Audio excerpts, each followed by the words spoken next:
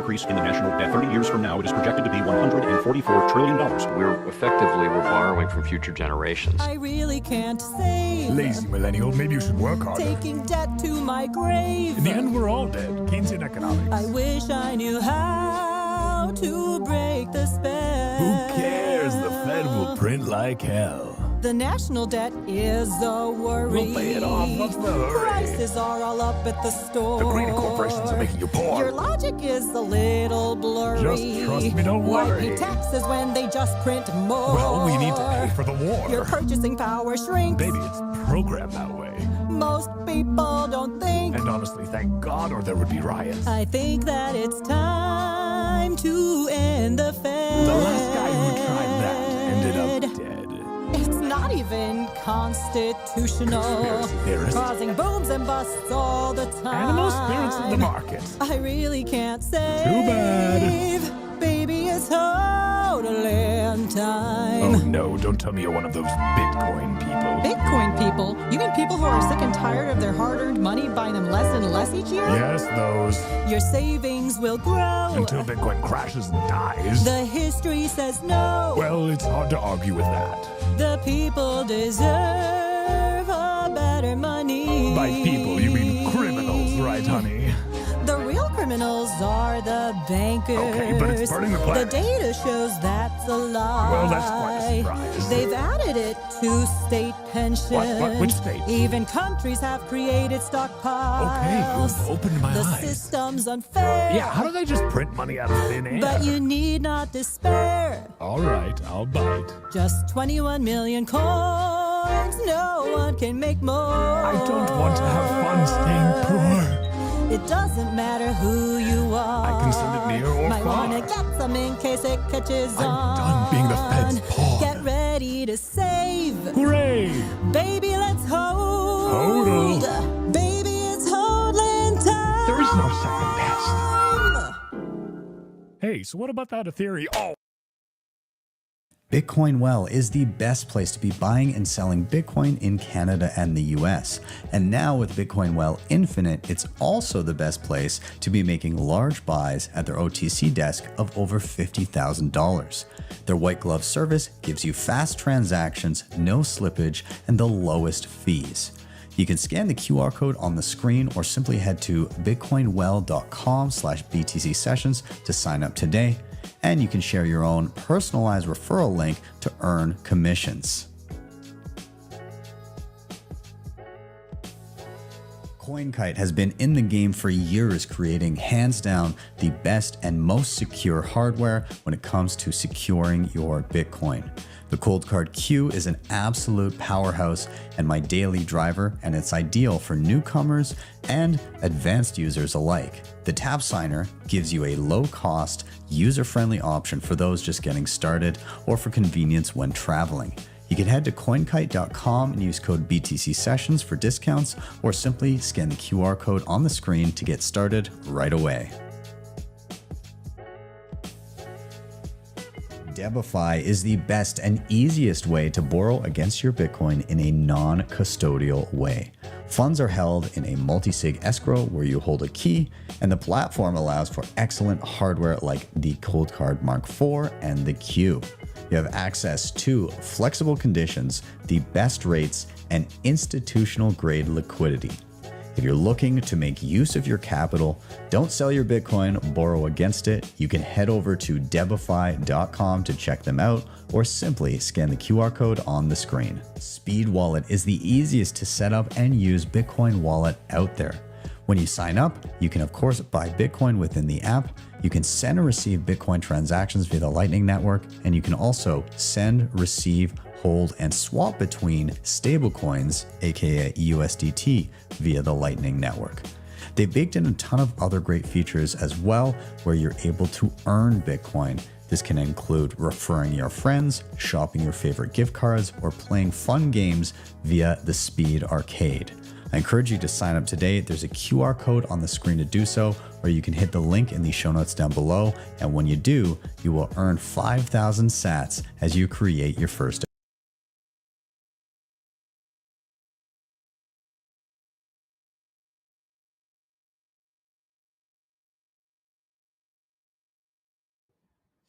Welcome, welcome, everyone.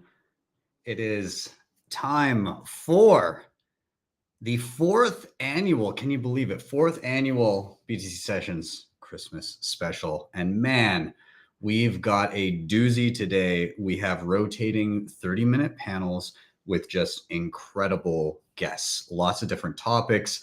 And this is a marathon. We're going to be hitting these chats well throughout the day. I'm anticipating between 5 and 6 hours worth of stuff, but it's going to be an absolute blast.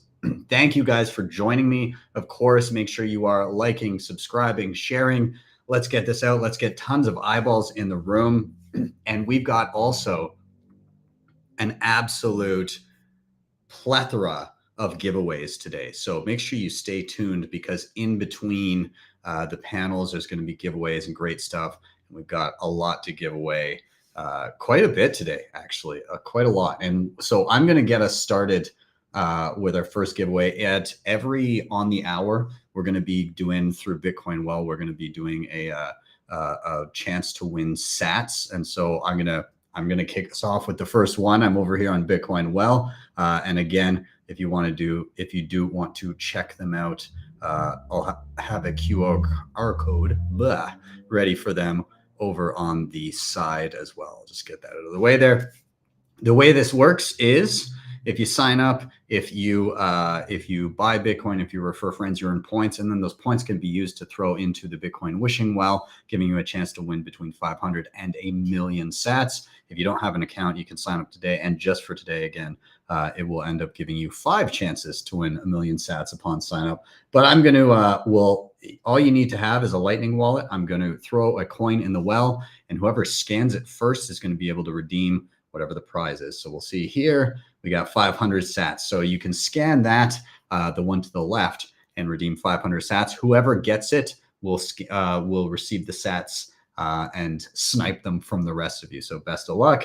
And this isn't the only giveaway they're doing today. One other quick video here for a giveaway for a chance to win $100 into a Bitcoin Well account. So I'll play that, and then we're going to get started with our first panel. All right. It is giveaway time. This one, courtesy of our good friends over at Bitcoin Well, the best place in Canada and the US to be stacking sats. And we're going to do a giveaway of 3 account credits of $100, with which, of course, you can stack some cold hard sats. So what are you going to need to do in order to enter to win the $100? Well, of course, you're going to have a Bitcoin Well account, and you're going to want to include your Well tag, which is like your username on Bitcoin Well. If you don't have a Well account, you can sign up for one right now if you like. Again, bitcoinwell.com/BTC sessions. And in creating an account, of course, we're doing giveaways all evening through Bitcoin Well with Lightning LN URL vouchers. If you sign up tonight with that, just for today, you will get 5 chances to win up to a million sats with their toss a coin in the Bitcoin wishing well deal there. So that's just for today, just with that link. So check it out. But on to the actual prize that we're giving away here. So again, 3 chances to win $100 to buy Bitcoin with in your Bitcoin Well account. What you're going to need to do is, of course, tag myself at BTC Sessions, tag at the Bitcoin Well, and then also hashtag Sessions Xmas 24. And we want your best meme of why it's dangerous to let someone else hold your Bitcoin for you. Why are custodians so dangerous? So some good memes in and around that. Of course, please do include your Well tags so that we know which accounts with the funniest memes to credit. And we'll peruse those after the show and in the coming days. And best of luck and a very Merry Christmas. All right, we are back in. It's time to bring in our first panel. And man, what a way to kick this thing off. I'm just going to get them all on stage right now. I want to welcome to the stage Lawrence Lepard, Peter St. Onge, and Parker Lewis. Gentlemen, thank you for joining me. Merry Christmas. How you guys doing? Great. Merry Christmas, Ben. Nice to see you, Parker. Yeah, good to see you all. Awesome. Well, this is a hell of a way to kick off the show. I'm nervous, you guys. Like I got a shake every year. This is this show is a bit of an undertaking. So I'm super glad you guys could join me for it. But I'll kick us off here.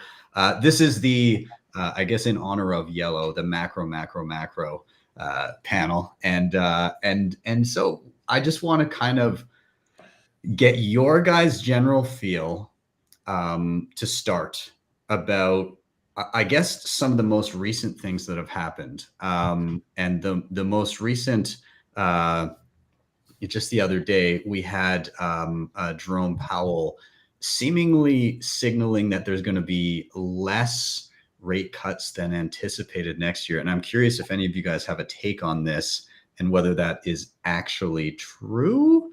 Or I don't know. What are your thoughts there? You guys go first. I got a lot to say. I'll jump in. So inflation's been choppy. Growth has been choppy. It's kind of Heisenberg stagflation. One of the big debates at this point is, can Trump get growth going again fast enough to head off what I think a lot of us have been expecting, which is a sort of Biden recession. Even if he can get that going, if you stimulate the economy in the near term, it tends to raise inflation. In the long run, it lowers inflation, right? Because you have more stuff for money to chase. But in the short run, it can raise it. And so I think the Fed is, on the one hand, it's looking at recent inflation numbers that have been coming up. On the other hand, it's concerned that whether it's tariffs or whether it's just Trump's pro-growth policies, that those could at least temporarily raise inflation. So they're trying to keep their powder dry. Kind of the big picture here, I think, over the past couple of years has been that Jerome Powell has been very candid that he has no idea what the hell's happening. He had a line about navigating by star on cloudless nights. He had another one in 2023 where he said, well, we've discovered how little we know about inflation.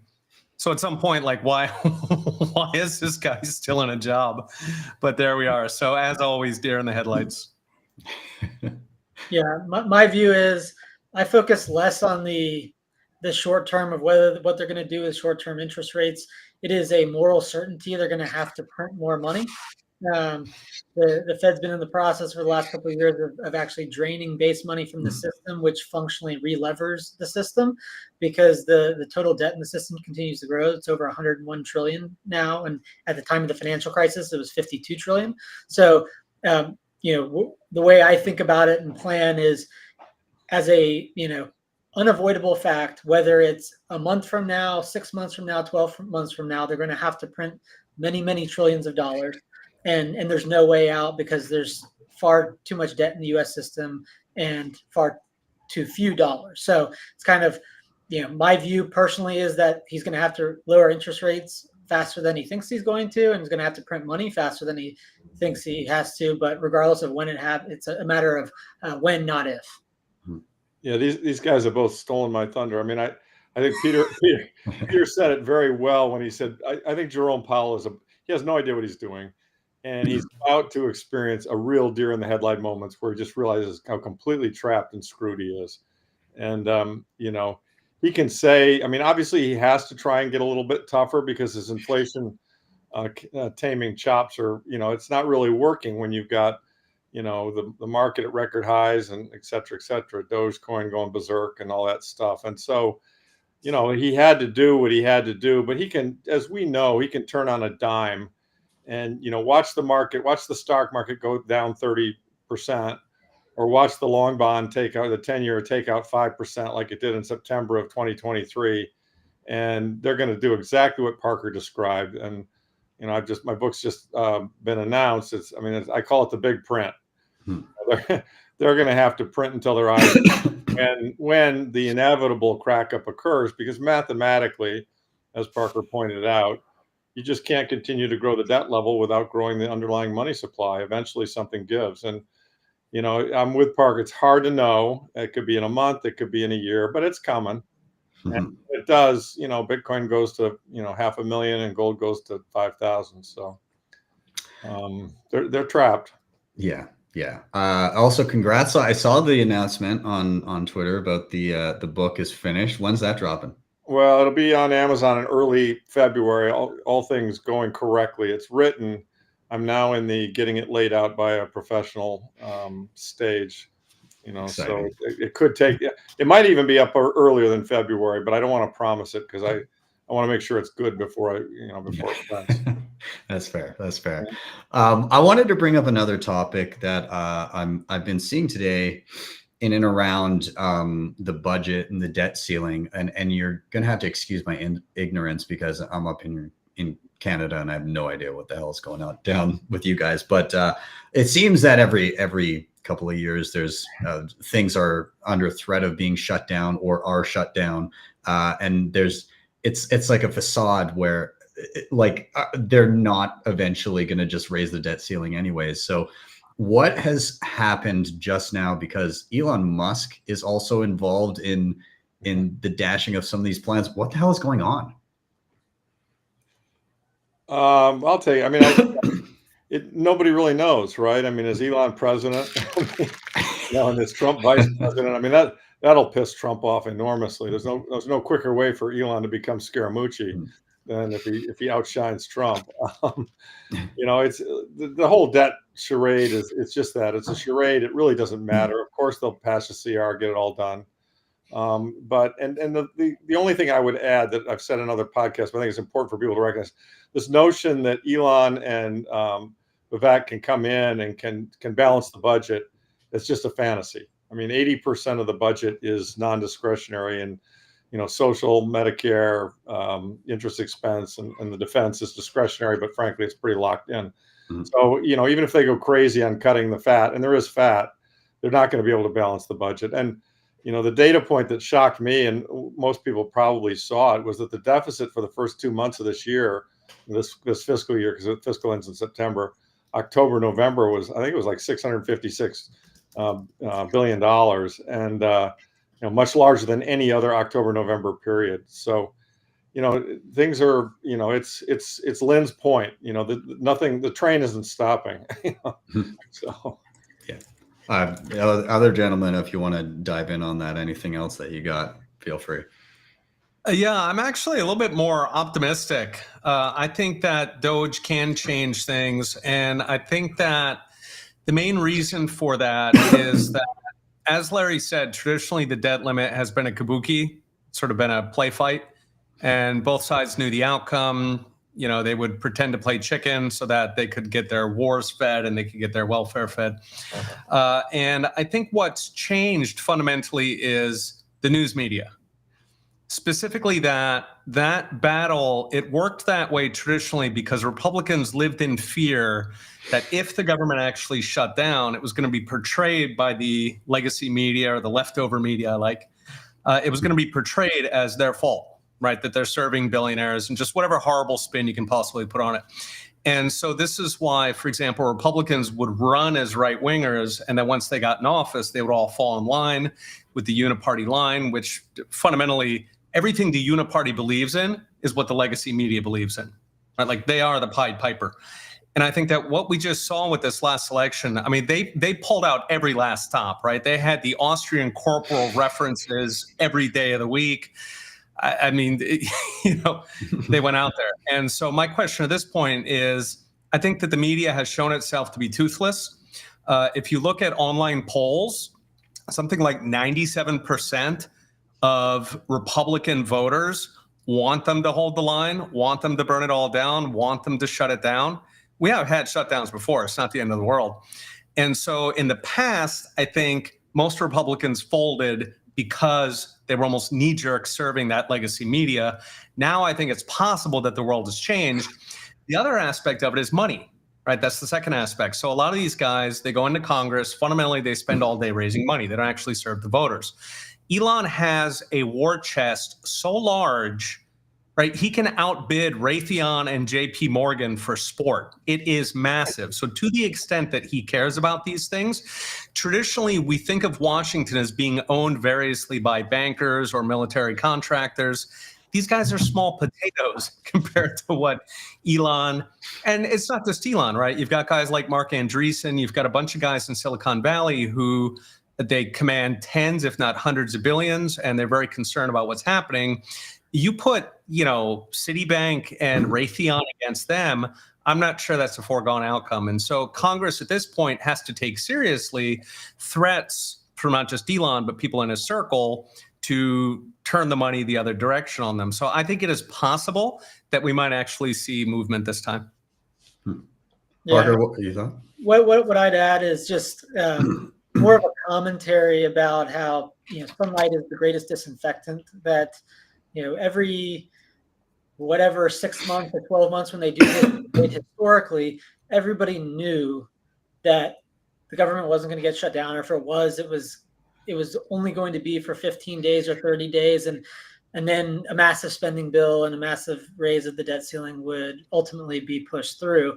And then when they put out this piece of legislation and everyone actually got 24 hours to look at it, and the internet sleuths did their magic, they started finding things like bio labs being funded, and there was another one where it was that the House could reject subpoenas, things nothing to do with funding the government. And so I think that in this circumstance, all bets could be off. Like they actually could shut it down, and it could stay shut down until post-Trump. I presume that they will still release some massively increasing, a large budget that doesn't do anything to, in the short term, reduce the deficit.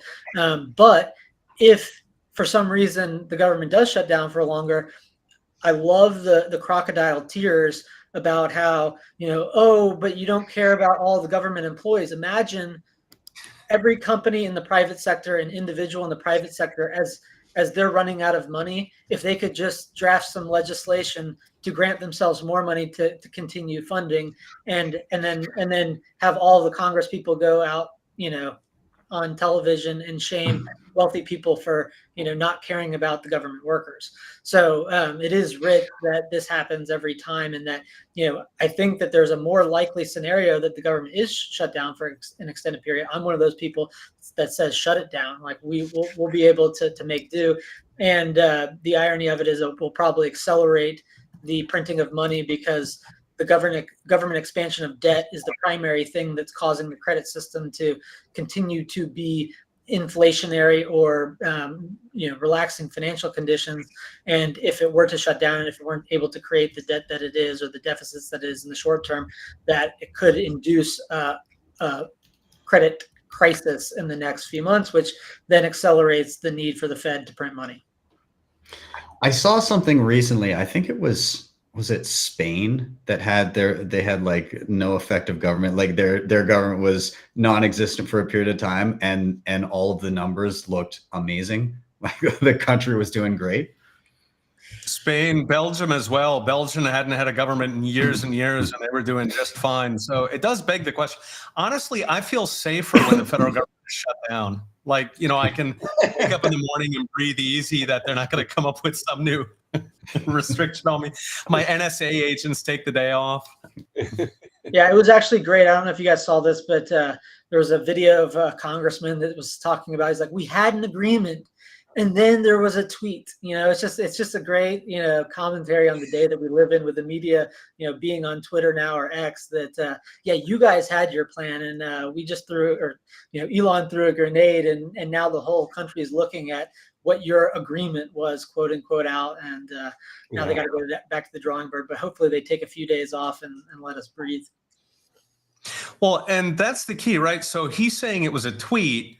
Of course, it wasn't the tweet itself. It was the reaction to the tweet, right? It was the millions and millions of Republican voters who are so pissed off at this. And I've worked with congressional offices where, we try to work stuff out. If it doesn't work, then I go public and I put it in a video or something. They get so angry. They act like that's not fair play. They'll be like, I got constituents calling me, as if I've done something outrageous. And I'm like, this is your job, fellas. Like, you're supposed to welcome the fact that voters are actually involved in this. But so from their point of view, they're going to see Elon, like any of that sort of appeal to the Republican voters, they're going to see that as completely unfair. It looks like we lost Ben. So I guess it's just us You, guys. yeah, I was gonna say you take it over. I was like, let me try and stretch that point for 7 more minutes. Well, the other thing I was going to say, you brought this up, the Uniparty. What this is making clear, which I think a lot of people were onto, is that the establishment of the Republican Party is just as bad as the Democrats. And the people that elected Trump have clear eyes about this. And it's just making that more and more clear that when, Republicans go out and say Elon's not helping things, it's like you had an agreement, uniparty to uniparty, Democrat establishment to Republican establishment. That's not what the American people want. And the American people are who Congress ultimately answer to. And whenever they start getting phone calls, they seemingly hate it. They want to be able to do their business amongst themselves and not answer to the American people. And hopefully that day has passed. Yeah, absolutely. That's a very important point. Yeah, they're becoming irrelevant. And in this fourth turning, they will become completely irrelevant. I mean, it's such a beautiful thing. All right. So Larry, where are we in the fourth turning now with Trump's victory? Yeah. So I marked the beginning as 2008, right? The GFC was really the kickoff. And these things typically last 20, 25, 30 years. So, we ought to be done by, the 2030 range. And, I think we're going to have very high inflation and arguably possibly hyperinflation, late this decade, 27, 28, 29 timeframe. So it's, and it's hard to tell, right? Nobody really knows how this will play out, but it's inevitable that they've got problems, Do you think Trump coming in accelerates it or slows it down? And second question, Elon Doge, does any of that help? Does any of it hurt?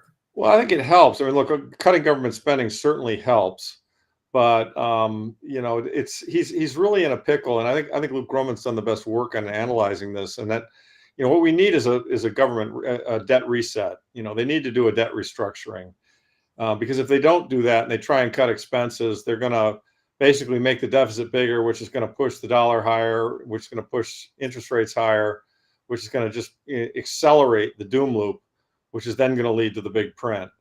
And so, the only way out of this without really kind of blowing up the monetary system or blowing up the economy. I mean, keep in mind, if they were, let's just say hypothetically, they could cut $2 trillion. Don't you think that would create a recession, which would then take tax? I mean, what's amazing to me, the most amazing data point here is that here we are with a healthy economy, ostensibly a healthy economy, a stock market near record highs, and yet we're running 6 to 7% GDP deficits. I apologize, gentlemen. Did the stream keep going? Everything was still going? Peter picked up right where you left off. We were good. We voted you off the island. This is now the Peter St. Onge show, and we might have you back. We might not, though. We might not. Oh, it looks like you're frozen again. Yeah, it's a great freeze screen, though. Yeah. No, one thing you said that I thought about earlier, which is that it's that it doesn't really matter what they do.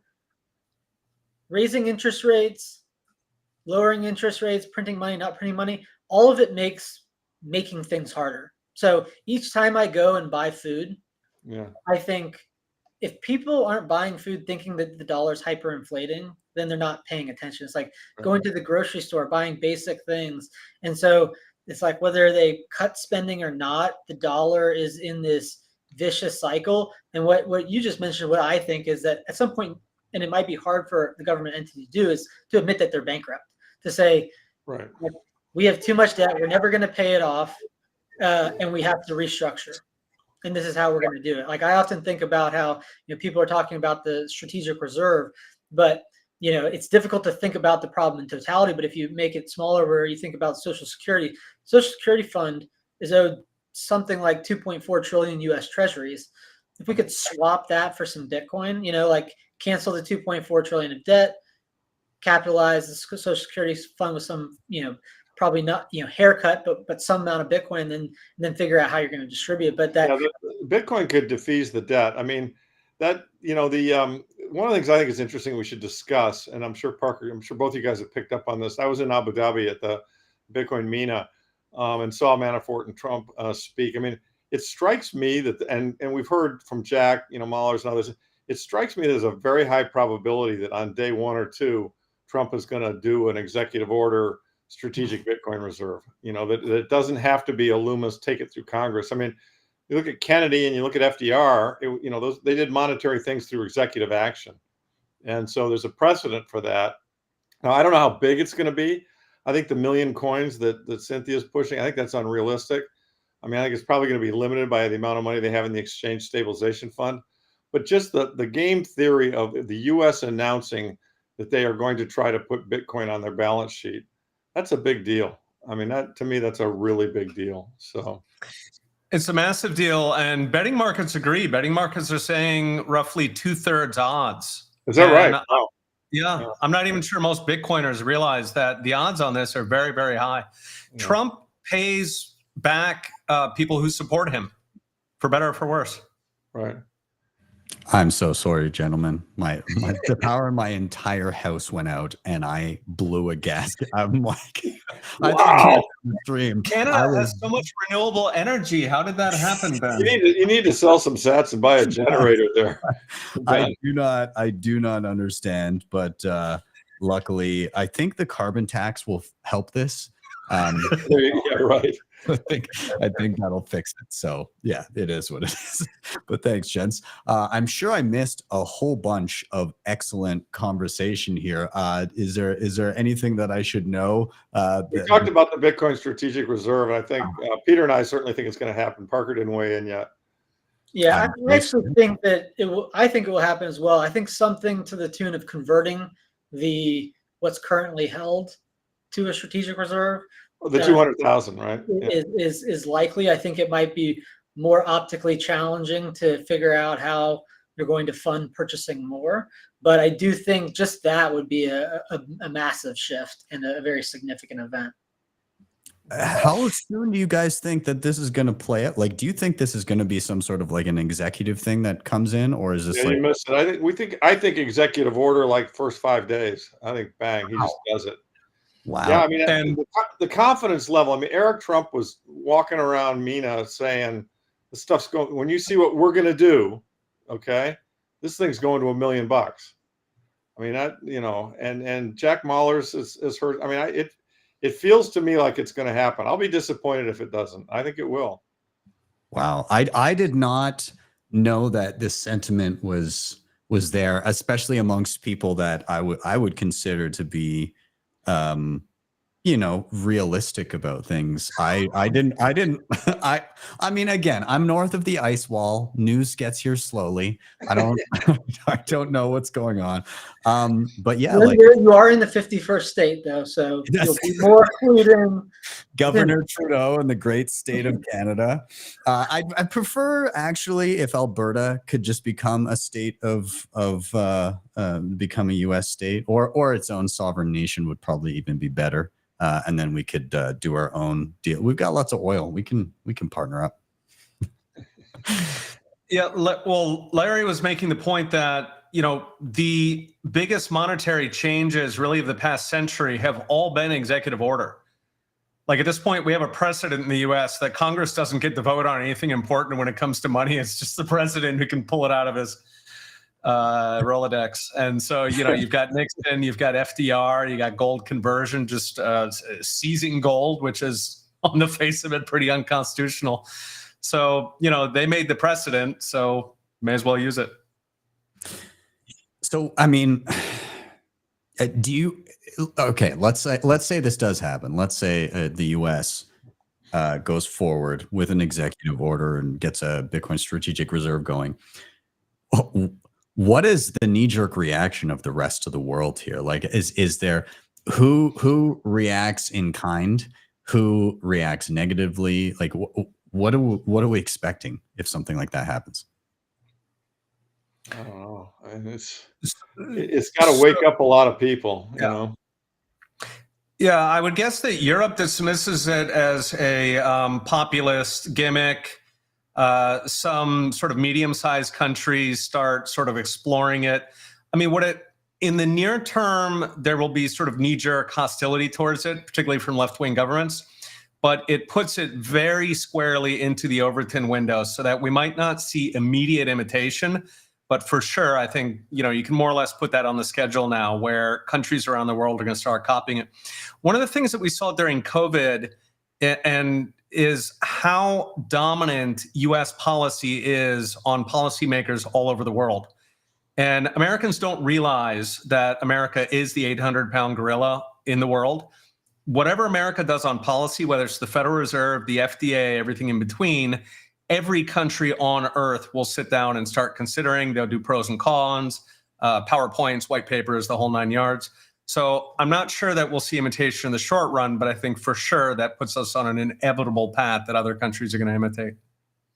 Yeah, and probably the immediate thing that happens is there's going to be a meme of Steve Mnuchin from 5 or 6 years ago with the Curb Your Enthusiasm music, where he says, I'm not going to be talking about Bitcoin in 5 or 6 years, ending with Trump signing an executive order to convert 200,000 Bitcoin into a permanent strategic reserve. So Parker,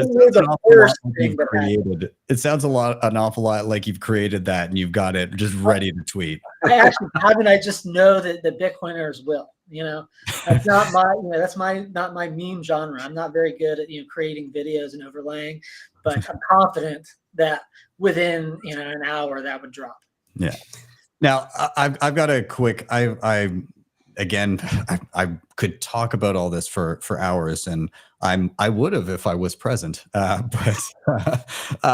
But I do want to cue this up with kind of a final. We're on the topic of the Bitcoin strategic reserve, and there's a lot of response from Bitcoiners going like, do we want this in the first place? Like, is it? And so like there's this conflict between the self-sovereign Bitcoiners, and it's kind of like the separation of money and state, and then you've got the state potentially also adopting it. Now, I know that there's a difference between those two things, but I'm curious if any of you gentlemen want to quickly weigh in our. Let me try that one because I've thought a lot about that. Peter Schiff in New Orleans said, "Hey, if you want a Bitcoin strategic reserve, you're a statist," and I kind of agree. I mean, I get the point.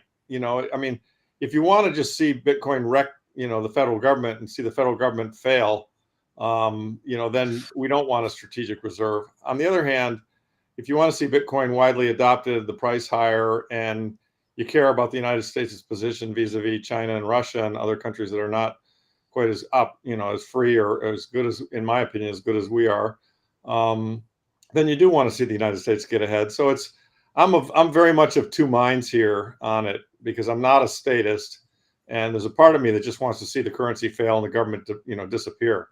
But that's not entirely realistic. And so as an interim step, I guess I'd probably prefer to see my government leapfrog the Chinese, the Indians, the Russians, and the people in the Middle East who've all made a big bet on gold. And so in my view, we're and I don't think we have the 261 million ounces we say we have. So we're really playing and we've got an enormous debt, an enormous negative net international investment position, NIIP. It's huge. And so with those things, I'd like to see the United States maintain its stature in the world if we can just kill the military industrial complex at the same time. And of course, the two are not, they're related, but and so I would prefer to see us bet on Bitcoin, I guess is the bottom line. But it's a great point, and I wrestle with it as well. It isn't, if you believe in separation of money and state, you shouldn't want your state buying your, the best money. Yeah. I mean, they're in a unique position where they can print their toilet paper to buy the well, that's right. I mean, that's what Saylor said. I mean, what they should do is they should print that'll ruin the dollar quickly. You know what I mean? Oh, yeah. Uh-huh. Well, gents, just to round out here, can we take a poll on the betting odds here of strategic reserve within, say, the first month in office, or some major shift towards it? Who's going to take the over under on that? Major move, yes. First year, I think better than even odds. Okay. I'll rate it higher. I think it's 80-20 that Trump does it in the first 30 days. Wow. Parker, what about you? Yeah, I think maybe first half of the first year, and that it would be converting that current holding to a permanent holding. Wow. And then I think that it's a lower probability that in the first year or second year that they're acquiring more. Wild. All right. Well, gents, I'm going to end it on that. I know this is a short panel. It's tough to these ones hurt my soul because we could just keep going. But I appreciate all of you. Thank you so much for joining me for the Christmas special. And have a very Merry Christmas to all of you. Merry Christmas to you as well. Hey Ben, if you need somebody else to fill in, just ping us in case the power goes down. Sounds good. Sounds good. You can stand by. I'm sure my Canadian power will hold up. All right. See you guys. Take care. See y'all. Merry Christmas. Merry Christmas. And everybody, we are on to our next panel here. And we got that's great. Tatum's in the background. I think that was me. I'm pretty sure that's my fault. But say hey, Tatum. Hey guys. Yeah, I didn't do anything. I'm just gonna do this and just bother you from time to time, but I'm gonna keep it off the stage now. But we're going to bring in our next panel, and we're going to be talking about freedom technology. So I want to welcome to the stage Mr. Jeff Booth, Mr. Max Hillebrand, and the legend, the man, the myth, the legend, Rockstar Dev. Gentlemen, welcome. How are you? Merry Christmas. Merry Christmas, buddy. Good to see you. Merry Christmas, Ben. Merry Christmas, Max. Merry Christmas, Jeff. And viewers, of course. Max, do we have you as well? Can I hear you? We may not. There's a setting wheel. Oh wait, no. There's a second Max. There's two Maxes. Something is happening here. I will bring in Max as soon as his stuff is working. But we're gonna get rolling again, gentlemen. Thank you. I appreciate you joining in, and everybody that's been watching so far. Give this a share. Hopefully, my ultra reliable Canadian power doesn't crap out on me again. I'd like to be present for the panel. And I see Max down below. Max, good to see you. How you doing, man? Hey, Ben. Very happy to be back. Excited for yet another successful year that we passed. So happy to look back on what we've accomplished and hope that we get better in next year. Hell yes. Well, gentlemen, welcome. This panel, I loosely named it Freedom Technology, and I wanted to talk a little bit about kind of how Bitcoin and the tangential technologies around it are being used to thrust forward individual sovereignty and freedom, and how it's being used around the world. So I'm going to give you guys a bit of an open question to start, but what items in and around Bitcoin and maybe even protocols that are tangential to it, do you find most exciting right now? Like, what is top of mind for you guys in terms of, I'm so happy that this is happening or available or on the cusp of hitting the circuit so that people can use it? So where are you guys at? Maybe I'll start with Jeff. Jeff, what's top of mind for you? I think just the protocol in general, how the base layer is decentralized, secure, and bounded by energy. And then the other layers are adding the functionality of privacy, scalability, in a way that everything is going to reside on Bitcoin and reprice the entire world. So Nostr is a part of that. Fediment is part of that. eCash is a part of that. Lightning, Liquid, they're all parts of that. And those together are become freedom technologies. In fact, what's happening, I don't know if people really realize this, but most people don't realize is freedom is becoming very profitable. Right? Because you have a control system that's block freedom. And first the cypherpunks figured this out, and by trying to solve that problem, they created what was scarce. Freedom was scarce. And so they create through that all of the different tries to be able to solve that problem and create this protocol. And then Satoshi taking all of the failures and designing something that was truly decentralized, secure, bounded by energy, meant all of that work landed in a place that all of our work is now on top of. And the number of people that are understanding this, it's still a tiny, tiny fraction of the world, tiny fraction of the world. But the people that are living in this world are truly free, and they're living in the first global free market ever. And it's profitable. It's massively profitable because just like in a free market, the scarcity creates the abundance. And so what we're doing, we're just kind of leading that that charge, and everybody denominating their value in that, and building more value on top of that as part of that network that's just going to change the entire world. Awesome. Max, I'm going to toss it down to you if you want to tag on to what Jeff said, or also dive into areas of Bitcoin that you're finding particularly exciting right now. Yeah, I can just echo what Jeff said. Freedom is profitable and freedom is fun and extremely productive. Probably the most exciting thing, or one of the greatly exciting things that happened this year, was the sovereign engineering cohort. Because this was just a couple guys on a lonely island in the middle of the Atlantic, deciding to get a couple builders to stop by at their place and just hang out for 2 months. Right? They did this 3 times this year. And the number of world-changing projects that came out of this is staggeringly high. I mean, let's just quickly browse through a short list. That's not even everything, but we have Blossom, right? So finally, we have a Nostr-like architecture for arbitrary files like videos, MP3s, APKs, whatever, right? We have Zapstore, which is like the first properly censorship-resistant app store with a distributed signing of applications and a web of trust, right? And, which blows up an entirely new design space for how can we develop, ship and deliver software, right? But beautiful. We have things like Tollgate, right? Now you can have a Wi-Fi router that accepts eCash such that the user then gets access to the internet, and all of a sudden, people who are not online at the moment can pay for the internet such that they can get online later. Right? You can make offline payments to get online. That's absolutely wild. And we have, for example, Nutsack, right? This is a way that you can keep your eCash nodes hidden in Nostr relays.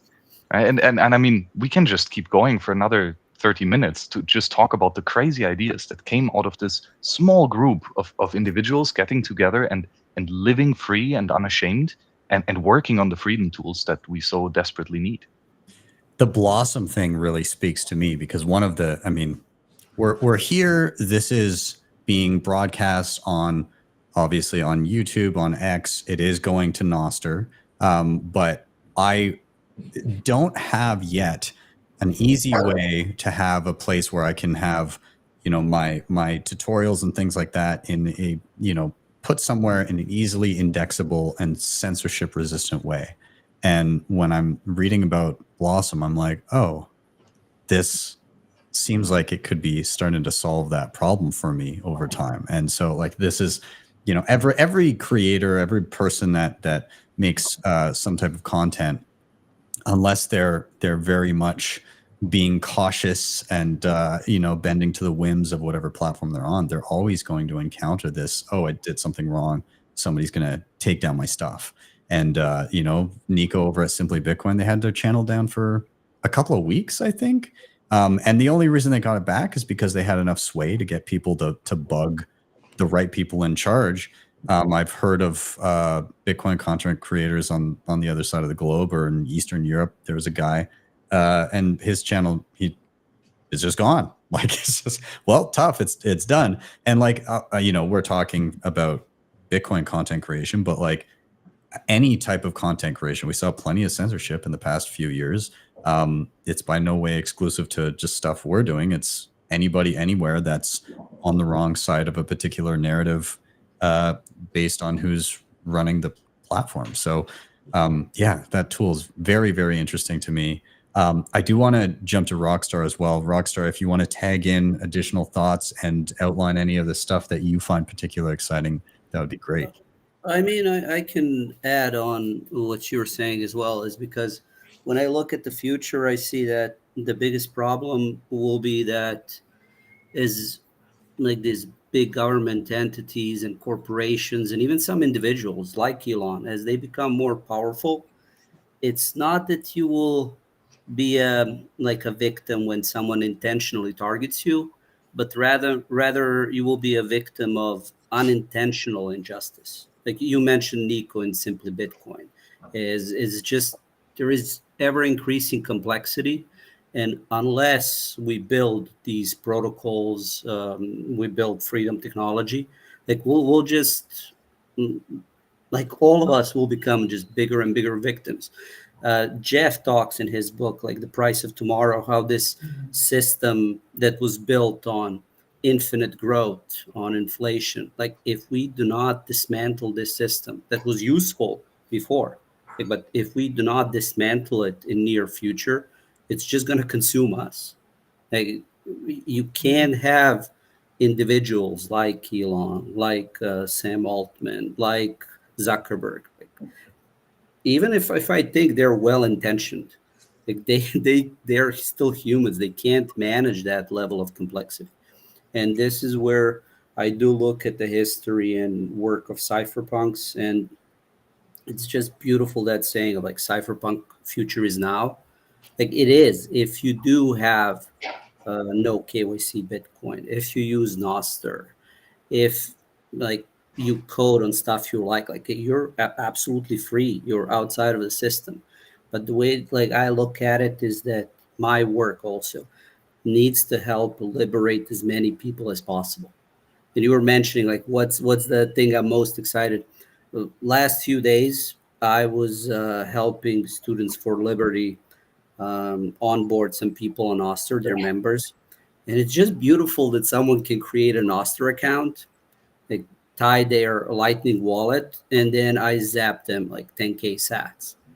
And there is no intermediary in between. There is no like, oh, they need to open an account, pass KYC. It's just like, no, these individuals with their identities are coming online, and you can transmit value between you without trusted third parties. So I'm just excited for that. And like, even when I see in the audience, like we have some great comments, they're now calling me out, am I AI or what? So, but no, excited for the future. And then the fact we're building it all together, it's just amazing.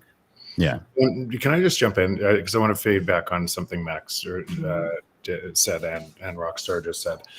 If you're not part of this, if you're still measuring the existing world by the world and you're yelling at it all the time, this is actually why then you're still trapped within it. And you're probably measuring Bitcoin and US dollars, and you can't wait for it to go up. But what Max described, I was part of creating that conference in Madeira. And when we first did the conference, and this was only in March, there were 26 businesses on that took Bitcoin. When I went back in October to see Sovereign Engineering and some of the stuff that's building, from somebody, Andre, just deciding to move his time into this open network, and then Gigi and others moving there and spending their time contributing to this. Now there's 136 businesses, or there's probably more than that now. That was 150 now. Yeah, exactly. So that was in the end of October. And then some of what Max is saying on what's coming, that most people have no idea that's coming, that's actually already there. It might be early, but these things completely change the scope of what people are measuring through today, and they have no idea it's coming. And so it's hard to describe how much is coming and how much is building on top of each other, and more as more people invest their time into this. That's why I say essentially it's making freedom profitable, because these people are driving a new way of every single person is contributing to a network in service of everyone else. Well, most of 8 billion people on this planet have no idea it's coming. But the beautiful thing is that it is available to anyone who really wants to grab it up. And the crazy thing is, probably the biggest advice we would all give to our future selves is to get more radical early on, right? To go even harder all in.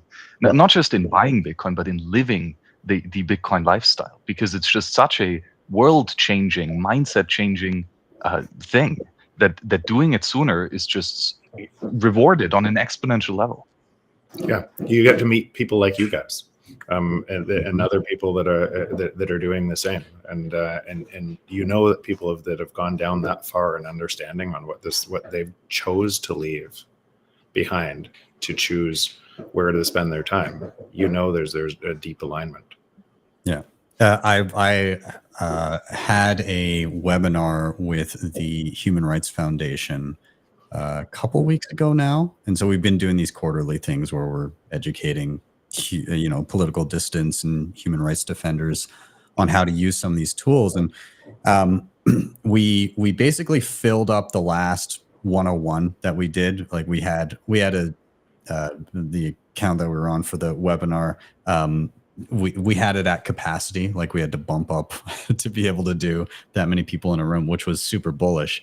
But then because of that interest, some people were curious about additional skills. And one of the cool things was we just kind of did a pilot program for like a 201. And one of the topics that I had the pleasure of teaching some of these human rights defenders about was, hey, let's create you all a Nostra account. And so now we may be starting to see a number of human rights defenders begin interacting on Nostra, which is just such a cool cohort of people to have in there and be interacting with Bitcoiners and developers and others that have discovered Nostra. That's going to be like that mix. And Rockstar, you were down in Nashville for the Global Bitcoin Summit, but like there is fireworks when you get a bunch of Bitcoiners and developers and human rights defenders in a room. Would you echo that? Oh, absolutely. And I mean, this is where my whole Students for Liberty campaign originated. Like we met in Nashville and then agreed that once they have a cohort of human rights activists, that I will zap them as it was a welcome them on Nostra. And I can do the same for you, Ben. I mean, we could do it together if I join one of the cohorts. But for me, that's what it's all about. Is like human rights activists are probably the best group to do this with, because they are working on increasing individual freedom of them and the others on the ground. And that's where I look at, government, society, technologies that we used. It's all built to, like, it was accepted because it allowed individual to like advance faster. Like that's why we actually have these things. But we are now at the point of complexity where these big governments, big corporations, they're not helping and facilitating our individual freedom. Rather, they're focused on their survival and like, we need to be part of the future, while it's obvious they can't be part of the future.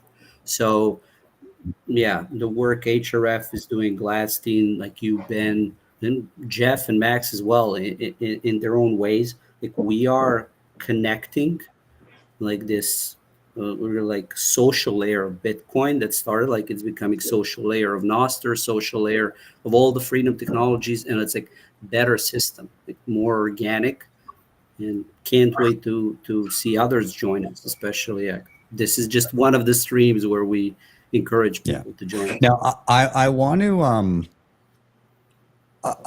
this channel and the stuff that I try to focus on here is the discussions are great, but I really love it when we can give kind of actionable advice to people. And so I think there's two ways or two cohorts of people that we should kind of maybe focus on here. And so my first question is for the people that would be watching a show like this, that are already Bitcoiners, they're already understanding, okay, Bitcoin's important. I have like a degree of understanding. Maybe I'm, self-custodying and stuff like that.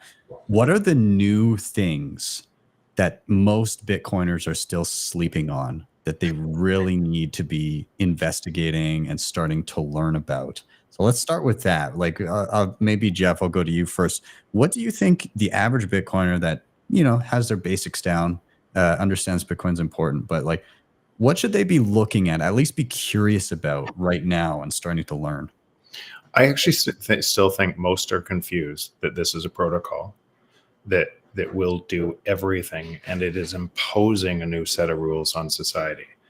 And if you're measuring Bitcoin price in a derivative instrument like the US dollar, you are part of the centralization of Bitcoin. That's because these are two competing systems. The natural state of the market is free market is deflation. Bitcoin, by being a neutral currency, allows the natural state of free market to work. And it's the first time in global history that we've had a global free market.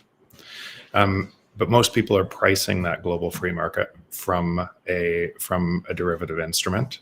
And by doing that and spending more of their time worried about that price and everything else, they're taking that time away from seeing what Max is talking about and Rockstar is talking about. You're taking your time away from actively participating. And so then if you're seeing that, you're probably still spending most of your time on Twitter.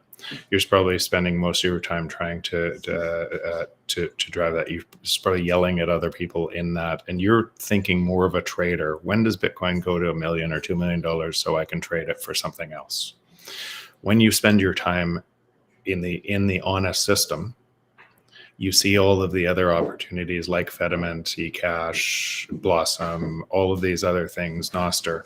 And you also realize that some of these things are very early because protocols come and they emerge and then they harden and they get better and better in time. So you understand that you're part of the building of the protocols, and you discount, and you're not worried about that they're not perfect today because they're going to get better through that free market force. So I would say the biggest challenge that I see is most people are using their time unwisely by feeding the system that they hate. Yes, I see a lot of that in my day-to-day, and I'm guilty of it sometimes too. Like I think we all can get sucked into yelling at what was instead of working towards a future.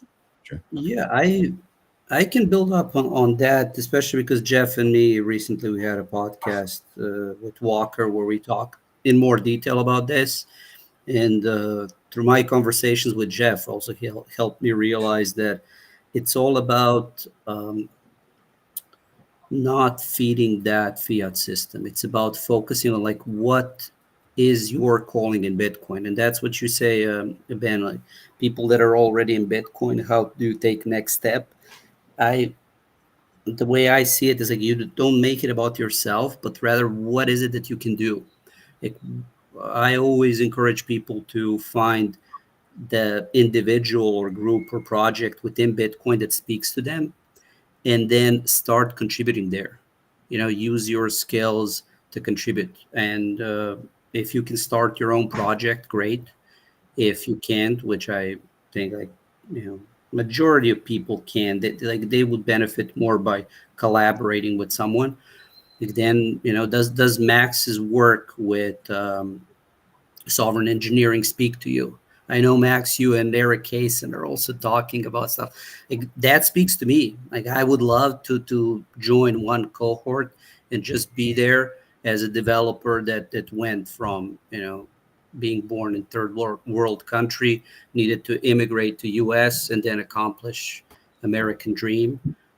I would love to see who are the developers that are on that journey and help that journey. Or what a server. It's more, I just loved what Nicholas was doing. So one developer, like why not join B+1? So that's what I would encourage everyone to, like, who is already in Bitcoin, but it's like, what's the next step? My uncle's recommendation is that's the next step. Awesome. Max? Yeah, I think there's probably two big misunderstandings or underestimations. And one is the quality and size of our adversary. We're up against some very powerful ideas and powerful people and powerful institutions. And they punch hard and they don't play fair. So it is extremely advisable to be cautious and be careful and play things smart. And the upside to this, though, is that we have the strongest network of heroic and courageous individuals that are there to have your back. And even though when times get tough, or especially when times get tough, Bitcoin and its anti-fragile network gets stronger, extremely stronger. So prepare for the worst, but then ensure that you have the network and the surrounding to actually get the best out of even tough situations. Love it. I love it. And I'm going to throw my hat in the ring for this one as well. Hopefully everybody watching this will be far enough down the rabbit hole that they've gotten self-custody of their Bitcoin and, they're securing it well. I think just in terms of like practical tools to take the best advantage of freedom technology, a lot of people that watch the show are running nodes and things like that, which is awesome. Starting to dive into privacy tools and things like eCash atop Bitcoin is cool. On-chain privacy obviously can be important and is still attainable. There's tools that are available. And then again, I think so many people are sleeping on Nostr. This is being streamed to Zap.stream right now. And I see the Nostriches in the chat.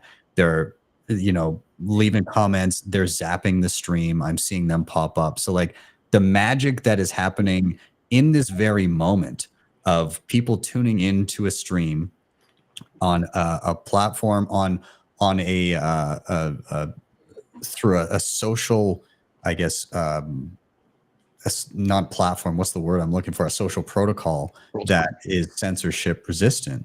And then being able to send value, which is actually landing on my node over here, my own Lightning node.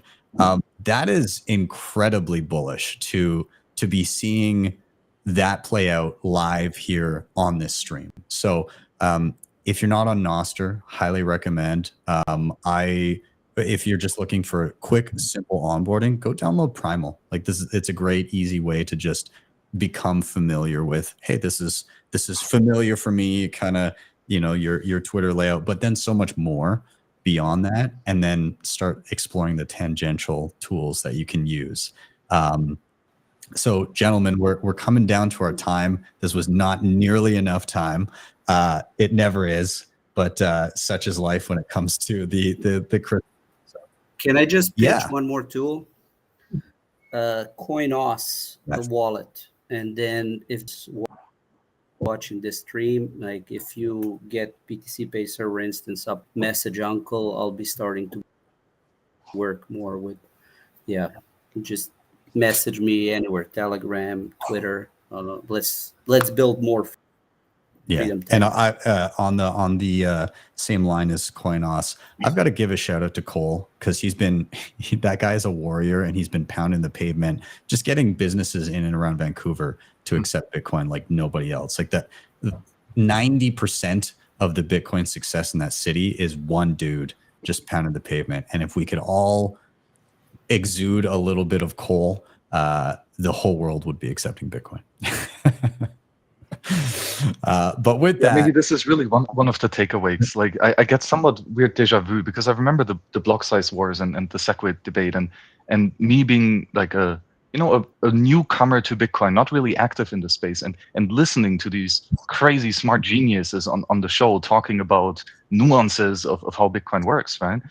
And this is what ultimately got me into Bitcoin. Like these guys are so passionate and they can really make a huge difference, right? And now when I look back at my contributions to the space and that of others likewise, it's absolutely unbelievable the power of a single individual with a dedication and a fire in his heart. It is breathtaking what we can achieve. So go out there and build something beautiful. Absolutely. Well, gentlemen, we're at our time. I'm going to round it out here, but I want to say thank you all for joining and have a very, very Merry Christmas. You too, Ben. See you guys. Merry Christmas. Cheers, guys. Merry Christmas, guys. See ya. Awesome. And everybody, please do stick around. We've got more panels coming up, and we're doing a giveaway.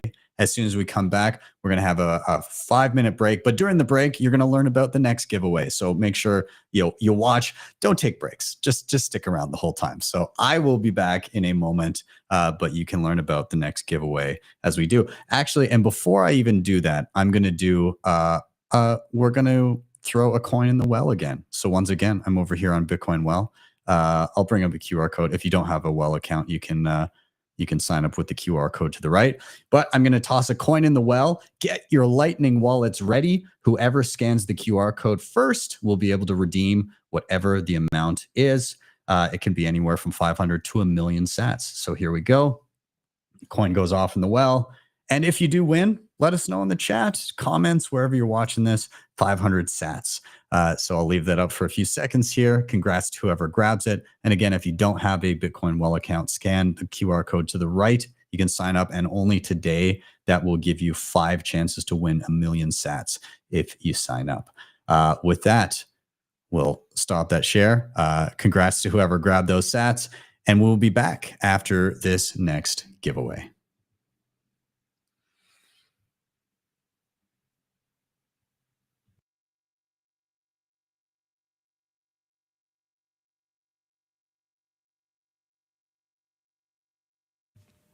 Okay, everyone, we have a hell of a giveaway here, courtesy of our good friends over at Seedor, your most robust option to back up your seed phrase into solid steel.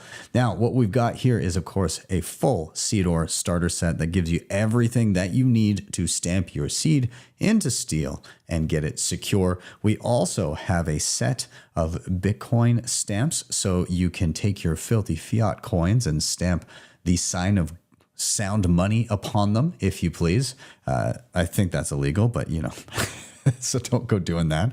But nonetheless, if you do, I'll just look the other way. And then finally, we have a couple of BIP39 water bottles in metal, and this is a water bottle that features the entire BIP39 word list for seed phrases. So we will divvy these up accordingly. What do you have to do to win? Well, you got to tweet out. You have to tag myself at BTC Sessions. You have to, of course, follow and tag Seedor_IO. And you need to hashtag SessionsXmas24 and include your best Bitcoin self-custody meme. If you're unfamiliar, Chris from Seedor is a prolific memer, and we're going to see if you guys can outdo them. So again, follow those instructions carefully, follow and tag everyone involved, include that hashtag. We'll sort through the entries and notify winners in the coming days. Best of luck to you all, and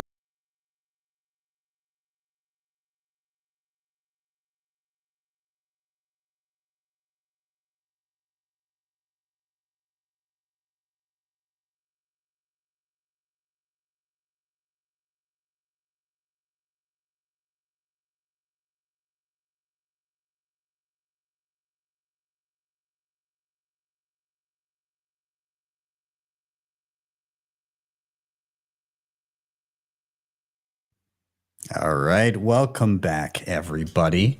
Best of luck on the giveaway there. We're back in to our panels. We are going to be bringing in an excellent panel here. Very, very excited for this. We're going to be chatting a little bit about home mining. Have you guys been doing that?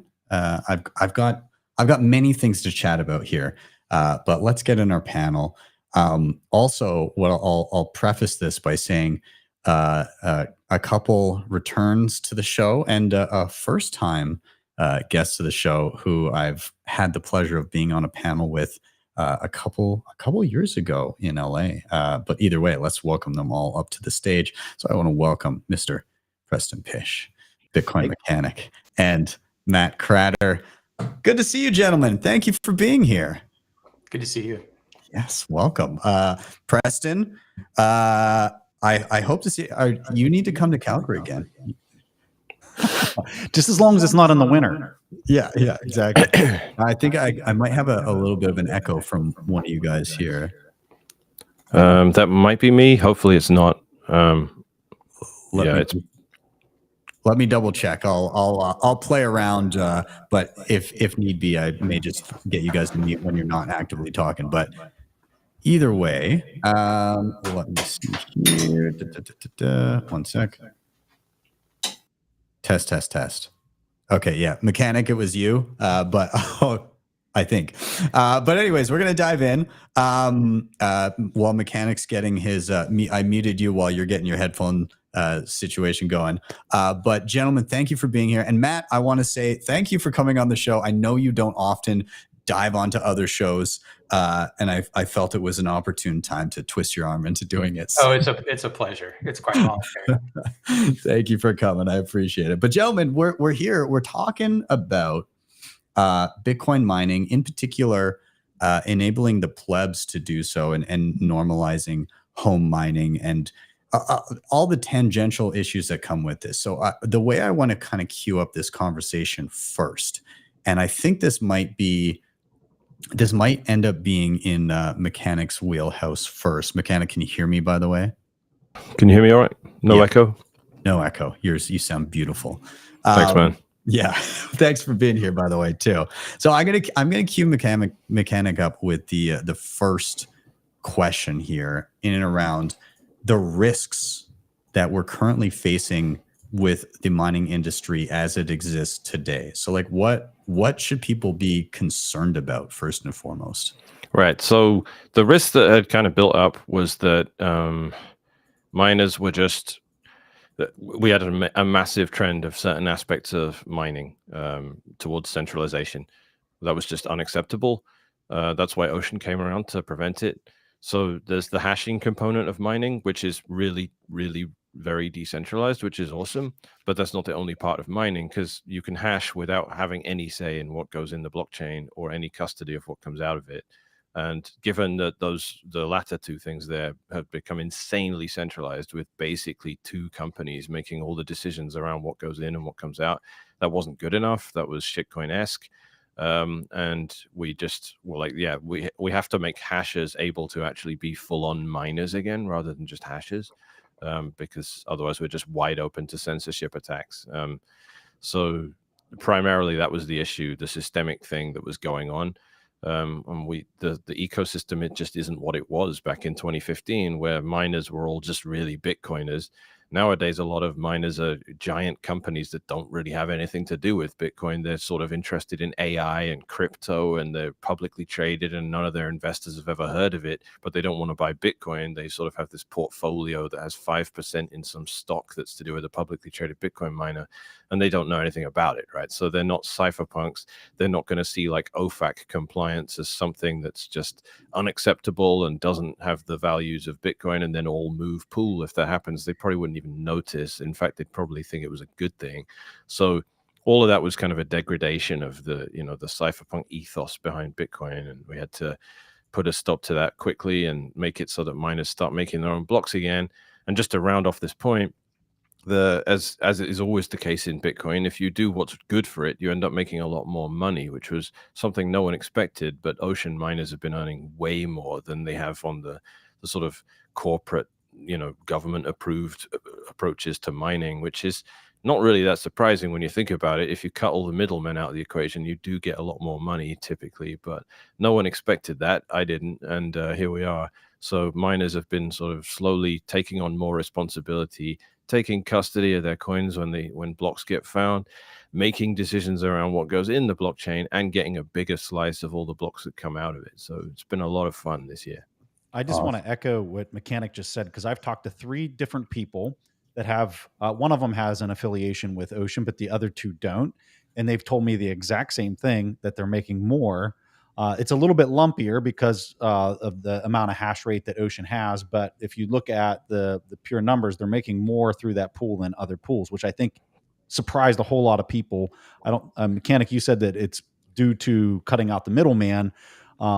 I don't know if Ben wants to go in that direction, but I think it's a really interesting point that few are really understanding about what service Ocean's providing and how it benefits the miner, actually. Yeah. I mean, we can dive. I want to maybe just hop to Matt really quick before we go a little bit deeper in there. But Matt, like, you actually kind of came to me on this topic first. Like you're pretty passionate about it. So I'm just wondering what kind of drew you into this specific realm of Bitcoin? Like why the passion, and what did you see that you were liking that you wanted to kind of get out there and make people aware of? Well, I think a lot of the work that Ocean and Mechanic has done over various podcasts, I wasn't really aware of the mining, the centralization problem until relatively recently. And it's actually amusing to be on a panel about mining because it has been historically my weakest area. So there was that, but then just discovering the BitX, watching Ocean launch, watching Datum launch, and then doing my own little setup, trying to do my own little setup with BitX. So Start9, running Bitcoin knots, running Datum, connecting to Ocean, and running my little BitX Supra. I realized that it was strange that I hadn't done this before because I've been running a node for many years. And the more I studied the history and realized what Mechanic was just talking about, that this used to be something that Bitcoiners did, that's sort of when the vision dawned. And obviously, Ocean has had this vision even before me, but that's why that was one of the reasons I contacted you about this, is I thought that might be, if we can mobilize enough people through our various audiences and get maybe brainstorm. So the setup I did was right at the edge of my technical capabilities. But if we can move towards, and I think we are moving towards a more of a plug and play mining setup where the plebs, where solo miners can all contribute to the hash. The dream here, or the fantasy, would be to take on some of the bigger mining pools. And I think this is, you do the back of the envelope math. If I did it right, you need about 5 million future bits to equal Mara, something like that. But obviously, as more and more people get into Bitcoin, and as obviously the hash rate is probably going to keep going up, so it is kind of a race here. But that would be the goal, to obviously get more people running nodes and get more people either doing solo mining, lottery mining, or maybe pointing their hash to Ocean, or just giving people the tools, which all the more technical people are doing. Yeah. Awesome. Well, so the way I think that we should address this and get people to be the most proactive around this is offer them up, actionable items that they can do, and make them aware of the tools that are already there that are just at their fingertips. And so, Mechanic, I want to toss it to you first. For people that are already actively mining, regardless of what they're mining with, what are things that they can do to help decentralize mining and not further this kind of like centralization of block templates and all that kind of stuff? What can the average existing miner do right now? So the average existing miner can become a miner as opposed to just hash rate rental. That's all. So if you're a full-on Bitcoin miner, you need to have a direct relationship with the Bitcoin network without a permissioned entity sitting between you and the thing. So this is standard in Bitcoin, like not your keys, not your coins, don't trust, verify. Those mantras, like, it's kind of interesting.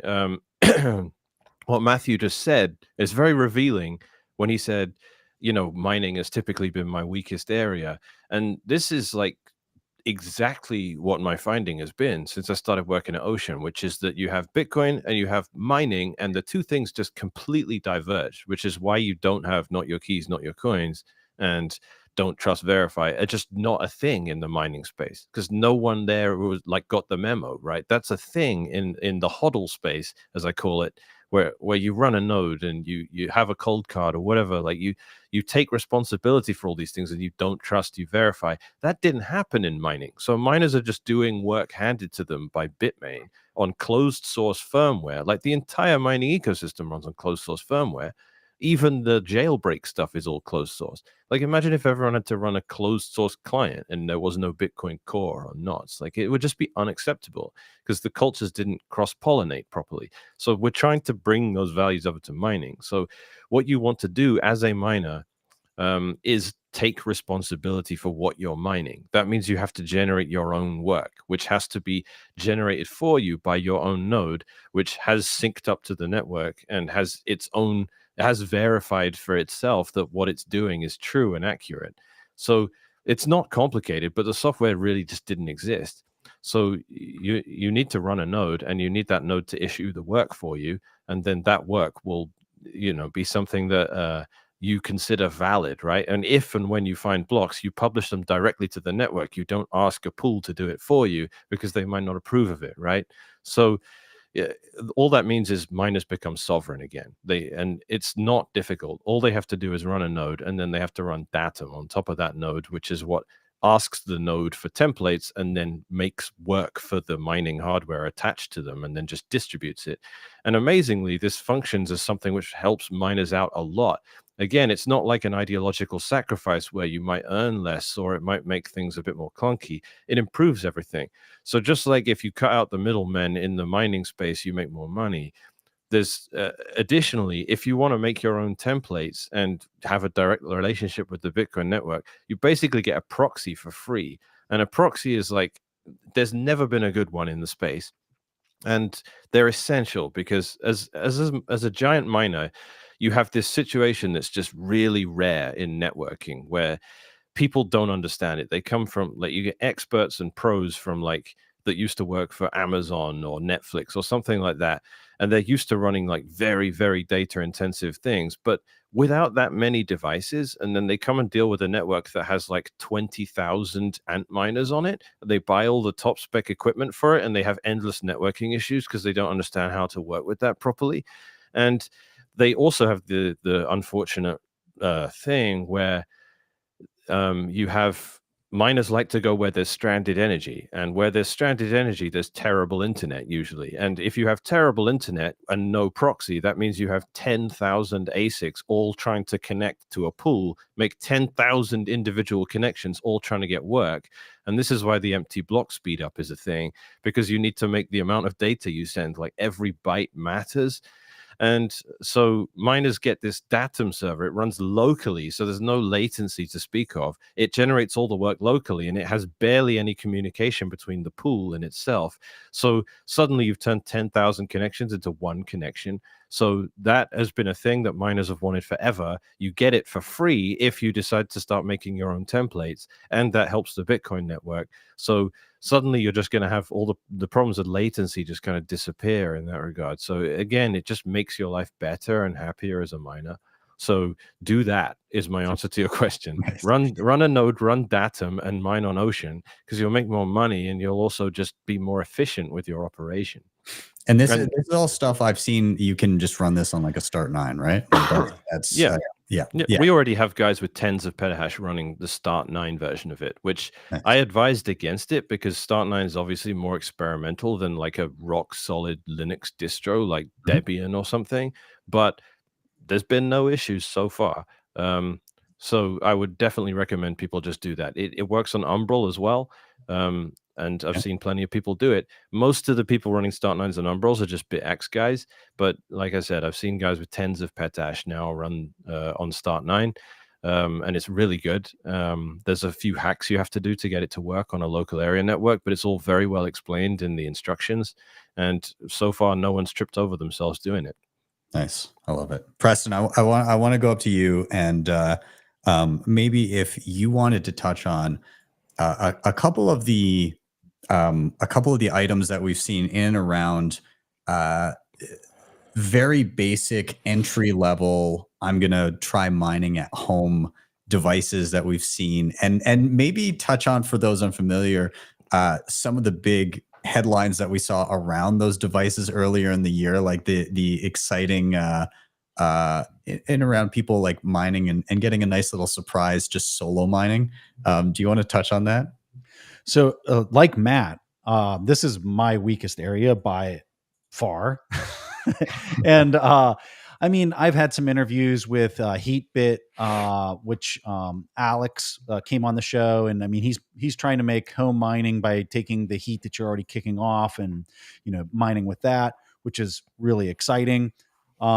We could go into the challenges and difficulties of that, but I think people are just kind of approaching it from all different types of vantage points. And what I find really exciting is Ocean, and I know we keep coming back to this idea of block templates. You can have everybody and their kid sister mining from their house, but if they're tapping into a pool that's highly centralized and they're providing the block template, are we really making mining more decentralized? And I would argue we're maybe not, because that's the critical variable that's not making it more decentralized. So I think the pool topic and conversation is vital.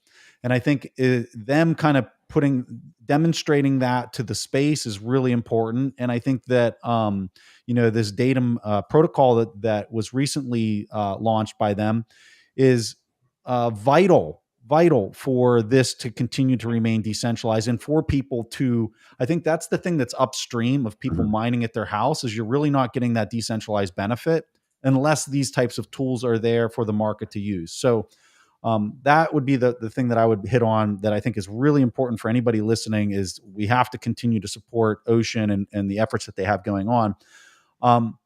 I'm more curious than to talk and pontificate on what my opinions are on this, about the BitX. I keep hearing about this. I want to do it myself. I'm kind of busy and just really haven't got around to it. It seems like Matthew has done this. I've gone to the BitX website, and it immediately takes me to GitHub. And for anybody that's not a coder, right, it's almost like just being slapped in the face, because it's just really intimidating. Like, you just show up to the to the GitHub, and there's like a million files, and you're like, quickly, surfing through it, and you're like, okay, so like, where in the hell do I start with this? I want to do it, but I don't want to just buy a bunch of random things and get all these components and then have no idea what to do. So, Matt, can you talk us through, like, and I'm also curious, BTC sessions, I'm assuming you probably have made a video about this. Have you? I've done some stuff. Okay. I want to hear Matt's. First and foremost, let's all make sure that if we're going to try this, he has a video. Matt, talk us through what this was like, because I truly want to do this. So, like, tell me, what I need to do and whether it was worth it, and blah, blah, blah.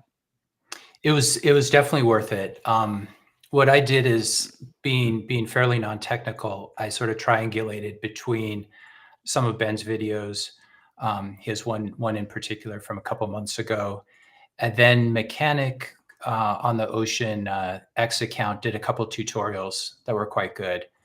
And so I have a Start9 server. Is it the server one, the cheaper version? Yeah. And so for me, that was an opportunity. I'd been running Bitcoin Core on that. So the first thing I wanted to do was to move over to Bitcoin Knots. And I can't remember how I did. I think Mechanic talks about that in one of his tutorials. So that was the first thing. And the nice thing about that, they make it very easy. You don't have to re-download the whole blockchain. You can just sort of sub in Knots in there.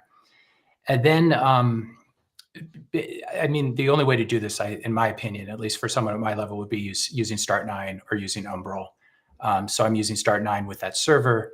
And then basically, once you get Bitcoin Knots up and running, it's a little bit janky there because of some updates that I think after Start9 does another update to their operating system, this get a lot easier. But basically, got Bitcoin Knots running, then got Datum running, then got because I'm just a tiny miner, I had to set up Core Lightning through Start9 so I could receive the mining rewards, which are probably like 20 sats every once in a while at this point. And so that was even setting up some Lightning channels and funding them and playing around with that. I knew theoretically how to do it. And then I'll show you the. Nice. We get show and tell. Most people know what a BitX looks like, but this is the BitX Supra. I bought it from Amazon. You can go to the BitX website. They've got lots of resellers. It wasn't like buying a hardware wallet, so I was a little more comfortable buying it from. I can't even remember who I bought it from on Amazon. It was about $180, including taxes and shipping. That was so much easier than I was expecting. Yeah. And so basically, the thing is that the BitX comes with its own firmware that then directs you to. Probably Mechanic knows this better than me, but there seemed to be some other pool that BitXs are configured to run on automatically. So then I had to just sort of change that and point it to Ocean, and then get the block construction through Datum. That's my layman's explanation. The thing about the BitX, fairly inexpensive compared to ASICs, very, very quiet. and runs very little, obviously consumes very little electricity. So the vision here, if we get enough people doing this, is you get more ideologically minded people who are doing it.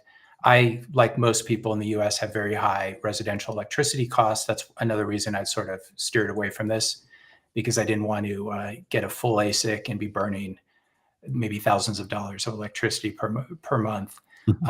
But it seems that this is one way that we can not consume a lot of electricity and help to defend freedom money by contributing our tiny little hash. So it was fairly, it was a weekend project. But this is something that all of us can work on together and make better tutorial videos. At this point, it's definitely not for. It's for dedicated Bitcoiners. I think it's a really fun weekend project. But if you give this to someone who just has the Bitcoin ETF, they're not good. Are you telling me that Bitcoin ETF holders are not going to want to home mine? We'll get them there eventually. Can I touch on BitX real quick? Yeah. Because I'm a real big fan of the project. Scott 9000 came to the Ocean launch, and he's behind the whole thing. It's open source, which I don't know if we even mentioned that yet, and that is in stark contrast to everything else. So even like the aftermarket firmware stuff, like Brains OS and stuff that people will get excited about, is still all closed source, and it's still all phoning home and doing things that you really don't want anything to do with Bitcoin in your life doing. It's just basic OPSEC, as you don't want stuff like that happening. So a firmware, BitX is basically the only thing out there with open source firmware that you can actually run. So that's great. And one of the really exciting things about it that I'm doing, and you can do with Datum, is custom thresholds for lottery mining. So this is like, I find this amazing. Most people are not that blown away about it, but it's just a basic quirk of psychology. Right now, if you want to mine a block yourself without pooling rewards with anyone else, if you're using a BitX, the network difficulty means it's going to take you 26,000 years, roughly, to find a block. So that's a ridiculous threshold for a lottery, right? Or you can go standard pool mode, where you make, let me just look at a BitX user here, 35 sats a day, which is just boring, and it's never going to pay for your return on investment, right? So you can actually set your own custom threshold as a difficulty that you like. So the network difficulty is 108 trillion right now. If you meet that, congrats, you actually mined a block and you get 3 Bitcoins plus whatever.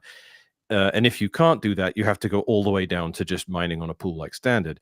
But because of Ocean and Datum, you can set your own difficulty threshold. And that can be, I want to mine a block every year. You can set it to that threshold. And that means you can check your BitX every day or every week or whatever. And if you find a share that day, you just got a year's worth of rewards. So you might get lucky and find that on the first day. And this is what I mean by custom lotto, right? You can say, I want to find a share every 10 years. And then you get 10 years worth of 35 sats a day on that particular instant. So I don't know. I find that kind of interesting. Like, if you could buy a lottery ticket that wasn't 1 in a billion of winning or something, it was 1 in 100,000, but it was proportionally less payout. Maybe that satisfies the way you like to gamble, right? So, I mean, it is just ultimately, when it comes to getting Bitcoin, you're never going to get $150 worth of Bitcoin or the amount of sats mined from a BitX if you just mine in a normal day-to-day way. You might get it if you gamble with going with the network difficulty, but it's 1 in 26,000 year chance. So you're not going to do it that way either. If you want to roll the dice, go for it. Someone did mine a block with the BitX already, which is astounding. That actually happened. But if you don't want to roll a dice with 26,000 sides, maybe you just want to roll one with 5,000 sides, you can actually do that. And I'm doing that now, and it's really fun. Every time I find a share, I find like 1 a week, I get hundreds of sats instead of 10. And I'm gonna broaden that out to be like, I find 1 a month. If it's a lucky day, I find 2 that month. I just find it fun. I don't know if you guys do, but I found it fun. That's awesome. I'm gonna need to book some time with you and figure out how to set that up. Again, like my own personal experience in and around this, I played with the Nerdax. I've got a space heater that is just like a retrofitted S9, which Crypto Cloaks, they did like a written explanation, just like swapping out the fans and then ramping down the wattage. and that thing works great. It's cold here, so I get good use out of it, like 6 months a year. and yeah, I've got a couple bid axes sitting off to the side, and I do have a future bid as well. If I'm not mistaken, this year I'm pretty sure we saw 2 times that bid axes hit blocks and 1 time that a future bit hit a block, which is wild. So like somebody with a, like the odds are slim, like it is, very slim. But at the same time, we've got people running these devices that cost like a couple $100 and they're that have hit a block. So they spent a couple $100 and rolled the dice and ended up getting 3.125 Bitcoin plus fees, which is pretty sweet. So if you're the way I like to think of it, if you're solo mining like that, is if you already are buying lotto tickets, stop doing that. and then just go grab yourself a bid axe or a nerd axe or whatever and think of it as a learning tool and a fun weekend project to acquaint yourself with it. Don't expect a return, just expect that you're going to participate and you're going to be a part of the ecosystem and just kind of begin to understand it better. But then if you happen to hit a block, which again is unlikely, it's just a fun thing. Or again, as Matt did, you can point it to your own Lightning node and kind of make it a bigger project and be mining, a minimal amounts of sats. But it's kind of fun to see those come in as you're actually actively mining as part of a pool if you choose to do so. So I think it's cool. I think it's something that there's clearly interest in. Like that Nerdax video that I threw up got I don't know, like tens of thousands of views on it. And those are all people that are curious about trying it out. And that's bullish as hell. So that's because I watched it 5 times. I think that's the case. I think I'd say, 80% of my views are second or third rounds. But I mean it as a compliment. I couldn't have done it without it. Can I just correct something I said, actually? So BitX isn't the only open source miner out there, and you just mentioned it, FutureBit, Apollo. Big shout out to John Stephanopoulos, who's the guy behind that project, and they did find a block this year as well. And that's kind of a contained solution, which is a little different, right? Like a FutureBit will go and solo mine for you as a plug and play thing. As opposed to a BitAxe, which is just the miner, and then you have to, or just the ASIC, right? And a little ESP, whatever chip on it. And then you have to still hook up a Stratum server and point your miner to it. Yeah. Yeah. So it's kind of like, it's just like an all-in-one. It sorts that stuff for you without having to, okay. Yeah. So that's sitting on my desk over here. That's going to be a video soon. The BitAxe, I've got to do a video on soon. But I guess with the BitAxe, I want to go through the whole, running datum and connecting and all of that with Bitcoin knots. I think that's in the cards for the new year. So I've got my work cut out for me, I think. Let's do a datum video, because I can show you how to do custom thresholds, and it's one variable you change in the config, and it needs to be a power of 2, and that's it. Then you're custom lotto mining at that point. Nice. And it's a lot of fun. I love it. Well, gentlemen, these panels are never long enough, but we are up on our time, and I do got to do a rotation here. So I guess I'll just say I'll be seeing you guys in the new year, and we'll all have our variations of miners. Preston, I'm gonna hold you to it. I want to see. I need to get busy. Yeah. Get busy. I want to see you running a BitAxe in the new year, and a big hat tip again to Scott 9000 for that project too, and John Stephanopoulos for the FutureBit project, and even Rick from Cloaks for putting together the original, walkthrough, for just getting me with my space heater. But again, Mechanic, Matt, Preston, thank you guys so much for being here. Have yourselves a very, very Merry Christmas. Thank you, Ben. Thanks for having us. Thanks, guys. Cheers. All right. And everybody stick around. We've got the next panel coming up right now. And I want to welcome to the stage. First off, I want to welcome to the stage my co-host with the most, Nico. I may have surprised him there. Nico really, again, like the next couple gentlemen we're going to be welcoming to the stage with us are just, they're doing such incredible work, and I'm so proud to be a part of them. And Nico, I know we've had a lot of talk, backstage about all this kind of stuff that I've been doing with the Human Rights Foundation. You've been infinitely curious, and also, hailing from Venezuela yourself, recognize kind of the unique value proposition that the Human Rights Foundation is offering here. So I thought it was, I think it's a good idea that we kind of riff on it all together, but I want to welcome to the stage also right now, the wonderful, the man, the myth, the legend, Mr. Alex Gladstein, and of course his partner in crime, CK Snarks. Welcome, gentlemen. Merry Christmas. How's everybody doing? Merry Christmas. Merry Christmas. Happy holidays. Yeah. Merry Christmas. Yeah, gentlemen, thank you for being here. I'm partway through the marathon. This panel, by the end of it, will mark the halfway point.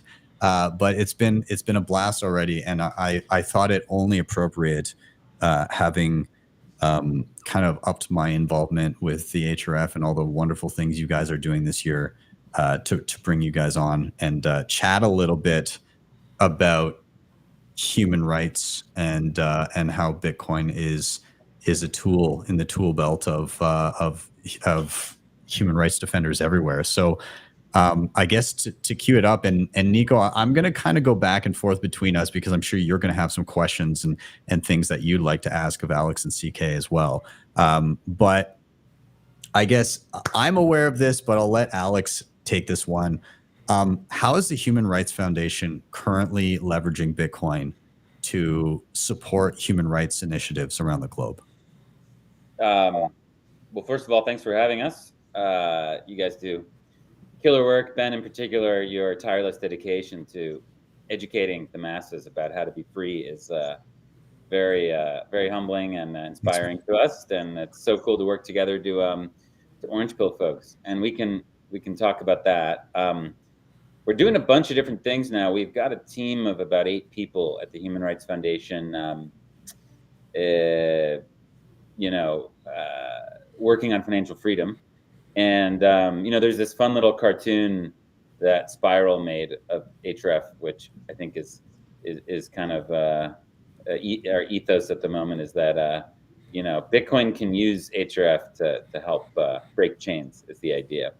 So we're just servants of Bitcoin here, but nice. There it is. We've got a bunch of different things going on. I'll just highlight them very quickly so you can get a grasp of kind of what are we actually doing besides hanging out at events and being on social media, right? Okay.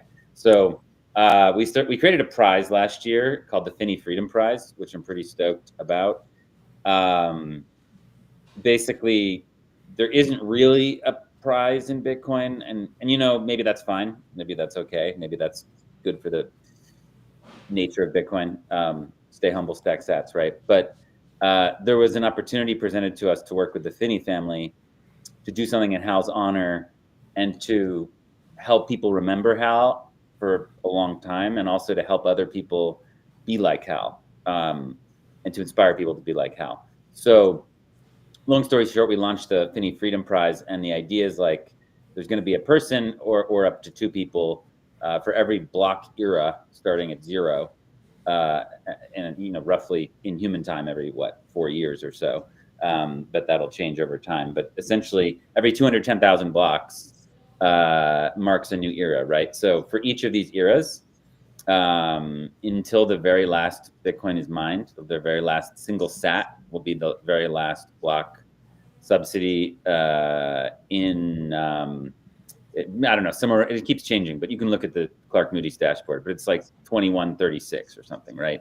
So between 2009, when Satoshi launched the software, until the very last sat is mined, there's 33 different block, let's say, eras, okay? And the final one will go from 1 sat to 0. So that's the end of the Bitcoin issuance, right? So the idea was to create a prize that's limited in scope and scarce, and there's prize for each of the 33 eras. We earmarked 33 BTC for this. which is locked up, and you can go to finnyprize.org and you can look at the block explorer. We've distributed one of those coins already. The first winner from 2009 to 2012 was Hal. He, we thought he did the most in that era for Bitcoin. So, so Hal wins it. That was given. It was actually directed to the ALS Research Foundation, and they created a fund in Hal's honor to do cutting edge research on ALS, which is pretty cool. And then we're going to find out the winner of the essentially 210,000 to 420,000, which is basically 2012 to 2016 era, on in a couple weeks on January 10th. So look out for that morning. We're going to have a nice announcement, and we're going to be informing you all of who the next laureate is. And that's determined by an independent committee that you can look up on the website. There's 7 people, very different backgrounds in Bitcoin, philanthropists, activists, investors, core developers, different people involved in Bitcoin, educators. So they make the decision, and what they do is they submit to Href and the Finney family a ranked list of 5. They do sort of ranked choice voting, and then we decide. But the short list will be public. The idea is give the committee more power, give some accountability there. That way, it's like if Finney family and Href choose like the 5th person on the list, there's some head scratching. Okay, why did they do that? So anyway, you'll see the short list and the winners then, which is pretty exciting. So I like that, and I like the odds of us being the largest cash prize in the world in like 40 years for sure. So I think it'll be fitting to memorialize Hal in this way, and hopefully it ensures that in 100 years he's as known as he should be. Yeah. We've got the Bitcoin Development Fund, which we're growing, which now we have Femi and Alex Lee working on, as well as the rest of us. But they're like full-time working on this and broadening it and building the pipeline. And we just announced our Q4 grants yesterday, 700 million sats going out to 20 different projects around the world. You can look at that. Some of it was around decentralizing mining. Some of it was core development. Some of it was education. It's an interesting mix, and we're super proud of it. And I think they're kicking ass there. And our general hope is to get closer to a billion sats per quarter next year. Although, of course, the exchange rate will determine that, I suppose. But in general, that would be fun. You can track that on Bitcoin Mag. We started to do long-term support. It's not like a thing that's hugely public, and the grantees are not public, but we've been able to, with the support of some donors, do some like longer-term support for people who are doing Bitcoin activism, which is really fun. We have the newsletter, the financialfreedomreport.org. You can check it out. Hits your inbox every Thursday morning, and it's like a laundry list of like things happening in the world with regard to financial repression and things happening with open source software technology. So it's an awesome asset. The team with Island and Zach, they're killing it with it. Really, it's live on Nostr. It's on email. I would check it out. It's such a great quality resource. So we're building that. We're doing a lot of media stuff. So doing a lot of mainstream media work in educating people about Bitcoin, conferences, events. We're doing some research. We help support a research initiative at Cornell that's looking at Bitcoin and stablecoin adoption globally. It's coming out next summer. They're looking at like 20 plus countries. It's going to be very interesting. So we're going to get some raw data on like who's actually using Bitcoin. And I don't mean crypto. Like the reason we did Bitcoin and stablecoins is so that the university and their staff could be highly specific in the questions they ask. So we're basically not tracking, trading Shiba Inu. We're tracking these two things. And then I guess by logic, you could sort of deduct and figure out who's just trading shitcoins. But the point is we're looking at usage in these two areas. We are pushing the CBDC tracker forward. So we've got this public resource where people can see the status of central bank digital currencies all around the world.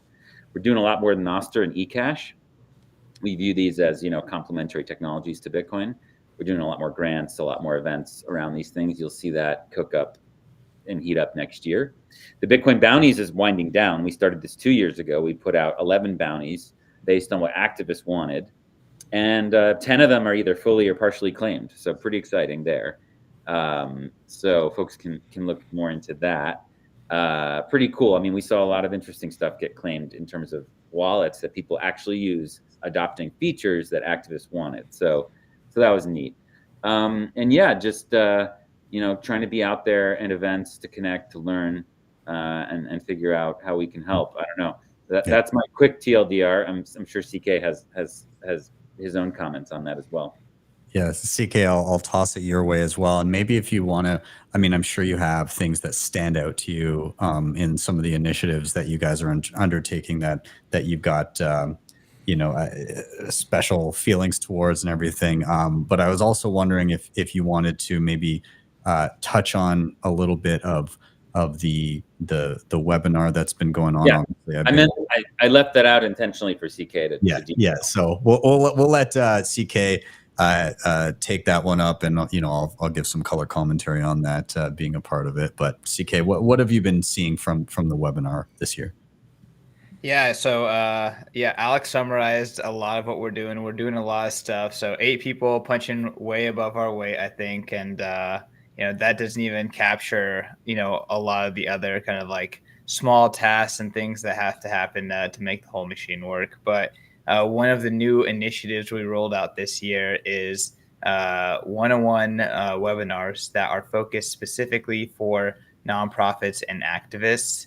And the idea here is, okay, Bitcoin has given HRF kind of like superpowers, and us getting, active in Bitcoin. I saw in the chat, Dr. Jeff Ross says one of the best things happening in the space. Thank you. It's been a powerful force. Like, how do we get more organizations that are working in philanthropy to pick up on this tech? So HRF, which is really high tech, picked up on that early. Now we're trying to teach other NGOs and other activists and other people who are operating in potentially difficult circumstances how to use Bitcoin, and we try to make it really approachable. So Anna Chekovich has joined our team. She used to run finances for the ACF, which is the Anti-Corruption Foundation, which pushed back on Putin and is the primary opposition to Putin. And they have been needing to use Bitcoin and operate on Bitcoin for a long time. And Anna has been using Bitcoin in that role. So she is like hands-on expert. I told her she's probably the most qualified person in the world to be teaching this to other nonprofits. And so she joined our team, and she's been pioneering this webinar and other hands-on kind of education efforts to show these nonprofits and these activists how to use Bitcoin. And BTC Session has kind of been our expert who's coming on board and really showing people how to use the tech, how to use the wallets, how to use the P2P markets, and I think this type of one-on-one is really, really unique. And I think, Ben, you can kind of talk to that. But we're really honing in on just exactly what these activists and these organizations need. And we're skipping kind of everything else. And we're giving them homework. That people are engaged. They're getting free self-custody devices. It's a really cool initiative. Yeah, man, it's been wild being able to be a part of this, and we just we've had a couple actually webinars in the past month or so here. One of them, of course, was the Bitcoin 101, the most recent one. We packed the room to the point where we didn't have a large enough Zoom subscription, so we capped out at 100 and quickly had to rectify that the next day. Not a bad problem to have, absolutely. But then we started a pilot just this past week. My days are mashing together. It's Christmas time, but we did some tangential topics and some more advanced topics this last one. And one of the coolest things about that recent one is I got to teach a bunch of human rights activists how to onboard to Nostr, which is super cool. And so we were talking in the previous panel, or a couple panels ago, Rockstar was on, and he, of course, was there for the Global Bitcoin Summit in Nashville back in October. But again, like how exciting is it when we've seen in person what it's like mashing together Bitcoiners and developers and human rights defenders all together, and the fruit that bears. But now to starting to sprinkle in human rights defenders even more so into the Nostr ecosystem in a way where people can communicate in a censorship-resistant way. I'm just so excited to see that the tools that come forth from the interactions of these people that seemingly wouldn't typically kind of run into each other. It's going to be incredible. It's worth reflecting on the gestation period of this, because we talked about a year ago, Ben, about doing more. And it was around this time, like I think it was right around Christmas, when we were like, hey, let's do something formal. Let's actually make it happen.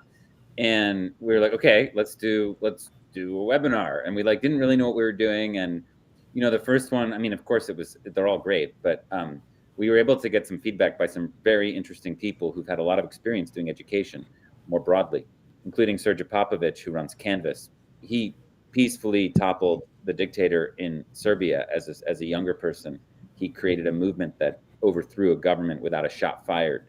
So he understands how to galvanize and mobilize people, like and topple a fascist dictator, you know, in a very effective way. So he parlayed that into a career helping movements get stronger and more effective around the world. So he sat in on that webinar and really helped us improve it, and you know, have Anna really, you know, really be, you know, a leader in the space and use her educational background and her experience to help activists and nonprofit leaders relate to why you might want to use this thing. And it's been growing, and the last one had over 100 people join and had more than 65 finish.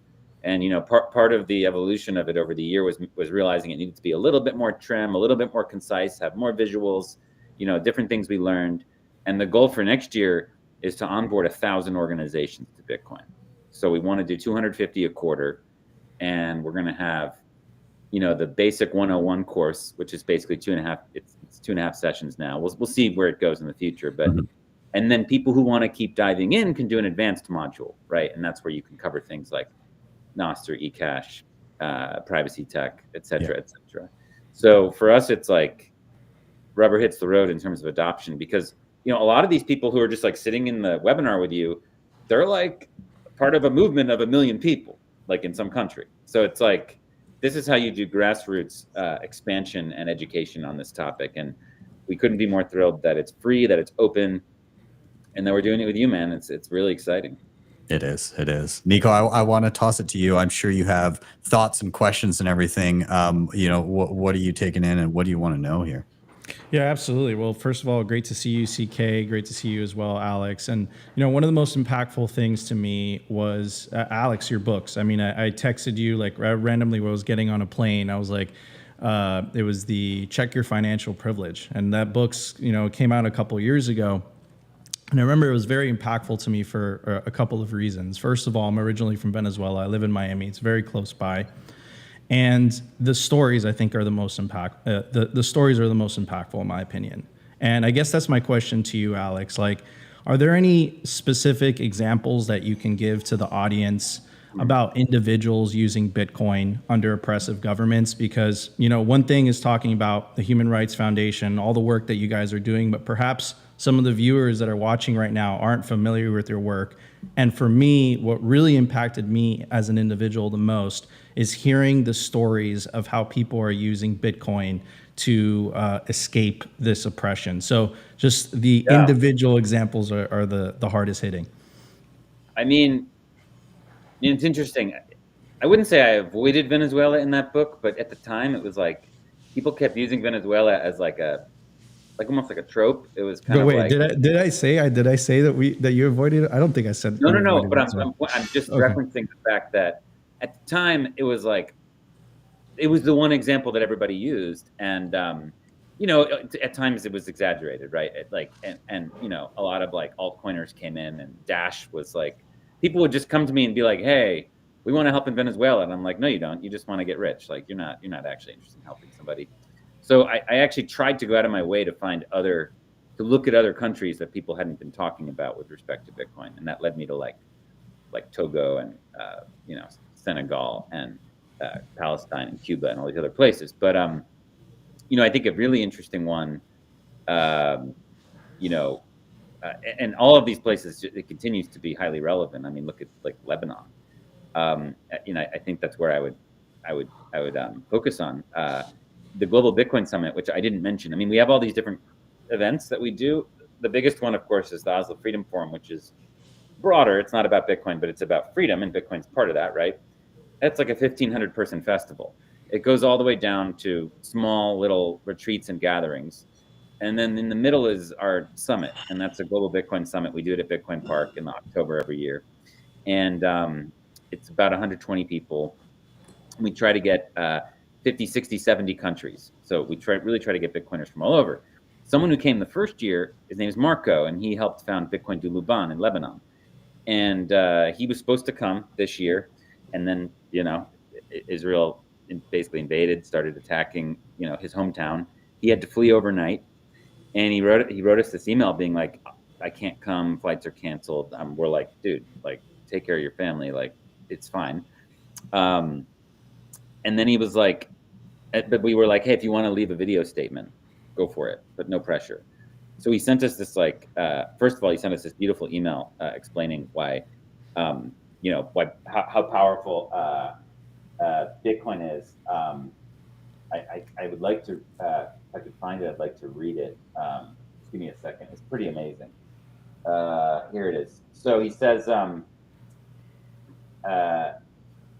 dear all, unfortunately, due to constant airstrikes and safety concerns for my family, all flights out of Lebanon have been canceled and I won't be able to attend the Global Bitcoin Summit. My family had to evacuate from the south of Lebanon where parts of my village were leveled by the strikes.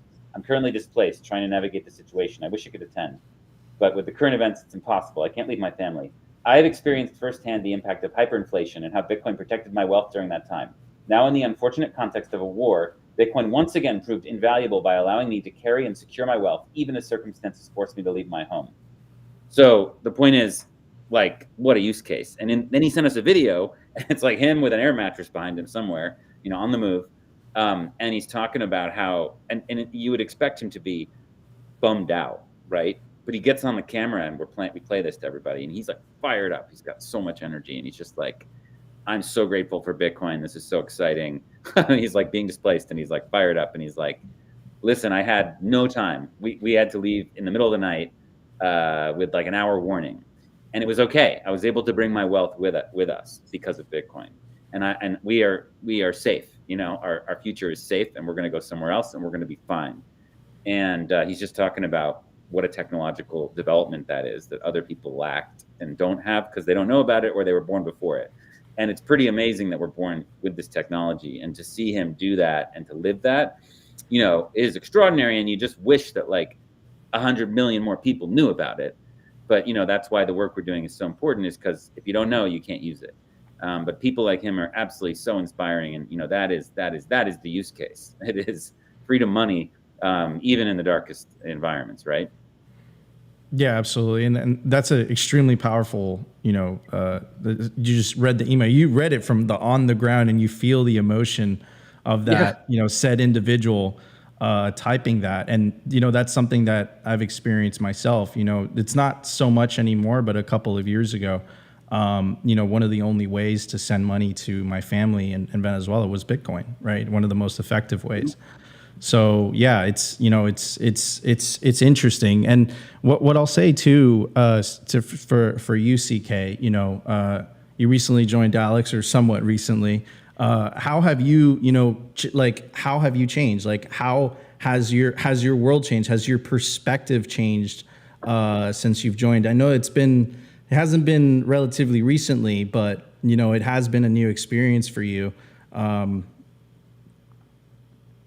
Yeah, no. So I think when I was previously at Bitcoin Magazine, and you kind of get in this bubble of like the Bitcoin eco center or eco chamber, and you know, really what Bitcoin Magazine was doing is like tapping into that echo chamber as much as possible. And then when you go to HRF, you actually have to do the opposite. You have to make Bitcoin serious, and you have to make Bitcoin as relatable as possible to people who are kind of in the current paradigm. You know, they're not focused on this story of what the world could be like. They're just living their life right now today, and they have real money problems. Sometimes it's like obvious to them that Bitcoin is a solution, and sometimes it's not so obvious. You know, there's people like Frida Nabarema, who is a lifelong activist, and she almost didn't make it because of money issues in Africa. And now she, created the Africa Bitcoin Conference, uses Bitcoin, teaches people about Bitcoin alongside her activism. So like there's people like that. And then on the flip side, there's a lot of people who it's not natural to them at all. So when we work with Bitcoin at HRF, it's really about talking about financial repression, talking about freedom, and talking about supporting people's rights. And it's a very different kind of angle. So it's been a learning curve. I've learned a lot from Alex. It's awesome. I get to work with this man every single day. He has an amazing vision, and a lot of times I just help him make it happen. And, I think if you look at what was happening at HRF before I joined in Bitcoin, and then after I joined, it was already accelerating, but it definitely accelerated a lot more. So I definitely think, I've helped Alex scale a lot, and I learned a lot of that at Bitcoin Magazine. But generally speaking, if we want Bitcoin to continue to become more and more mainstream, we need to continue doing this work and talking about Bitcoin as a tool, right? Rather than Bitcoin as anything else, even though Bitcoin is a lot of things. That's what we're focused on. Yeah, look, it's proof of work. I mean, before we had CK, we had a couple things going. It was cool, and now we have 8 strong programs that are happening and making an impact every day. So he's been able to help us professionalize and really get to the world-class status we need to be for doing this work. The thing I was just going to say, Ben, to just wrap and conclude, and thanks again for having us. Just something about the focus of Bitcoin, right? So we're doing this education.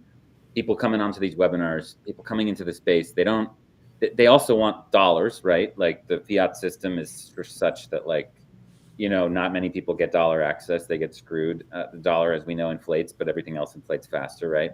So it's understandable that they want the stable coins, right? And we saw that. I just went to Argentina. It's just they're everywhere. But I think it's important to remember that that's a different use case. That's a different struggle. Trying to get people access to stable coins, I understand the humanitarian piece of that. People want dollars. That's only fair. We live in the dollar world. I think it's only fair that everybody has the best fiat, right? But I think it's important that that's not part of we're not teaching people how to get stable coins. We're teaching people how to be free. Yeah. Teaching people how to get stable coins is a short-term humanitarian benefit, yes, in many cases, but it also deepens the current system, and it reinforces the current system at a global structural level. That's kind of scary. So I sympathize with why people want them. We can absolutely show people, if they request it, how to swap Bitcoin into them without KYC. Totally good. That's a nice tool to have. But it's got to be Bitcoin education. Full stop. So we're constantly coming up against that stuff in the field. So I just thought it's important to say, tip our hat to that, acknowledge that it's happening, but we're focused on separating money from state, not from extending dollar hegemony. You know what I mean? So, and I realize I can say that as someone who's distant from a lot of these struggles, and I use the dollar all the time, but and I know people in Argentina and Turkey and Lebanon and Nigeria and so many other places need dollars. I get it, but they would also have to at some point acknowledge that the reason the system is broken is because of that. Yeah. So we need to make a new system. Absolutely. And just to clarify on that. Yeah. Well, I'll say that the HRF work that I've been lucky enough to be involved in has been the most rewarding of anything I've done in Bitcoin thus far. And I can't wait to continue the relationship into the new year and beyond. And yeah, I'll be seeing you guys in person at various things over the next year. And let's keep the work going. So Alex, CK, Nico, thank you guys so much. This was Merry Christmas, Happy New Year. Thank you, Ben and Nico, and Ben in particular for your tireless work. You are a legend. It's so awesome to work with you. So we'll see you guys soon. Than's guys. Happy holidays. Merry Christmas. Love you all. All right. Everybody stick around. We've got a giveaway to do here. And then we're going to be hitting our next panel in about 5 minutes time. But first, let's pull up the screen. Let's give away some sats again. So I hope you're quick on the Lightning wallets. I hope you're ready to do a quick scan here. So I'm going to let's get my screen up here. All right, there's my There's my Bitcoin well there, and I'll get that again if you don't have an account and you do want 5 chances to win 1 million sats. You can sign up with the QR code to the right, but let's just give some sats outright. So get your Lightning wallets ready. First person to scan will snipe the sats from everybody else. I'm going to throw a coin in the Bitcoin wishing well, and whoever scans first will grab them. Let's see how much it's for. There's 500 sats for whoever scans it first. Let me know if you do get the sats in the chat or comments wherever you're watching this. And there we go. And that's not the only thing we're giving away. We're about to give away Rick from Cloaks had an interesting entry into this giveaway. So we're going to jump there. We'll do the giveaway. We'll be back in just a few minutes with our next killer panel. So we'll see you guys very, very soon.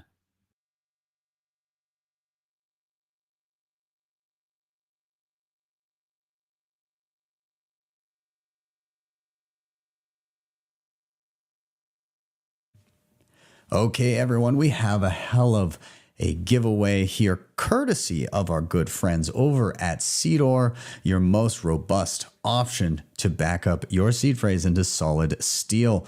Now, what we've got here is, of course, a full Seedor starter set that gives you everything that you need to stamp your seed into steel and get it secure. We also have a set of Bitcoin stamps, so you can take your filthy fiat coins and stamp the sign of sound money upon them, if you please. I think that's illegal, but so don't go doing that.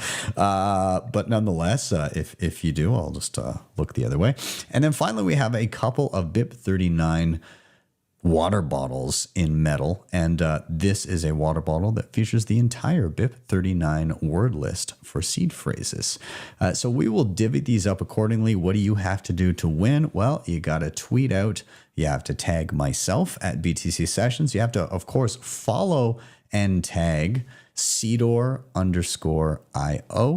And you need to hashtag SessionsXmas24 and include your best Bitcoin self-custody meme. If you're unfamiliar, Chris from Seedor is a prolific memer, and we're going to see if you guys can outdo them. So again, follow those instructions carefully, follow and tag everyone involved, include that hashtag. We'll sort through the entries and notify winners in the coming days. Best of luck to you all, and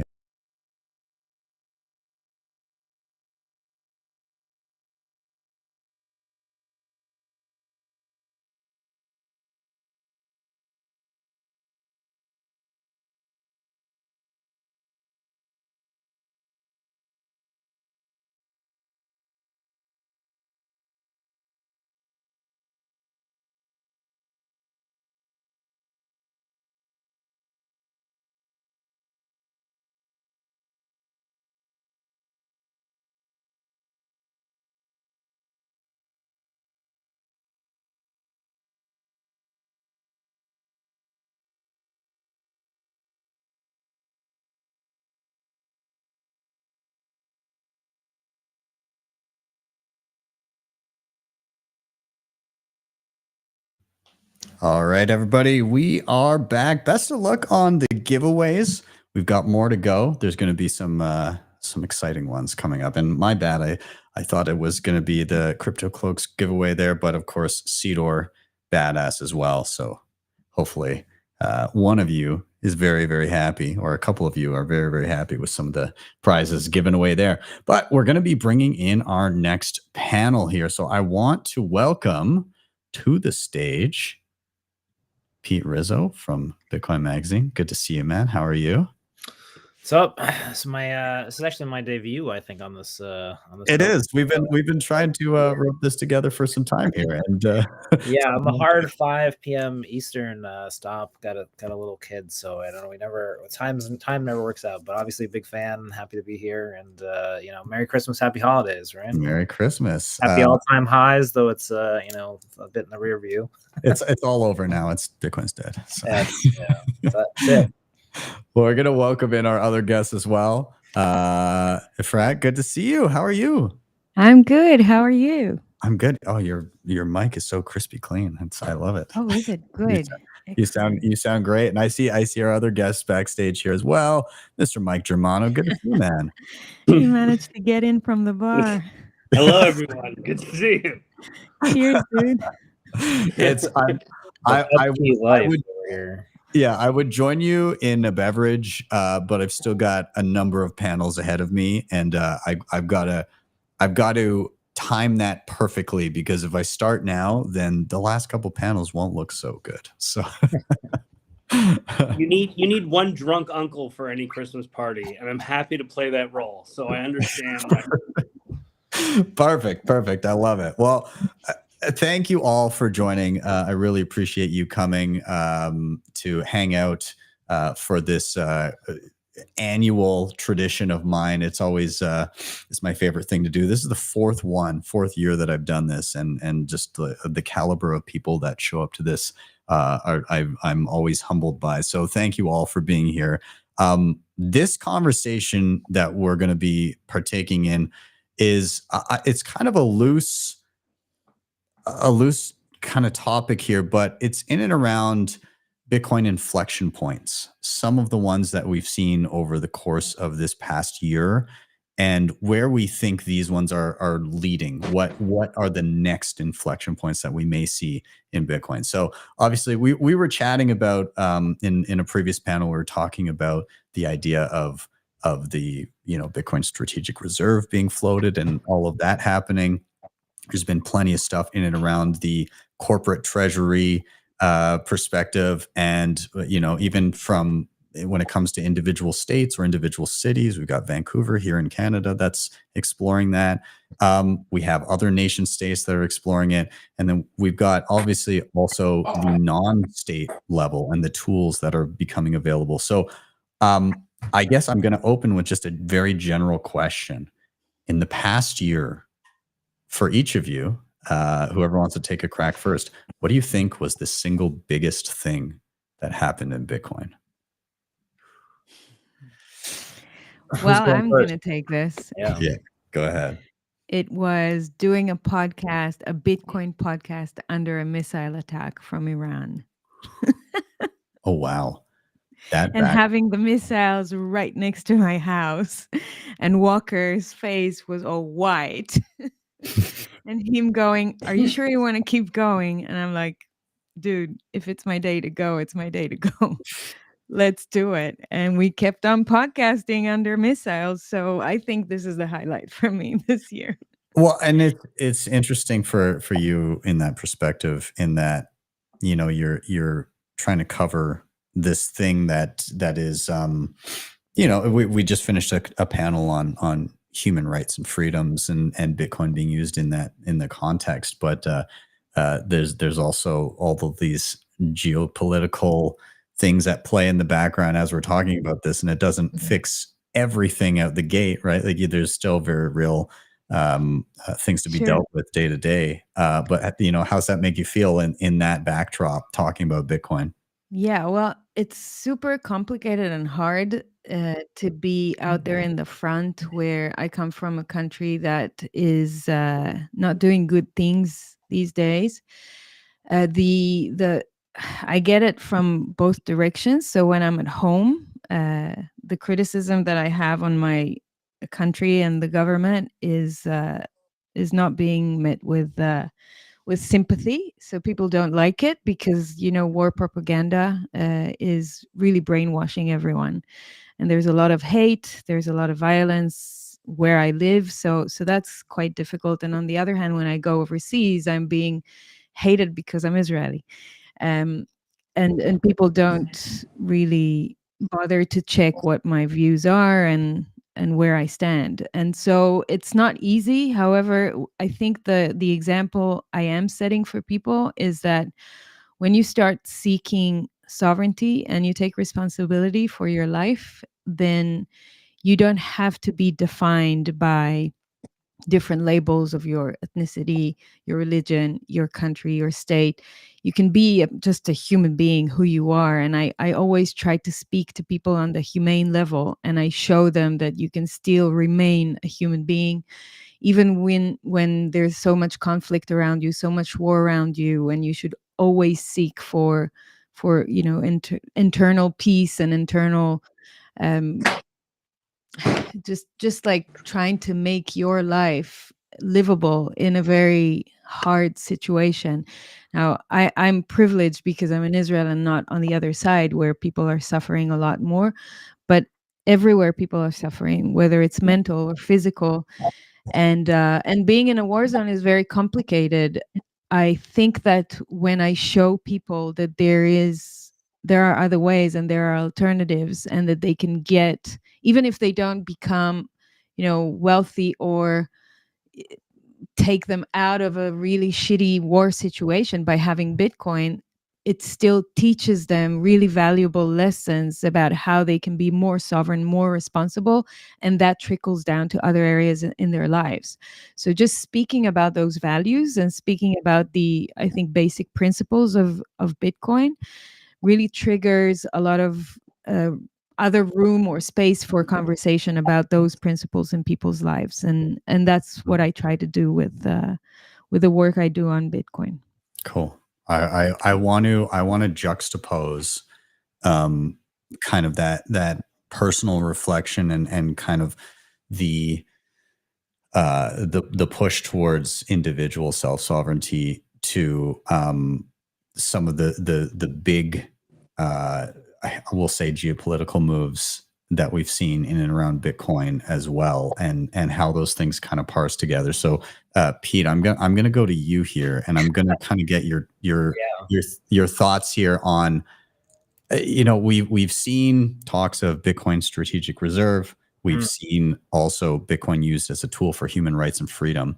And there's kind of two mindsets there. Some people are talking like, why are we getting the state into Bitcoin if don't we want a separation of money and state?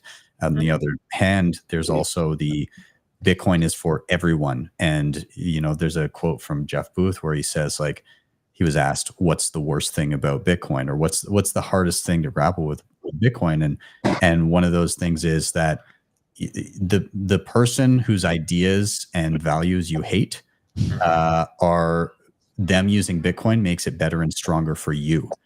And so I'm just curious what you think, where we're at with all the things coming. What do you think on the opposite side of the spectrum is the biggest thing currently happening right now? And is it good or not?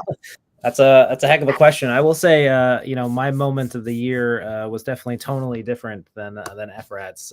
Mine, for me, is always going to be in Nashville at Bitcoin 2024, being in my little Bitcoin studio booth, doing the interviews of, kind of the celebrities and people coming on stage. And then, all of a sudden out walks Donald Trump, the orange man, and he just starts dancing. And there's this music playing. There's a 70s music playing. I remember I looked at Matt Odell, who was like right next to me, and it was like, it was like, where are we? Like, what is this? It was almost like we went in the Willy Wonka tunnel, the kaleidoscope of it just being, or have we entered pure madness and just we blacked out and transcended to another realm? Because I've been doing Bitcoin conferences since they were UFO conferences, right? There was 12 people in a room and then somebody yelling about the state, somewhere. So, yeah, for me that was probably the moment this year where it was, Bitcoin really, I think, at least in the United States, has entered kind of like a mainstream conversation at a level that we haven't really seen before.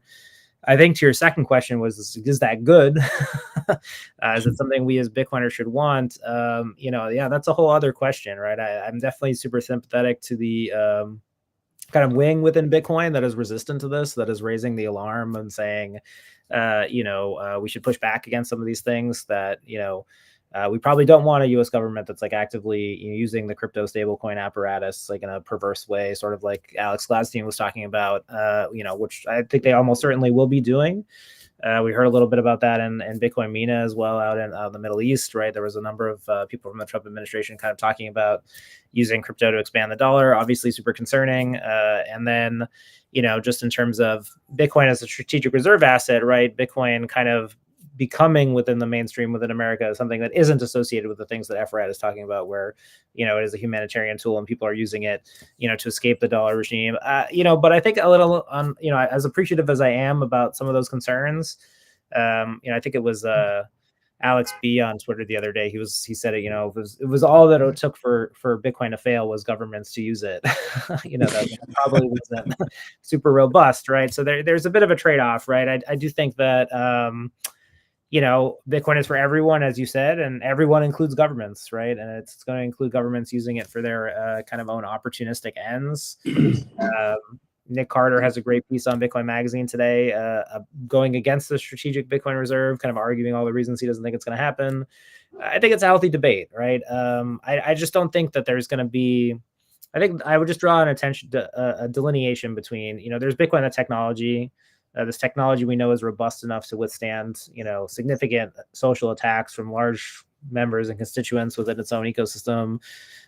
You know, and now it's going to be kind of used by the BlackRocks and the you know, U.S. governments of the world. And yeah, we should be concerned. We should talk about those issues, but I think we should know at the end of the day that you know, the Bitcoin technology, from what we know, seems pretty resilient to some of the stuff, and is going to retain these properties. It's not like we put Bitcoin in a strategic reserve and then all of a sudden, you know, people in Nigeria can't use it anymore to send Lightning transactions, right? Like that doesn't happen.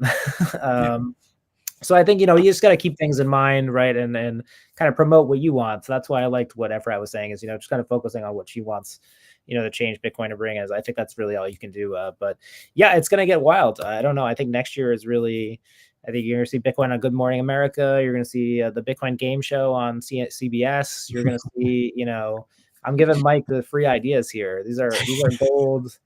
These are gold ideas right now. Yeah, you're gonna see stuff, you know, that you really probably, you know, wouldn't have thought would ever occur. Because I think, you know, well, the last market was Jimmy Kimmel with, you know, Paris Hilton with their NFTs. Right, you're gonna see something crazy like that in terms of how mainstream this is gonna get. But Kardashians. Yeah, we know when Katy Perry hits the market with her Bitcoin nails that it's all over. So like, well, she's called the top successfully twice now, right?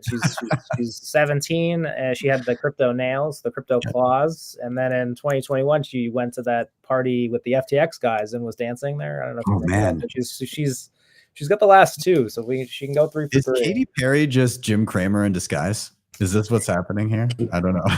He's the ultimate top signal right now. All I'm saying is, if you've got eyes on Katy Perry, you've got insight in the market. Oh man, yeah. Well, I'm just gonna toss it to Mike here, and I kind of follow up in the same vein. Like, what do you perceive as one of the biggest things, if not the biggest thing, that happened this past year, and how do you think that translates into 2025? Here's the problem. The hurricane that is Donald Trump is always going to be the biggest thing, right? The fact that he said, have fun with your Bitcoins and your other things. And then the guy got elected. And the truth is, whether you like it or not, he is the circus that everyone follows. I'm here at PubKey right now, right? PubKey, where Donald Trump showed up, bought a bunch of burgers, not beer, because he doesn't drink, bought a bunch of burgers using Bitcoin, his first Bitcoin transaction. He got everyone excited. People were talking about it. There was more press, Wall Street Journal, New York Times, more people that have never cared about Bitcoin that were there because this is something that Trump likes, right? Something that Trump said. I hate it. I want to separate state from money. I'm not excited about the Bitcoin strategic reserve. I'm not. I don't want more countries that Bitcoin, but guess what's going to happen?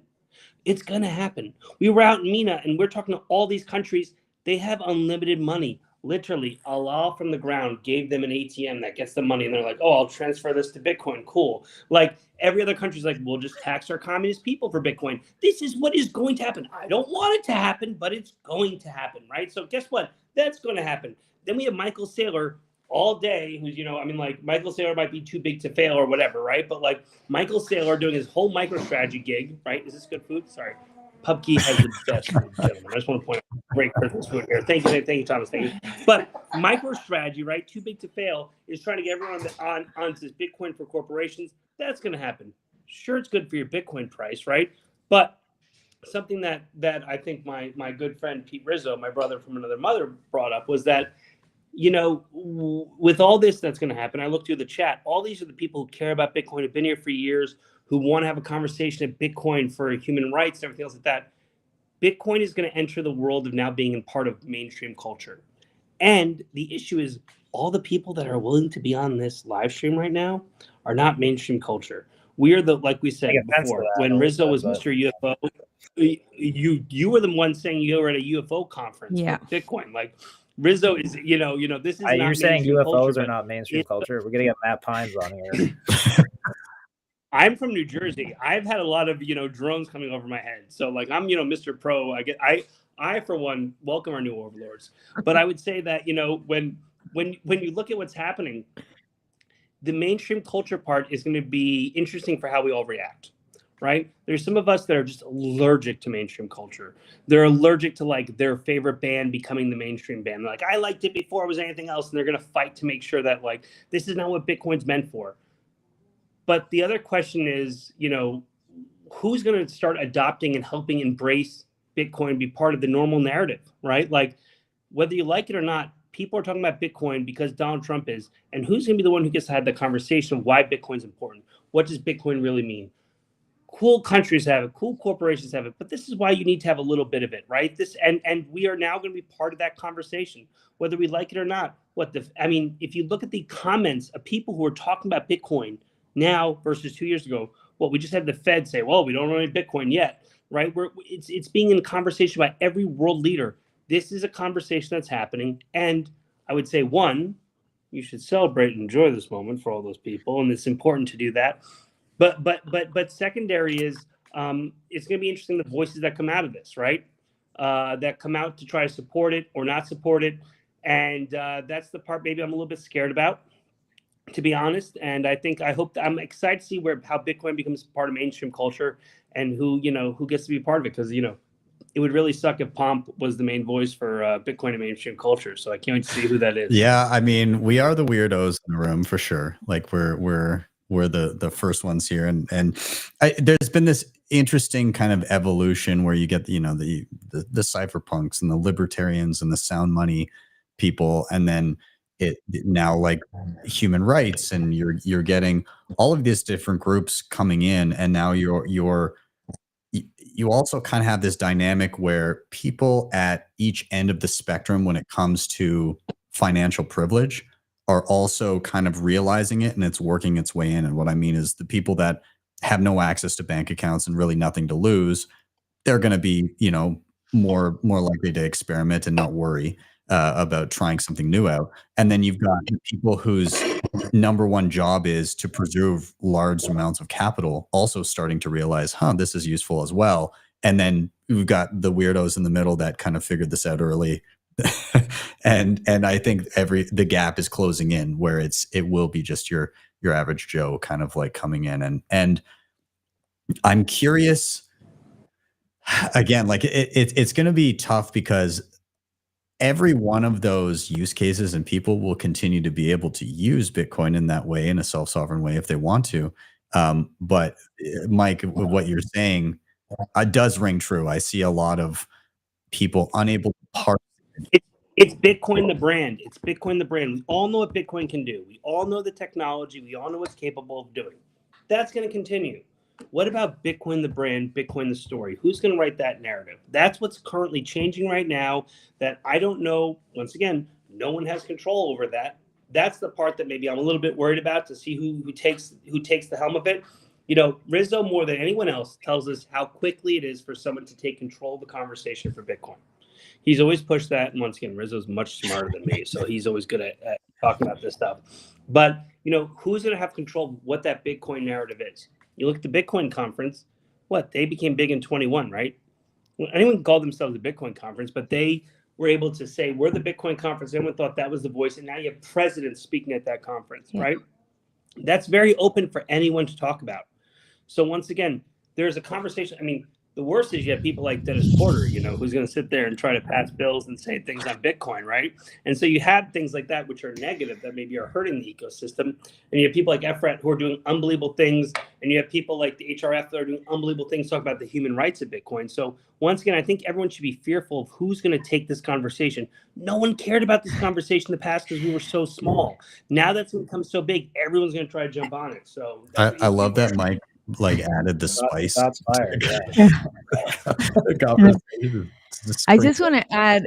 I'm fired. Yeah, I just want to add there that next year, 2025, is going to be full of a lot of arguments. From when I entered the Bitcoin community, one thing I noticed is that people are so opinionated and they have an opinion about everything. They have to fight over it on Twitter, preferably. And so it's like all public because, I don't know, Bitcoin's open source. So everyone's like having their fights over Twitter. And I think that 2025 is going to be even worse because people are going to comment about every mainstream thing that they see about Bitcoin and getting upset over it. And there's nothing they can do to control it. And so to what Mike's saying, if you want to handle the narrative or you want to at least try to influence the trajectory and try to bring more emphasis in the places where you think it's important, you have to step up. You have to put yourself in the front and start creating content and start speaking in conferences and start, I don't know, like doing your podcast or whatever. And there is a lot of room for more media, more content creators and more conferences. But otherwise people will just be bitching and moaning all day on Twitter. I can see it in 2025. Yeah, it's this the saltiness comes in spurts during the dips, especially like even during that you can't escape the saltiness even during the bull runs because those dips they're so stark. It's just like it's a pump of adrenaline through the system and we gotta get it out somehow. It's very I feel bipolar during bull runs because it's just euphoria followed by like fuck everyone kind of thing. But such is life living with Bitcoin and to a degree I'd say that the strong opinions are important and one parallel I would draw is the people that are absolute purist in like the tools that you use. Oh, everything must be open source, air gapped. You can't rely on anyone to verify everything. You have to run a node, otherwise you're not a Bitcoin. All that kind of stuff. Where like there's value in that, but also if the first thing that you advise the average person of is you got to run a node, then that person's going to be turning around and walking out the door. And so I don't dislike when people are very hardline about like self-custody and nodes and stuff like that, because what it does is it kind of shifts that Overton window further towards self-sovereignty. And so I think there's value in all of those kind of strong opinions because it helps us kind of find a center. And so I think that's a positive thing as long as you know how to navigate it and not internalize when somebody calls you a shitcoiner because you don't currently run a node or something. I think there are some positives to that, and in the end we'll all figure it out, I suppose. But I want to keep an eye to next year, and I'm curious in and around the realm of the sailors of the world and the we'll say the hopeful sailors, the people that are trying to exude what he's done with MicroStrategy. Is that a real thing this time around compared to the expectation that was last cycle? So 2021, we saw El Salvador adopt Bitcoin as legal tender. The year prior to that, we saw Michael Saylor, use it as his reserve. But then everybody thought, okay, this is the domino that starts it all. But throughout the rest of that cycle, we didn't really see much else in either realm. Is this the cycle where that finally comes to fruition on both fronts? I'll let whoever wants to dive into that go ahead. Go, Rizzo.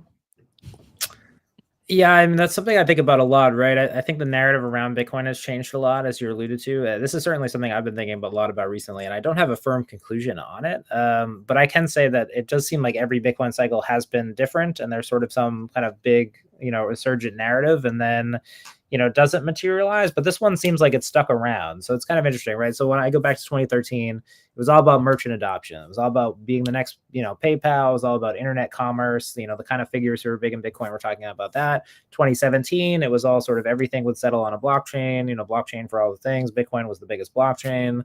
So there was a different flavor to each of those. Now we have 2021, 2022, as you alluded to. It's like nation state adoption, corporate adoption.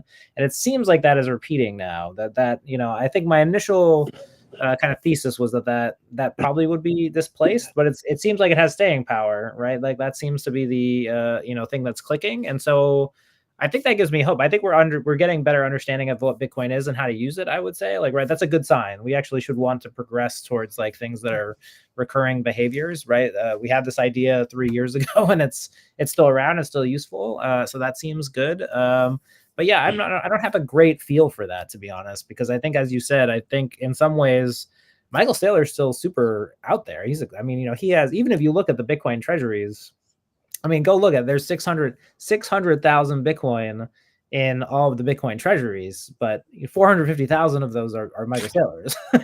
So you can say that there's this big trend, right? Like there's a big trend there, but is there, right? If you take him out of the picture, there's maybe not so much. Obviously, there's companies that are doing it, and it seems to be catching on in that way. Well, Relay bought $1.3 million of Bitcoin today. Right, huge deal. That's El Salvador today bought $1 million worth of Bitcoin. Right? That's super bullish, right? It's funny because either of those things, I know we're saying in jest right now, but like you go back, a cycle or two, like that would have been unthinkable. It's like, wow, front page news. Guys, look, countries buying Bitcoin. I hate to say it, and I hate this. I hate this as a fact. Countries buying Bitcoin is what's going to happen this next year. 2025, countries buying Bitcoin. And the MicroStrategy is the tiniest little country compared to what everyone else is going to do. And the problem is, how do we survive that? It's going to be everyone propositioning, showing, look, I'm because the Bitcoin problem is for every country is not only is it a strategic reserve, it's they're going to argue it's military, but it showcases that they're hip and they're cool and it's what their voters want. The one thing we actually showed was that Bitcoin voters want to support this, right?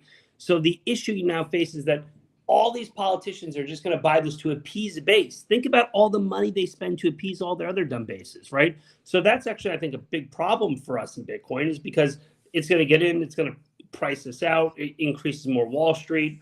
So I actually I think the adoption is happening too fast and is actually going to hurt us. And the question is, what does that actually do for, once again, price seems so high that people don't want to get in, right? We've never had the conversation to explain to people why $100,000 Bitcoin doesn't matter. And I am pro the BIP 21Q. I don't know if you've seen that. What is this? You haven't seen this? This is John Carbollo's. Yes. Rename Bitcoins, just the one unit. So I unfortunately have created a local circular economy event called the Sat Market. So it looks like I'm just gonna have to rename it if that BIP gets through. What am I to do? I don't know. Well, all I'm saying is we can change some of these rules, right? If it's too expensive, you can always make Bitcoins cheaper, right? Tatum's backstage booing you right now. So. Hey, I like it. I have, okay, so we've got 1 minute left, and I just want to get like a yay or nay from you guys on this one question. Clearly, we've got interest from corporates. We've, as Mike is posturing here, we've got drunkenly asserting that countries will be buying Bitcoin. Now, previously in bull runs, when we have retail piling in, people are emotional, and they buy when number goes up, and if that's the only reason they bought, then they sell when number goes down. But countries, governments, corporations, all of that stuff, while there are some checks and balances, they're also run by people who have emotions. So do we see the same type of knee-jerk reactions on the way down from corporations and countries? Do we see it at all? Do we see some of it, or do we see it en masse when we see dips? Or Are you asking if the governments will panic sell? Is that? Yes, yes. Well, everybody panic sells the first time, right? I mean, that's except for Sailor, right? I see the first confirmed non-panic seller. Yeah. Mike panic sold, right? I listen to Rizzo every time I ever bought Bitcoin. It's been the worst thing I ever did. But I will say this. Here's my point. The best thing about governments buying is they're so stupid and slow that they can't panic sell in the right time. So the best thing about it's going to sit there, and they will never admit that they made a wrong decision. So they'll hold on to it till the next cycle. Unlike Germany, who has always made some bad decisions, if you ask me, the U.S. or whoever else is going to hold on to it will hold on to it, and if it goes down, they don't even know how to panic sell. So that's the best part. They won't panic sell. No, they'll keep Because they're holding dumb on and to it. slow and stupid. So the best buyer, they're dumb money. So that's what government is. That's my Yeah, opinion. and that will help with the education of store value. Bitcoin is store value for the mainstream population. Well, I think just throwing it out there, I think we're going to get another educational moment hopefully coming up, and that's the freedom of Ross Ulbricht. Like if Trump comes through on this pardon, I do think it's going to be a pretty mainstream story that Ross is freed, and I think telling that story, through the press and through different things, I think this is going to be a moment where we can maybe go back to some of these other kind of ideas and values that we have, right? So there, I think it's like using opportunities, as Mike said, right? There's all these people who want to co-opt and shift the narrative, and there are going to be some moments, right? And the Ross thing is one where I think like that's going to be on magazines. That's got to be on magazines. It's got to be on the Bitcoin magazine. Is that going to be the only one? I don't even know, because I think the Ross story is huge, right? It's like a generational story. It's an internet story. And just having him being an advocate, like if he chooses to do that, when he's free, and tell his story there, or even just the story around that, right? Like, what's the picture going to be of Ross getting free? What's it going to mean that like Bitcoiners, like we freed our political prisoner? Like, what's that going to mean? Telling that story to the world. So there are, I don't think it's all doom and gloom. As much as the Black Rocks and governments, I think there's going to be some educational moments where, as Mike was saying, I think we can potentially seize them. And the Ross one, I think I don't think I'm ready for that one. I think it's going to be like the Trump, thing. I think it's going to be a lot more emotional than people think. Yeah. I think that Ross is going to introduce Trump at the next Bitcoin conference. That's my call. Wow. Holy crap. Let's see. Good Lord. Yeah, and last thing I would say, Ben, is just that I think 2025, alongside the Bitcoin Strategic Reserve, will bring more CBDC bullshit and national stablecoin bullshit, which also will give us an excuse to continue pushing Bitcoin as an antidote. Beautiful. All right.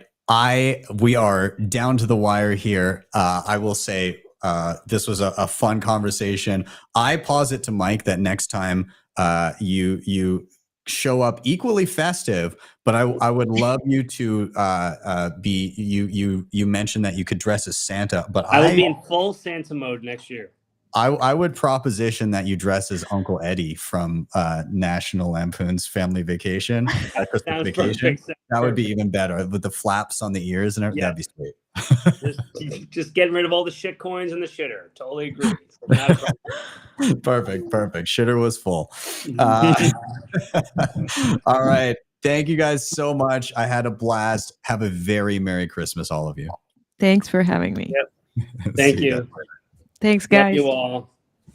All right. And everybody, we're going to dive right into our next panel. We've got an awesome one. I'm very excited to welcome all of these gentlemen to the stage. So I want to welcome in TC, Zuby, and Matthew, author of Fiat Food. Gentlemen, thank you for being here. Merry Christmas. How are you guys? I'm great. Merry Christmas. Thank you. Yeah. Welcome. Zuby, good to see you. First time on the show. Thank you for being here as well. Yeah, first time, man. Back in the UK for a little bit, and Merry Christmas to everybody in advance. Awesome. Thank you. And TC, how you been doing, man? I got a barking dog in the background. I'm doing great. That's awesome. Well, glad to have you. Good to see you again, man. Gentlemen, welcome. I am getting through. I'm about we'll say around the halfway point of this marathon of a Christmas show. So I appreciate all of you joining in. And we're on a panel. We're going to be chatting a little bit about the intersection of Bitcoin and fiat food, and kind of this odd cross section of people that have discovered Bitcoin, the idea of low time preference and thinking for the long term, and health that has seemed to coalesce together. And we have Matthew here who wrote Fiat Food, it's just an excellent book. Anybody that hasn't read it, really, really cool about kind of our food system and how it's been corrupted over time. I mean, Zuby, you're a super fit guy. You're always like in the gym, smashing records on both sides of the gender spectrum, we'll say. and TC, I wanted to have you on because we've had some really interesting conversations in and around. We both read Fiat Food and made some changes that and have reaped the benefits of a more healthy lifestyle as well. So, gentlemen, I'm going to kick this off. I want to toss. Maybe I'll cue this conversation up first with Matthew. And Matthew, again, thank you for being here. But I would love for you to kind of just give like a Cliff's Notes version of how you came to write your book, Fiat Food, and in the research and doing so, just some of the surprising things that you discovered. And then we'll just kind of go from there. I thanks for having me, man. This is a total Christmas extravaganza. I've been listening for hours and I'm just shocked at your stamina. Like a lot of people, COVID changed me. I used to be like a very mainstream journalist. I would do my hits on MSNBC, Fox News, CNN. I worked at the New York Daily News, which at the time I was there, was the 5th biggest paper in the country. So when I was used to corruption in government, but when COVID hit, it shifted me dramatically in the sense that I had an inherent trust, I think, like a lot of people, in a lot of the institutions in America. Not that they were always honest, but just that they weren't necessarily like vile and trying to mislead us. It was more like their lies were always in context of just simply maintaining power. But COVID was a big shift in my ability to, I think, see a lot of the corruption with more clarity. And it led me down a rabbit hole, which eventually landed me on The Bitcoin Standard by Saifedean Ammous, the Bitcoin OG. But it was really his next book, The Fiat Standard, and the chapter he had on fiat food, which opened my eyes because I've always respected the shit out of Saif. I mean, I don't think it's hyperbole to say that he's probably one of the top 5 economic minds in the world right now. And so I was a bit shocked when he had this very small chapter called Fiat Food, where he alleged this bizarre conspiracy between a religious group, corporations, nutrition science, but it was all kind of weaponized by the federal government and the degradation of the currency to alter our food supply. But I began fact checking it, and what I learned was shocking to me. Not only had Saif was he right, but he had understated his case. So I became kind of obsessed, and I approached Saif. I'm an author. I published with every mainstream publishing house, like Scholastic, Simon and Schuster, HarperCollins. I knew none of them would take this book. I knew I couldn't even send it to my agent. So luckily, Saif decided to start his own publishing house. I was his first author, and we launched Fiat Food, which in a thumbnail sketch it sounds kind of hysterical, but it really outlines what amounts to a 55-year psyop to hide the consequences of monetary inflation through the degradation of the currency through the food supply, by making it appear like we're living in this era of abundance in food, while in reality, the nutrition that we've depended on for generations and generations has become cost prohibitive. Yeah. It's one of the things that struck me was in part of the book. You mentioned how people will put up with a lot of bullshit. They'll put up with a lot of degradations in quality of life. But the number one thing that would almost instantaneously cause uprisings was if people couldn't get access to food. And so when, you know, you experience hyperinflation, that obviously happens. And so there was able to be this obfuscation of access to food if people felt full and you could just feed them slop. And I got a ton of government documents. I did 1 million FOIA requests, and most of them were rejected. But what you see is like Nixon appointed somebody named Earl Butz to head his Department of Agriculture, and he would constantly say, you know, the housewife buys a new sofa maybe once every 10 years, but they go to the grocery store a few times a week. We have to make food prices appear lower. And the crazy psyop, really, to just break it down, is that, you know, instead of coming clean with the American people and saying, look, we're going on off of the gold standard, we're going to have a fiat currency. This is going to cause some pain in terms of costs. Food is going to rise in price. They just changed the entire food supply. So where in the past, in 1970, Americans ate on average 155 pounds of red meat a year, that's gotten cut in half, and that isn't a coincidence. By 2010, it was around 75 pounds of meat a year. And I mean, if you're only, I have 4 daughters. If I'm only feeding them cereal, food appears cheap. You know, like I could feed them 4 boxes of cereal, everybody's happy. But they're going to look like the average person in line at Walmart today. And I'm not making a dig. It's sad. I mean, people are very, very sick, and we wonder why. It's because we ruined our money, which caused us to ruin our food.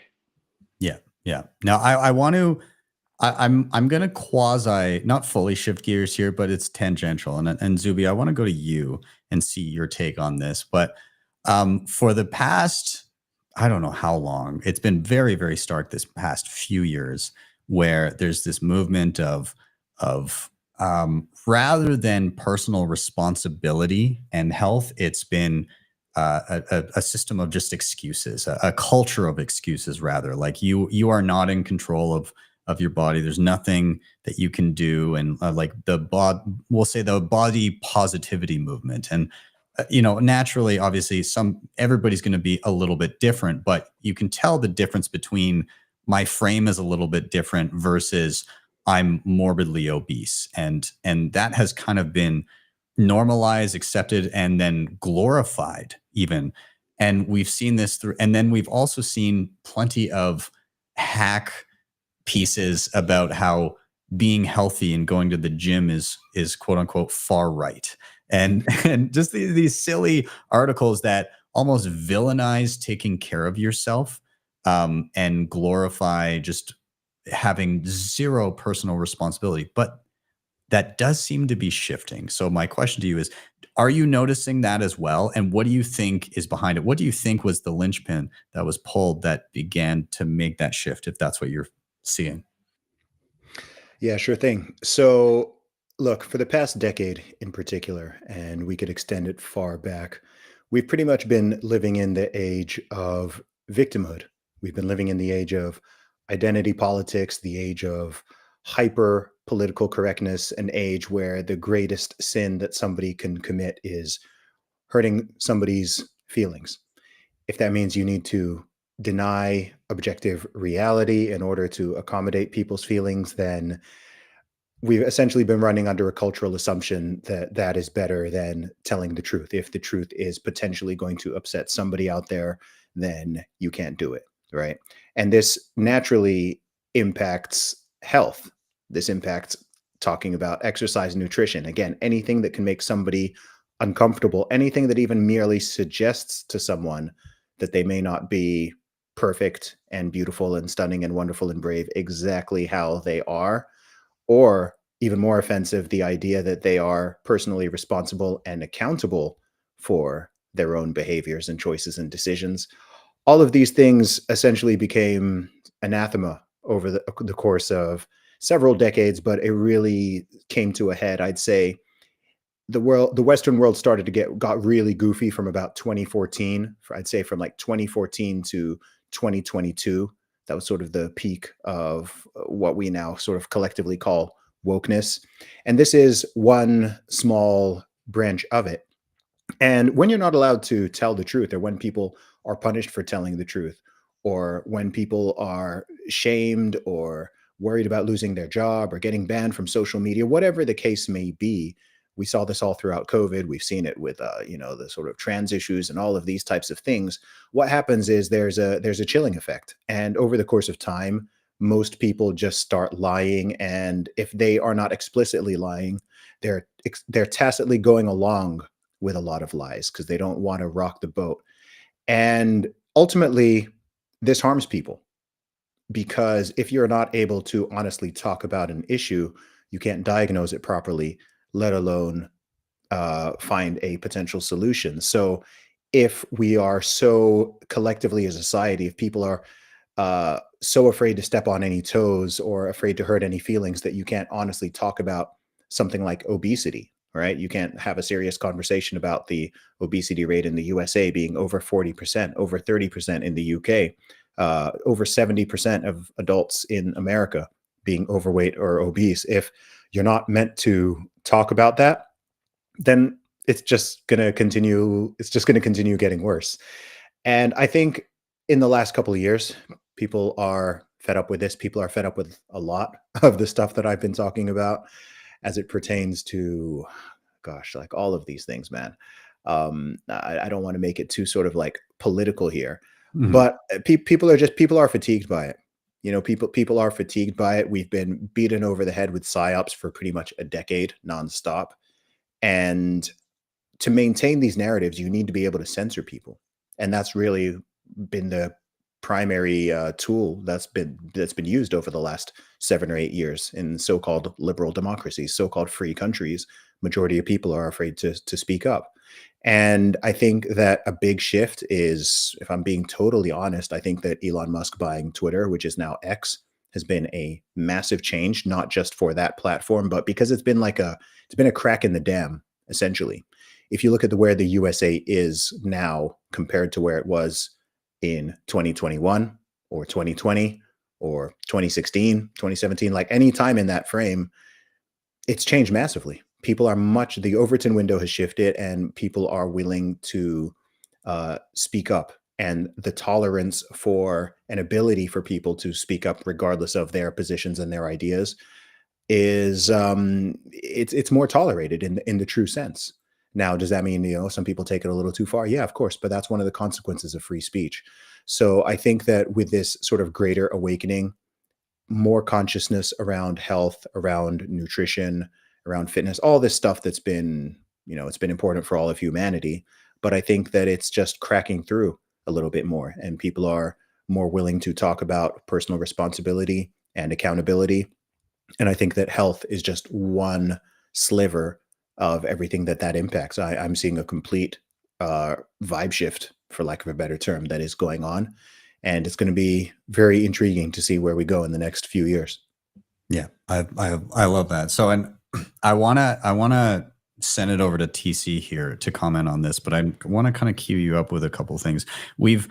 It makes sense how unhealthy, in particular, the country in the US has been, given the fact that what you've both been speaking about, Matthew and Zuby, in and around the information that people had access to is just absolutely borked. You've got the government putting out reports that say that like Lucky Charms are healthier than ground beef, and doing it with a straight face. And so like it's gotten to the point where it's so ridiculous that nobody would look at that and be like, oh, I'll get my Lucky Charms today because that's the right thing to do for my body.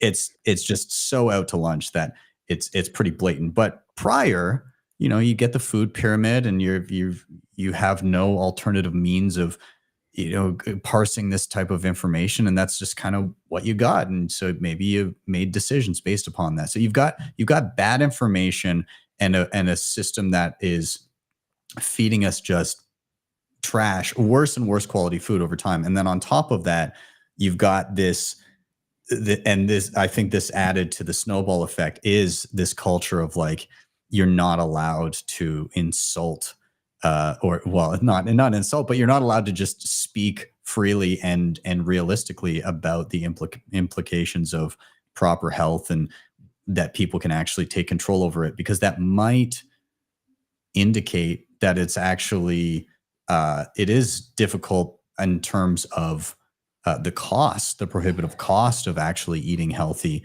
would be that much more clear to people. So you've got like the expense, you've got the incorrect information, and then you've also got this culture that disallows you from speaking about that freely. And so we're in that shift, in that change of, okay, we're starting to see that we can speak more freely. In you know, it's nice that Elon bought X, but we're also seeing protocols that are allowing for that too. Shout out to everybody watching on Nostra right now. We have people realizing like how broken the system is, and that the information that we've been getting is incorrect. And it's become so blatant that people are now disavowing the guidance given by the government to tell us what's healthy and what's not. And they're starting to test and figure out things for themselves. We're starting to question and actually do our own research. And so, TC, I want to cue it up to you by saying you have made leaps and bounds in and around your personal health in the past, I think, calendar year or more. And we spoke about this previously, but given the panel, I was wondering if you could kind of outline, how you came to where you are today, and what changes you made, what discoveries you made, why, and what has come to fruition since.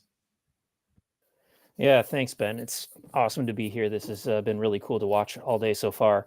And I am beyond thrilled to be on this panel with Matthew. I really just have benefited so much from reading your book. To me, this all comes down to issues about truth and issues about scarcity, actually. You know, we all align on the Bitcoin thing. And I think that pulls this initial thread where you realize something is broken with the money. And then that leads to such sort of profound realizations around all the implications of human behavior that come from the incentives that are corrupted because of fiat money.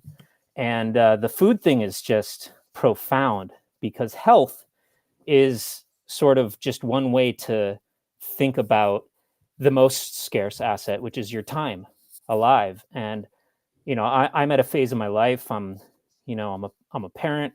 I got a family. And all these issues of longevity, and now I really want to see my kids grow up. I want to be there for that. And the issues of health that are going to allow you to actually stay alive and have a quality of life are paramount. So for me, I just real quick, I was actually pursuing fitness to the point that I busted a couple discs in my back. I ended up having back surgery. This is about 5-6 years ago. And in the recovery from that, I got quite out of shape. And I kind of was making excuses for myself. I kind of was trying to figure out how I was going to turn a corner. I'm in this Bitcoin scene, and I'm talking to all these Bitcoiners, and I hear a lot of discussion about carnivore diet. And it came to a point where I actually felt like I should just give it a try. And I initially just wanted to do like a 30-day test and see if I could actually be strict enough to follow through on the carnivore thing. And now we are about 15 months later, and I haven't really stopped. Honestly, it's been an absolute revelation. I lost about 65 pounds. I'm in better shape now than I've been my entire adult life.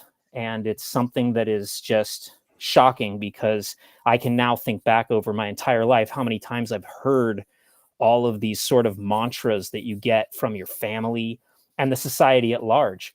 You know, don't eat too much butter, and stay away from red meat, and eggs are bad for you. You know, I actually read Matthew's book about 3 months into my carnivore diet. So I was already doing this altered behavior. And then I read the book, which was amazing. It's such a good book. It's written so succinctly, and it's so easy to consume. And it hits me hard, because I think as an American, so many of these historical things that occurred and these changes in the culture's guidance on nutrition and food are things that you'll remember if you've lived for 30, 40 years. You've heard these things before. You've heard the downstream kind of narratives that come from these points of view, and it so touches on every issue that Bitcoin highlights about people taking personal responsibility and just even pursuit of the truth. And the truth is just so surprising and shocking from the point of view of sort of normie land, where all of this guidance and all of these narratives are just basically upside down. I've realized that I have eaten so much sugar and vegetable and seed oils and refined grains, and there's just no nutritional value there. And it really basically was a strong sort of ceiling on my potential in terms of health.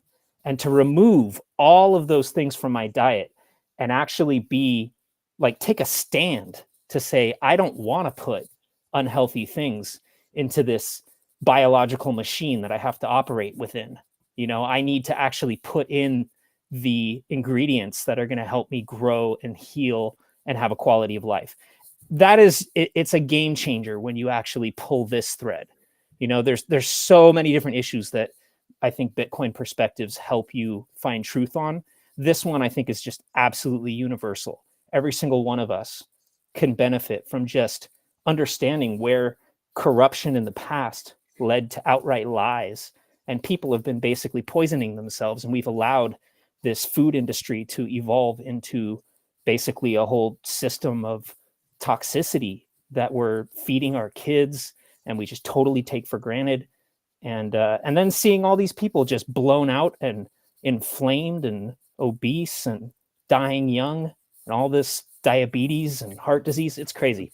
Anyways, enough said, but that's where I'm coming from. And once again, I'm incredibly grateful for that book, Matthew. I've recommended it to a lot of people. Awesome. I'll toss it back to Matthew, and then I want to get Zuby's take on something as well here. But Matthew, I wonder. So we're kind of running down on time here. We got a few minutes, but I'm wondering if you can kind of draw kind of like the link or the lineage of how how Bitcoin can relate to the food system in as if we had like a constrained money, what does that kind of downstream fix, where it's not like the silver bullet where, oh, we're using Bitcoin, we're all healthy, but like what inefficiencies or what obfuscations does that kind of fix for us? And then Zuby, I'm going to ask you afterwards, what other systemic things could be done to get people back on track as a society. So Matthew, I'll go to you first. Yeah, thanks, man. TC, dude, congrats. Like, that's a fucking fantastic story. I just love hearing that, because my experience was the same. When I didn't know, something Zuby said and that TC touched on about self-autonomy and personal responsibility really struck with me, because I know we're short on time. Just to outline a little scenario that occurs, and this has been occurring for 70 years, but go back to January of 2023, the Tufts Food Compass came out, which you were referring to. That's the study that revealed that Fruit Loops were actually healthier than red meat. It also revealed that chocolate-flavored almond milk was healthier than whole milk, and that Cinnamon Toast Crunch cereal bars are healthier than eggs fried in butter. So this is what we were told. That same exact month, though, January 2023, 60 Minutes had a show hosted by renowned journalist Leslie Stahl, where she had Dr. Fatima Stanford on. And this is what we're up against. This woman, very articulate, bright, beautiful white coat, comes on and says the newest science reveals that we are no longer in control of our health, that obesity in particular, our metabolic health, is a genetic brain disease. So she's funded by Ozempic. She was a paid consultant for the parent company Novo Nordisk. The only expert interviewed was also funded by Novo Nordisk, named Carolina Profi. The show was sponsored by Novo Nordisk. And the solution in the show to why people are no longer in control of their health was they need to go to these injectable weight loss drugs. Same exact month, January of 2023, the American Pediatric Association changes their guidelines for the first time in 15 years to say that kids as young as 15 should be not told to diet. They should be getting these weight loss drugs. So I looked. I couldn't find a smoking gun where they got gathered, but I'd be a little naive to think that it was just a coincidence. And it goes back to what Zuby was saying. I can't think of anything more vile than this woman, Dr. Fatima Stanford, because what's worse to do to somebody than to tell them they're not in control of the most fundamental aspect of their own nature, their ability to control their health. And while somebody like Zuby is explaining to people, you know, and I follow you on Twitter, personal responsibility, that you do, like personal empowerment, you are in control. You don't need to follow you on Twitter. You don't need to buy my book. Like, we've known what to eat for thousands and thousands of years, and this psyop is real. How Bitcoin fixes this, briefly, it's Bitcoin in and of itself does not fix diet. But what it does do is that it ends the distortion created by the Federal Reserve. I know there's debate in this among the Bitcoin community. I do not believe that Bitcoin and the Federal Reserve can coexist for very long. I don't have a date, but what Bitcoin does is every time you take fiat and buy a little bit of Bitcoin, you're taking a jab at the Federal Reserve. And the Federal Reserve, if there is no inflation, if we end soft money, fake money, fiat money, if we end this, what happens is we pull away the incentive to obfuscate the food supply. The government isn't looking to make us sick. We're just a means to an end. But when you remove the incentive to hide the degradation of the currency, and they're doing that in our money, in our food supply, they wouldn't be doing it anymore. And you end all these distortions, and then reality would reassert itself. So I know you're short on time, but buying Bitcoin, I also believe that, like, really health presupposes personal autonomy. And if you're unhealthy, I don't know how you guys are. If I have a toothache, I can't function well.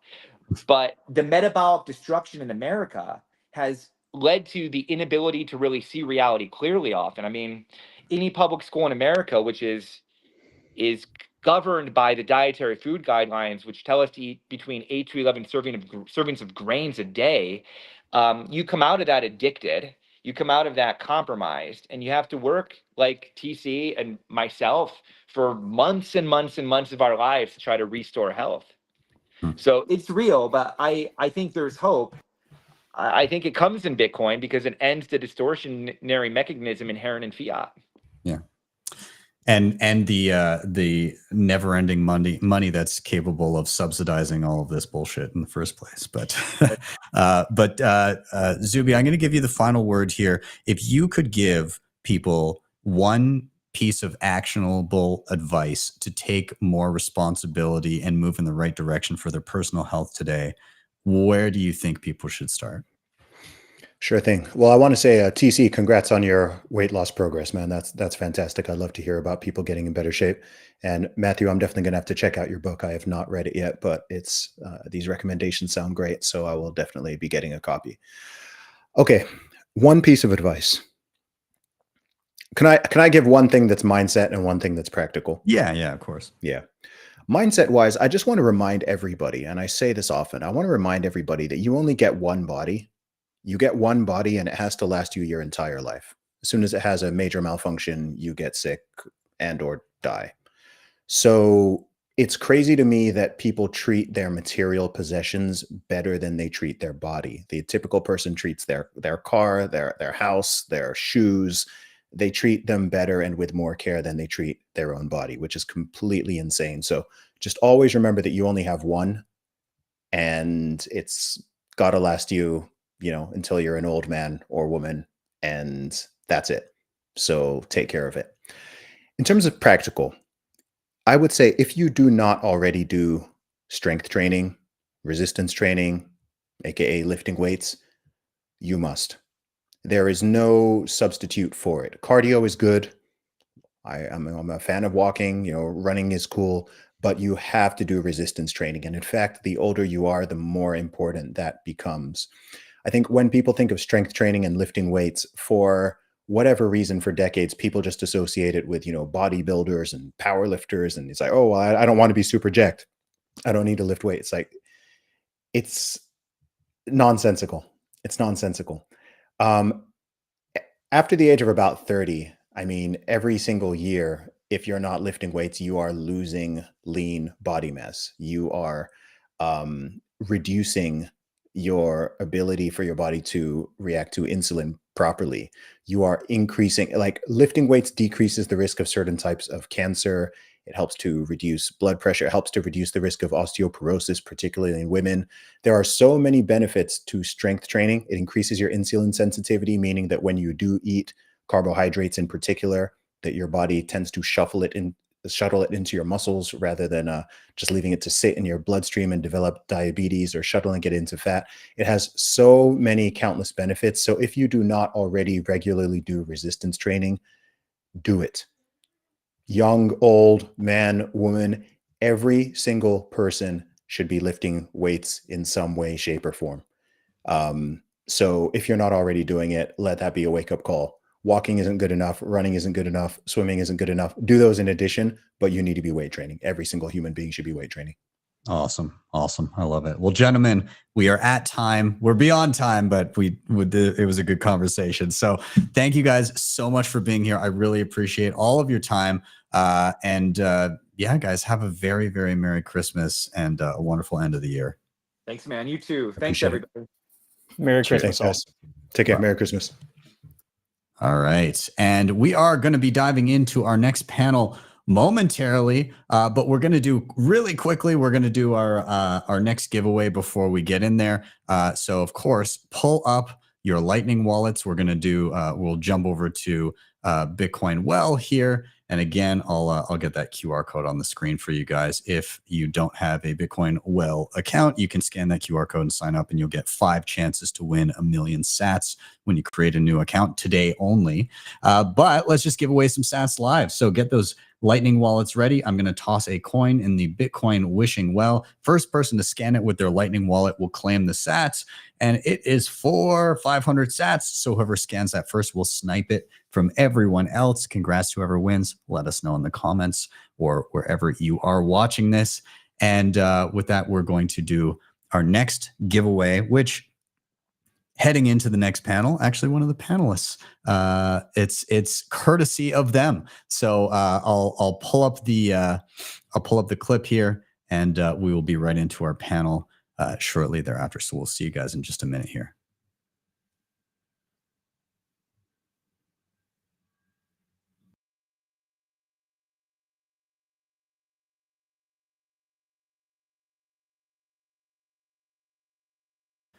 Oof, we have an excellent giveaway here, courtesy of our friends over at Start9 Labs.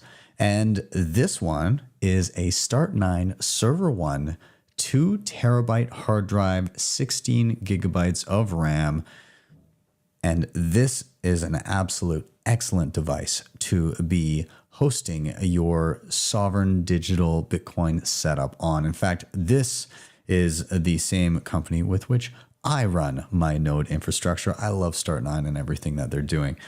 So what do you need to do to enter to win one of these devices? Well, you're of course going to have to tag myself at BTC Sessions. You're going to have to follow and tag at Start9 Labs, 9, the number 9.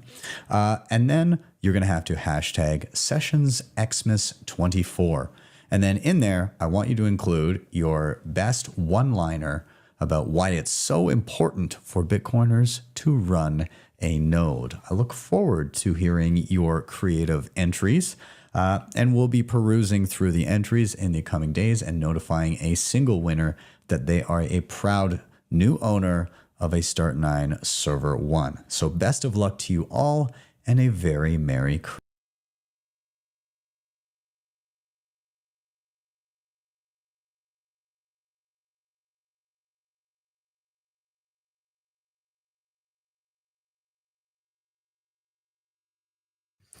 All right, we are back, And best of luck to everybody who enters the giveaway there. But we're going to bring in our next panel, and I'm very excited to have everybody from this panel on. Let me get them up here. So I want to welcome to the stage Matt Hill, Dakota Cohen, and Katie from Plan B Passports. Welcome, everybody. Thank you for being here, and a very Merry Christmas to you guys. How are you doing? Great, man. Pleasure to be here. Awesome. Hey, Matt, you're on the road. You're on Doing the road, great. Matt. I'm in the middle of nowhere, so if the service gets a little spotty, that's why. That's totally okay. That's totally okay. And Katie, it's good to see you. Can I spoiler alert that you've been chatting to somebody I know? Is that okay? Absolutely. If you're okay with that, I'm okay. I am. Katie has been assisting Mrs. Sessions in obtaining her Irish passport as of late. So I've been able to peek in on some video calls between Lisa and Katie, which has been awesome to see. So much appreciated. But I want to welcome you all. And this panel, there's a reason that I pieced all of us together here. And it's because each one of you is spearheading an initiative that has to do with sovereignty in some way, but in very different ways. So Matt, of course, with Start9, you guys are focusing on digital sovereignty and being able to self-host. Dakota, you're focusing on helping people kind of level up their skills in homesteading and being able to grow your own food and being self-sufficient in your skill set. And Katie, you're helping people with sovereignty in terms of locality and being able to be different places if you need to be, if it doesn't work out where you're at.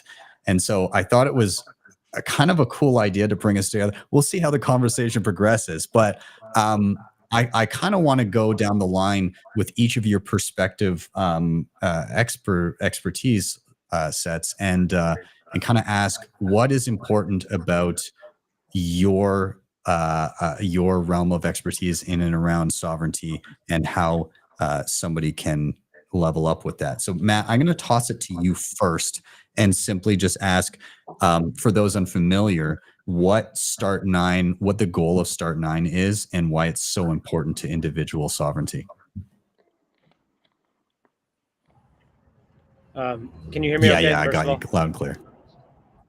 Okay, awesome. So, this is the dawn of humanity's information age.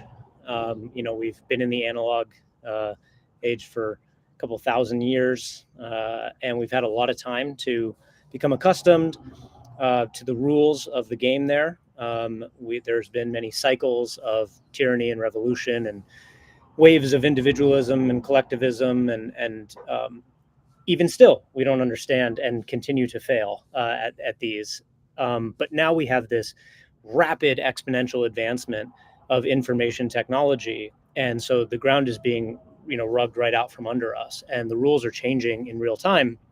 And so we are doing our best to try to stay ahead of the despots and dictators who would use these new tools and rules against individuals in order to rule and suppress. So, in the last 20 years or so, computing technology, in particular cloud computing technology, namely the practice of conducting your digital life through intermediaries and custodians, has become commonplace. And we see this as a disaster in the making. We think that it is one of the biggest mistakes humanity as a whole, individuals one by one, have ever made, and that there's a reckoning coming, and that we are trying to prepare the lifeboats and teach people how to exist in the information age as sovereign individuals, and not, dependents of states and corporations, which will eventually be used, as it always is, against them. So it's early days, and we're figuring it out as we go, but we're trying to help others, and we build technology that enables people to exist outside of the matrix. Awesome. Love that summary. And again, like the tools that you are aggregating and allowing people to kind of easily run at home are invaluable. And you know, a lot of people swear by their start nines, and again, just the idea that you don't have to rely on somebody else to host your data, to host your passwords, to host whatever it may be, your pictures, your files, all that kind of stuff. Having a home server, it's something that I think it's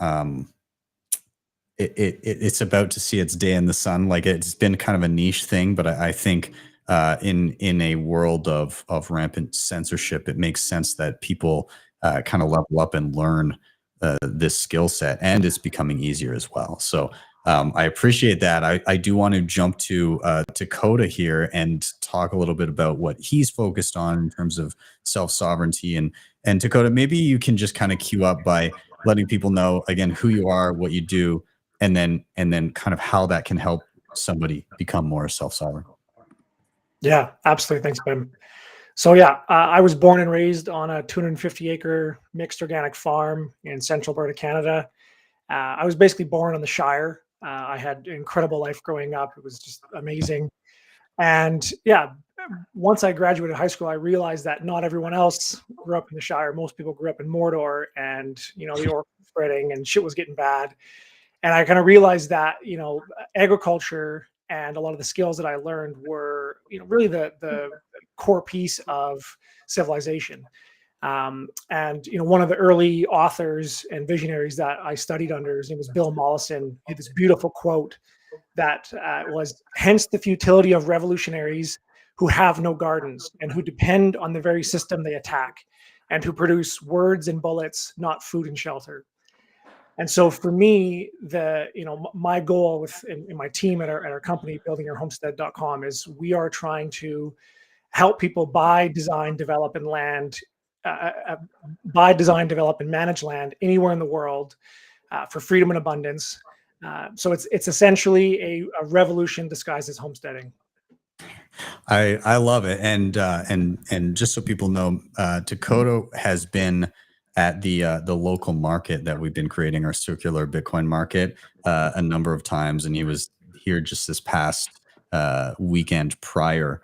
And what an awesome dude! And I've gone out to the farm there and seen the land and seen the animals and everything, and got to taste some of the stuff that is being made there. And yeah, you do great work. So I'm glad to have you on and have a conversation. And I want to jump over to Katie so she can give a little bit of an explanation how what she's doing can play into a plan for anybody, whether or not shit is going well where you currently are, maybe just hedging or maybe just actively looking to get out, depending on where on the globe you are. So Katie, maybe you can touch on that.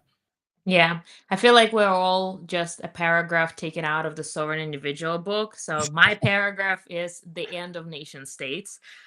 So my second rabbit hole that I'm deeply into is dual nationality, flag theory, jurisdictional arbitrage, and things like this.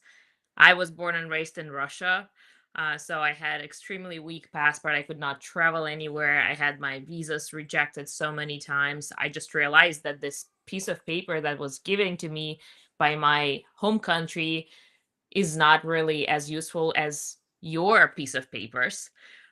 So once I immigrated to the US, I realized that there's this game of jurisdictional arbitrage where you can pick and choose whatever state provider services you utilize. And that kind of evolved into me finding this concept of flag theory, where my definition of flag theory is limit your dependency on any one particular state by obtaining second citizenship, residencies, etc., etc. So that's what we do at Plan B Passport. We help Bitcoiners all over the world to obtain second citizenship, residency for their benefit. We originally started as investment migration company, so you invest and on an investment basis obtain a citizenship. But as you mentioned, Ben, we've been helping people claim their citizenship based on their ancestral lineage, like citizenship by descent, as it's called.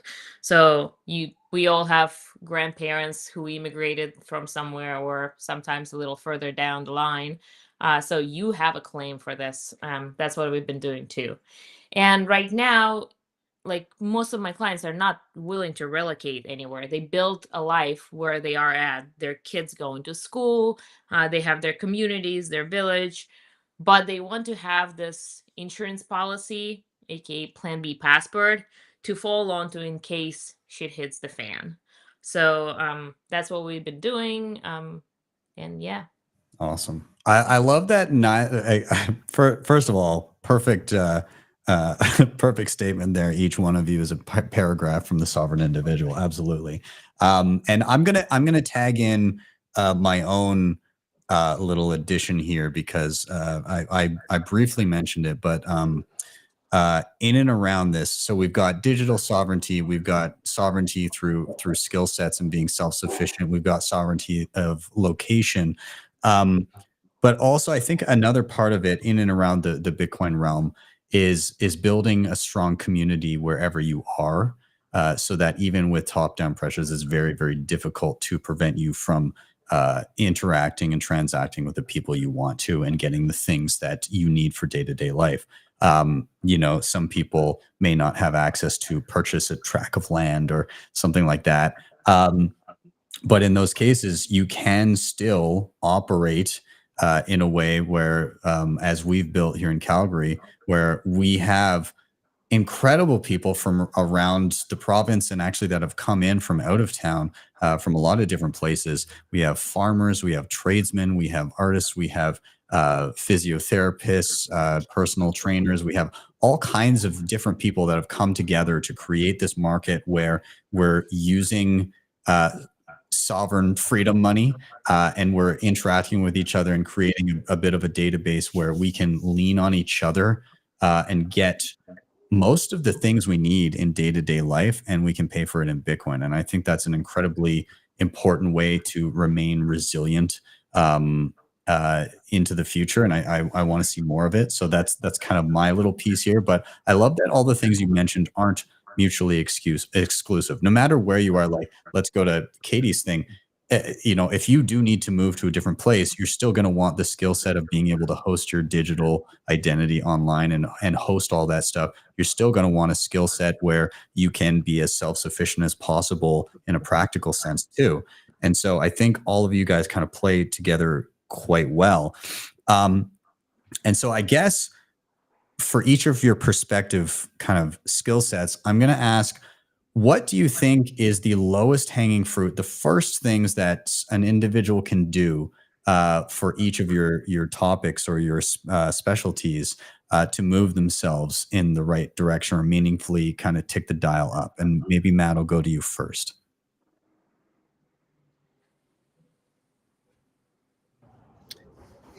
Sure. Yeah. So, you know, most of the people who come to us and who use our products so far are Bitcoiners. They come from the Bitcoin world. And so they come in with a degree of, you know, preparation. They've sort of been primed, you know, and they're already have ideas of holding their own keys. They already have taken steps towards, you know, securing their financial independence, and are ready to kind of expand that now to their broader digital lives. So, you know, we don't have to necessarily say, hold your own keys. So I would say that's the first thing in the digital world that, you know, I would recommend to anyone is don't custody anything of value, any digital value, in particular Bitcoin, with a third-party custodian. Now that said, like I said, when people get to us, they've already kind of done that and they want to know what the next thing is. So I'll answer your question as the next step beyond holding your own keys, which is to, you know, I've been joking lately, we didn't do this on purpose, but, you know, Start 9 is called start, not finish, right? Like, you don't have to totally conquer your entire digital realm and do everything. And it becomes addictive. It's like getting that first tattoo or something, and you just like need more after that. And or having your first kid, and now, you know, you got your third on the way all of a sudden. So it's get a server, right? And that doesn't mean from us. You can scrounge up some old laptop from your closet and flash and, you know, bare bones Linux if you want. What we produce doesn't matter. Get something installed, host your own software, store your own data, practice accessing it from various points around the world, And you'll realize very quickly, especially if you're using tools such as the ones we build, that it's a lot easier than you think. And the reward is very visceral, right? So we get a lot of stories of people saying, hey, I hooked it up. I installed the password manager, you know, because I always recommend that being the first thing that you should install on your own server, and take total control over your passwords, because those are the keys to everything else in your digital life. So it should be the first thing that you secure. And they get it done, and it's easier than they thought. And then they say, you know, I sort of slept better. There was this coziness. And, you know, even in the early days, one of our founders, who's no longer with the company, told us that he was sleeping and looking across the room at his server, just thinking about how it was like his vault of all of his digital life and his access point from anywhere in the world. And he's like, I felt like Gollum. I was just like, oh, it's so precious. Like, I love it. You know, I had to do the Lord of the Rings thing. Sorry, Dakota, you started it. And so bringing it full circle. But yeah, it's a wonderful, warm feeling to know that you hold your own values and control your own information, and it becomes addictive and you want to do more. So that my advice, in short, that was the long version, is just start, do something, get a server, self-host something. It'll feel good. You'll want to do more of it. I love that. That's great. And yeah, you're right. It's a lot less daunting once you take your first step. You get the thing in front of you, you access the dashboard, and you go, okay, I'll do this first thing. I'll do as you suggest. I'll do the passwords, and just go from there and take it one step at a time. Again, you don't need to tackle it all at once. So, Dakota, I'm going to shift to you. Same question. Somebody is curious and is thinking of land, is thinking of kind of establishing themselves. What is top of mind? What is the first thing they're looking at and considering? Yeah. So I strongly recommend that not everyone should be a farmer or try to make their living, you know, producing food and selling it to other people. I think the division of labor is an incredible insight that humanity had that led to civilization. I don't think, you know, guys like Matt should stop producing the incredible technology that they have. However, I would say that everyone should be a gardener. So not everyone should be a farmer, but everyone should be a gardener, where, you know, trying to produce at least one salad a year at a minimum, I would say, where you can look down at your plate and be like, everything on this plate is, you know, I grew, whether it was just, you know, some herbs and maybe some fresh, you know, berries and just a couple. Like, it's not hard. You can do this whether you're in a, you know, a balcony in an apartment building, or if you've got a small backyard. There's so much you can do, even if you aren't going to move out of the city and get a big piece of land. But if that is a goal for you, like a lot of our clients, they come to us with the vision of, you know, they want to raise their kids the way, you know, the founding fathers of the Americas were, where, you know, it was, you know, philosophy and, you know, Latin and just like high level education, you know, during the evenings, but then all day they were outside, you know, getting physical hands-on skills, learning how to fix things, how to make things, how to harvest animals ethically and hunt and forage. So, you know, if that's your goal, then a big strategy that a lot of people don't think about is that you can keep your current fiat job or whatever it is and turn your current tax liability into the budget for building your small farm business. And you basically build one for free with money that would have otherwise been stolen from you. And so that's been, you know, our major strategy in our farm is, you know, my parents started this and they've built just and like the Shire is the best example. Like our farm is, like it's out of a storybook. And, you know, we've never been rich in terms of fiat money, but we are, I think, some of the wealthiest people in the world. And yet we've never paid a cent in taxes, and we've done everything legally. You know, it's all through the books. The CRA could audit us at any time, but we are using that to build essentially our own citadel. And so, yeah, kind of wherever you are on that standpoint, whether you're still in a balcony, just start to develop those skill sets. And eventually you are going to get to the point where, if you want to, you can exit and, you know, get out to the countryside and build your own citadel. Awesome. I need a Citadel. Well, I can visit yours at least. It's not too far. But I want to shift over to Katie as well. And same kind of question. Somebody's coming into this, they're looking and they're saying, I don't know how hot things are looking in my current jurisdiction. I want to start looking at other places. What's the mindset? What's the series of items they want to consider as they start diving into the idea of potentially pursuing a second passport? Yeah, absolutely. Just like you don't jump from Coinbase to 3 out of 5 multi-sig, you usually don't jump from like not wanting a second document at all to like buying multiple passports. And I understand that like 250,000 entry point is kind of crazy, not for everybody. But lately I just can't shut up about citizenship by descent because it is a $15,000 average check. And anybody who qualifies just must pursue that simply because maybe you don't want to move to the jurisdiction where your grandparents were born and raised, but keep this nationality running for your kids, for your grandkids, because now you can pass it down for multiple generations and just keep this optionality in the family so they don't have to pay $250,000 later on. So anybody who qualifies for citizenship by descent should definitely pursue that. Now, if you don't, consider other options such as financial solvency residency programs, right? In Latin America, almost every country will give you financial solvency, temporary or permanent residency, where you don't invest money, you don't donate money, you just have to prove to them that you have assets. Once you get that, you have to keep it for 5 years, and after that, you just go through naturalization process. So there are definitely options for different pockets and different needs. Yeah, first things, just schedule a call with us. Awesome. I love it. Now, can I proposition you guys with an idea? Katie finds the jurisdiction, Dakota plans and sets up the Citadel, and Matt does the digital infrastructure, and we create the finest Citadel the world has ever known. I think that might be I'll set up the market. Yeah. I'm in for it. I love it. I love it.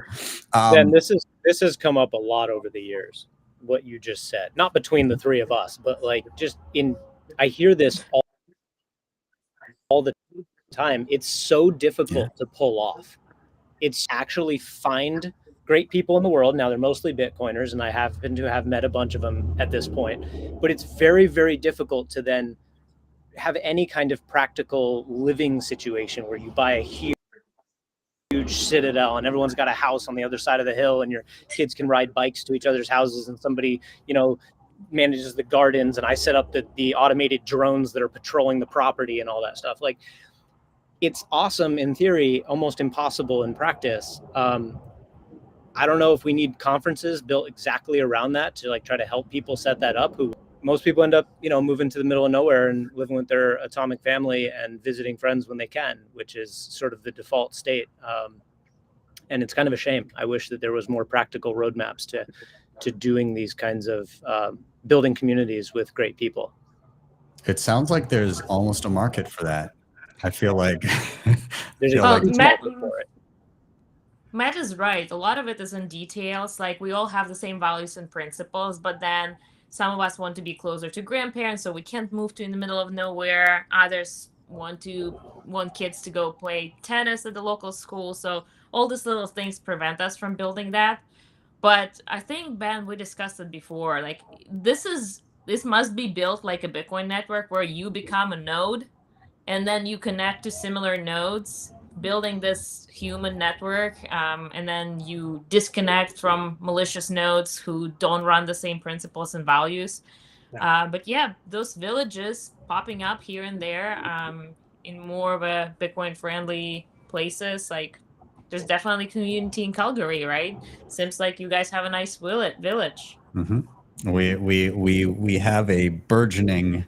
It'll be generous to call it a village, but it's definitely growing. And I will say that the mindset in Alberta is primed towards freedom and sovereignty. So it's an easy sell if we can get in front of people, and that's beginning to happen. So I'm quite excited about it. I'm gonna open this to the room. One final. We were kind of down to the wire. I wish this was longer because so all of you have so many different awesome points that we can touch on here. But if you have one quick piece of advice to give somebody, what would it be? And it can be anything from your wheelhouse or just general in and around the topics we've been discussing.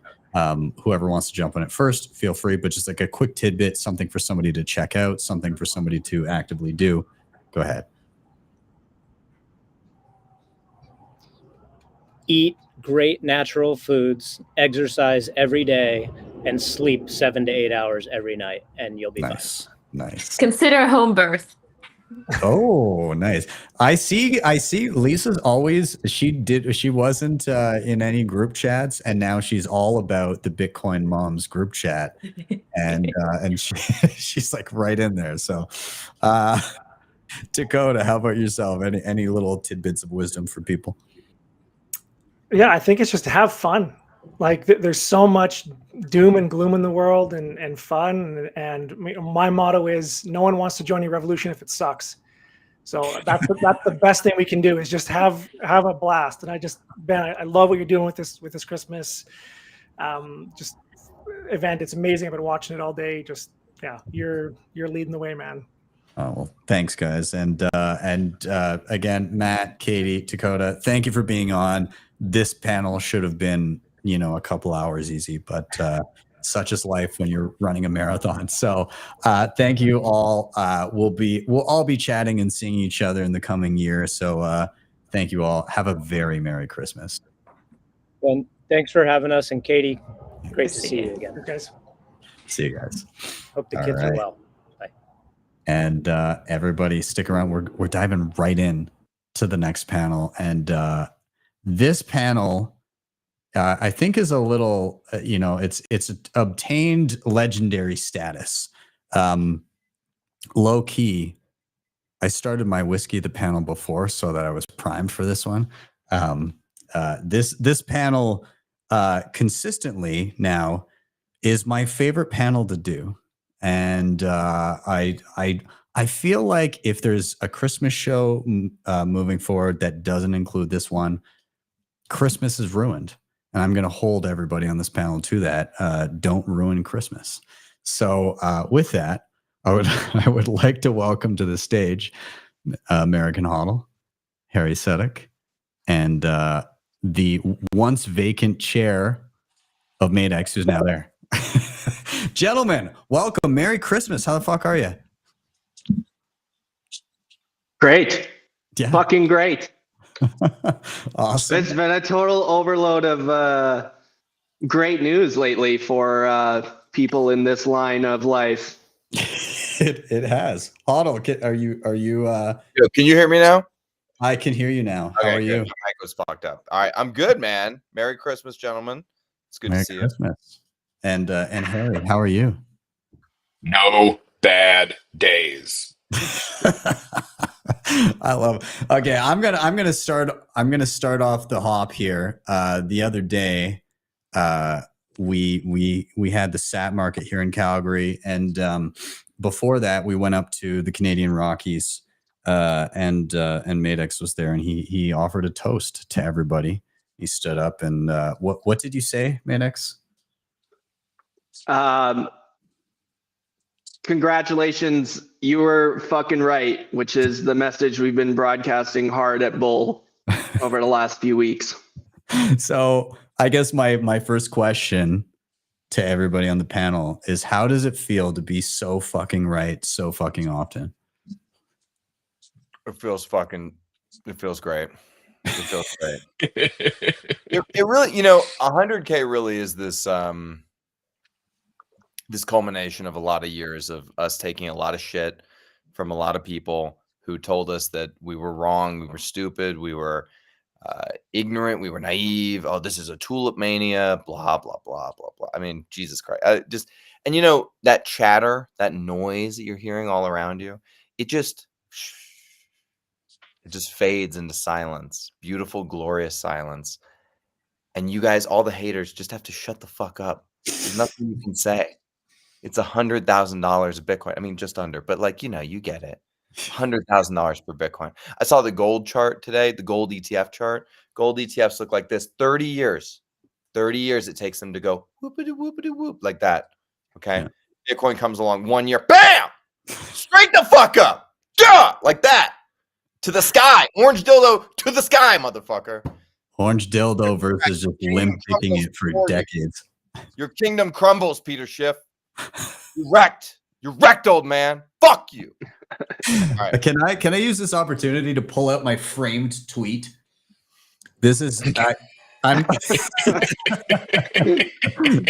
of course the frame is gold, but I'm going to recite this tweet, and I'm going to continue reciting this tweet until it bears all the fruit it can bear, which is, you know, I don't think that I have that long, but I first framed this in 2020, knowing that I would experience many waves of euphoria looking upon it. So this is a framed tweet from Peter Schiff, and it reads, by the way, this tweet was January 6th of 2020.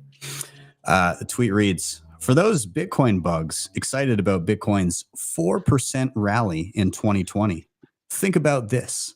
Hashtag gold is also up by about the same percentage this year, only with significantly less downside risk.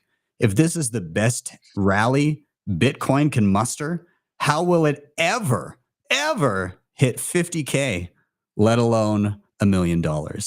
And so I'm just excited for to experience the full round of emotions that comes with $1 million and having this tweet on my shelf for the entire time. There's no exciting numbers until $1 million anymore. It's just going to be fucking boring. And the normie mind cannot comprehend that. Like $500,000 per coin. I'm not even going to open champagne. I'm not even going to restock champagne until like 920,000. That's very true. Because again, like 10K was very meaningful. Any leap above like a previous all-time high from a cycle is exciting. But outside of that, like 100K was kind of like, yes, let's pop a new bottle. Let's celebrate a little bit. And then it's kind of just like 105, 108, 110, 120, 150. Like, who the fuck cares? Yeah. Like I'm looking at, and the Canadian price is ridiculous. Like it's because the Canadian dollar is such shit. We hit, I think, 155 the other day. Like that's how bad our dollar is. And it's just like, well, I mean, the numbers are meaningless at that point. And it's just kind of, you get to bask in it a little bit, but like 100K was the I told you so. And then it's just, well, I mean, look at it. What are you going to say? Yeah. Yeah. I think that Bitcoin creates a series of portals. And the way that a portal works is that once you go through it, you actually can't go back. And so there's I like this idea that society as it stands today does not have a working vocabulary to deal with the will that the collective Bitcoin hive mind is exerting upon it on an ongoing basis. So we are here, and the possibility of this thing existing at this level is no longer in question. The arrival point has been breached. The hull is open. The soldiers are flowing through, and your ship will be taken. Yeah, and that's where we find ourselves now. Alia iacta est, the die is cast. There's no reverse on this. By the way, it's not us. We're not the ones doing it to you. Okay. It's the Bitcoin blockchain that's doing it to you, because it is the most consistent, man-made invention in human history. There's nothing like it. And it enforces upon everybody. We're just disciples of it. That's all we are. There's a model of God, which is that it's God as the watchmaker. And so the divine power's job is to put all of the gears together to close the case, to wind the watch, and to release the watch into the world, and upon which he has no further ability to influence what happens, but the gears continue to turn unbeknownst to him and unbeknownst to us. And that's really the model that I use for Bitcoin, which is that the monetary policy was set. The difficulty adjustment was set. The self-referential components were introduced. And now we just see what an intransigent technology, an unchanging technology can exert upon what is ultimately a shockingly fragile system. Mhm. And so the same way that you can breach this psychological threshold, there's also an inevitability to whatever is going to happen, it will happen because of the way the mechanics were designed and the way that the mechanics grind forward. Yeah. Well, it's the idea that, I mean, you see it in price charts versus the US dollar. Will people say, oh, Bitcoin isn't volatile, the US dollar is volatile, but like in that framing, Bitcoin is the most stable thing on earth, and it's just humans are incredibly volatile trying to grapple with what it is. And we're trying to adjust our lifestyles and our mannerisms around it.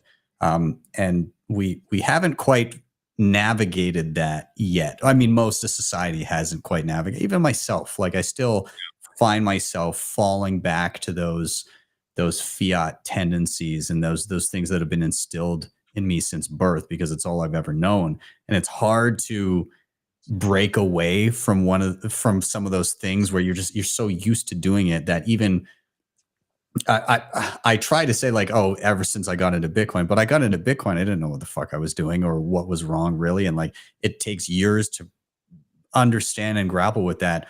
And, with us that have kind of been in and around Bitcoin for a number of years now, still grappling with that, like the rest of society that hasn't been actually exposed to it yet is just going to have a hell of a time. And I don't think they're primed for it either. I totally disagree. Really? I'll tell you why. We were Bitcoiners before we found Bitcoin. We knew that we were waiting for a crystal to be able to refract the energy and the observations that we made about the world around us before we found this thing. Bitcoin was the crystallizing force, but it did not change the fact that we had all of the impulses and the observations that we needed prior to finding Bitcoin. It just became a focusing tool to be able to exert our will into the present and project it across the future.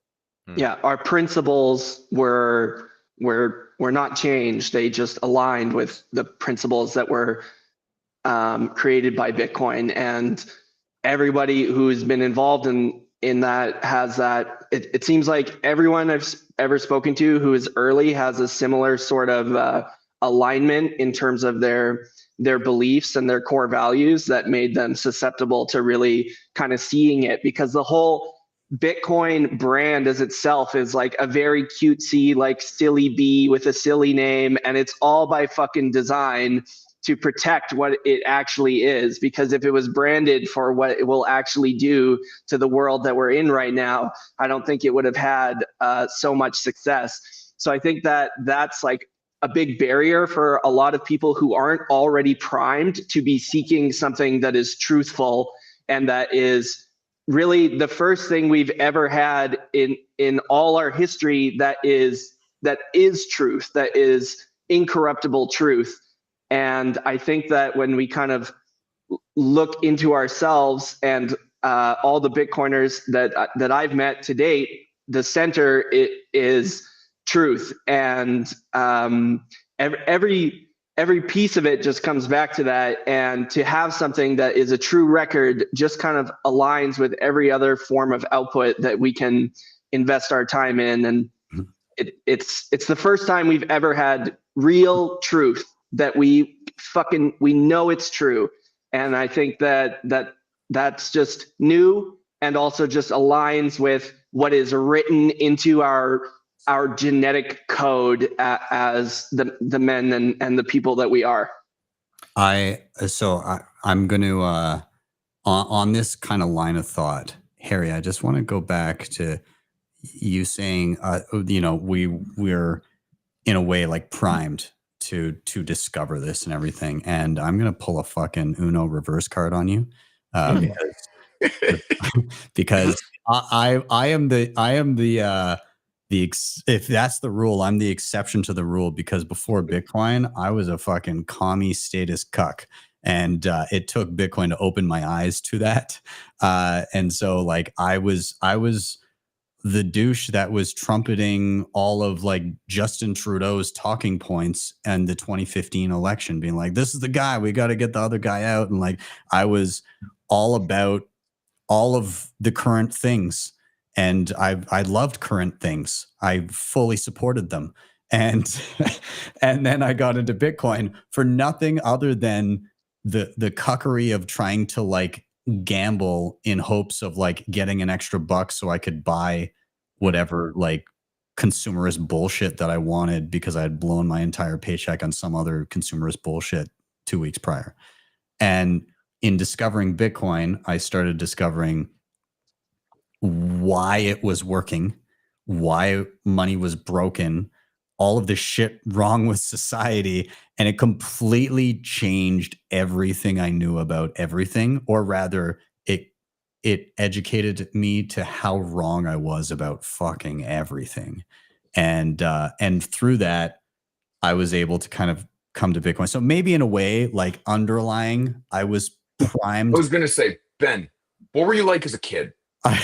Yeah, Uno reverse card again. Like, you were already fucking primed from the start, because the reason you believed all that socialist fucking crap is because that's the exact people it preys on. People who are kind-hearted, people who care about their neighbor, care about their community. Yeah. It preys on that. Yeah. I think maybe here the lens, it's not either or. It's not mutually exclusive. Like the lens does both things. So if you come to Bitcoin with the correct worldview and principles like Harry did, the lens just sharpens and focuses it immediately and allows you to use it as a tool to inflict max change on the world, right? If you come to it like a commie Canadian status cuck like Ben did, then maybe what the lens does is there's a period of time where it reorients your vision.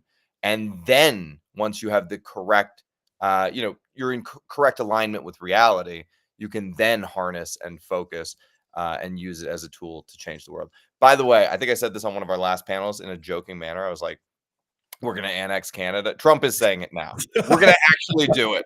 We're going to actually fucking annex you guys. Honestly, that shit is so funny looking at the I think the funniest thing is you guys might not know that we're not joking. We're actually not joking. We will do it. If anything, my preference would be that Alberta just becomes the free, state of Alberta, like it becomes its own, sovereign nation, and then we strike some deals with the U.S. for all our oil. That'd be ideal. Like, and you guys won't have guns. You're too gay to give yourself guns. We're gonna give you guns. You're gonna be a state. You're welcome. I think if Alberta was its own thing, we would have guns. Oh, nice.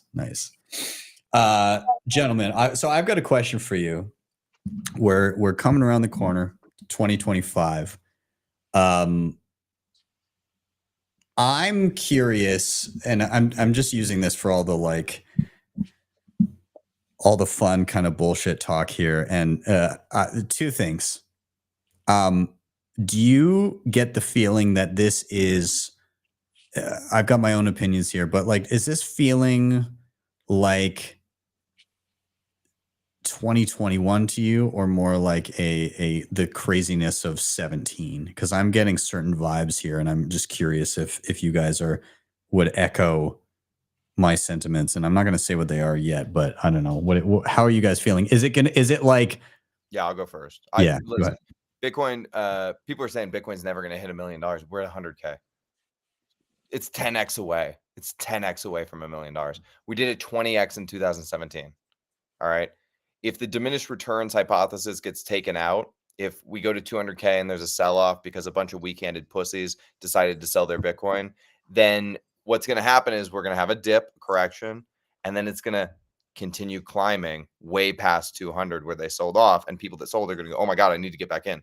I'm totally underexposed. This thing is going to $1 million. It's real. And when that happens, you know, it becomes a self-fulfilling prophecy. Like Satoshi said, you might want to have some. You might want to have some just in case. You know, that's my thoughts. Yeah. Harry, what about you? Are you thinking like euphoria and insanity of 17, or like kind of stunted top like 21? I mean, if you force me to pick between the two, it's pretty easy 17. But I think that I'll give you a few other reasons why I don't know that either model is particularly attributable. The first is there's no price that I'm not willing to buy Bitcoin. Mm-hmm. Mm-hmm. Like if you quoted me a market price of $10 million a coin tomorrow, I still want to own more sats at the end of the week than I started the week with. And so there's just a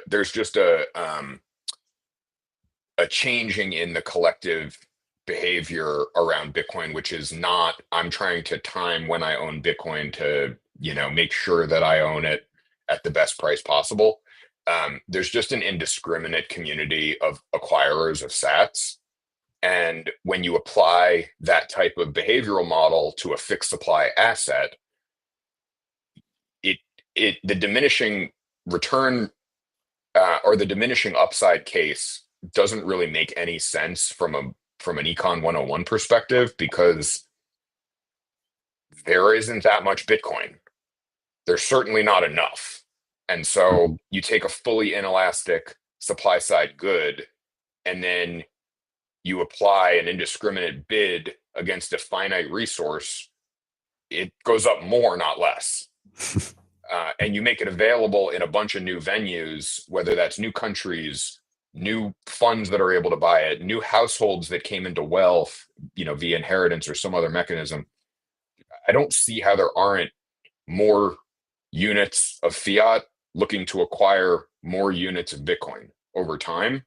And the way that market works is it goes higher faster, not higher slower.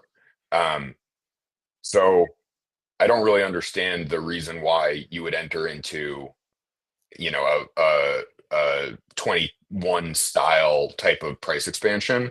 I think it's going to look a lot more like 17 potentially, and potentially significantly more aggressive than that.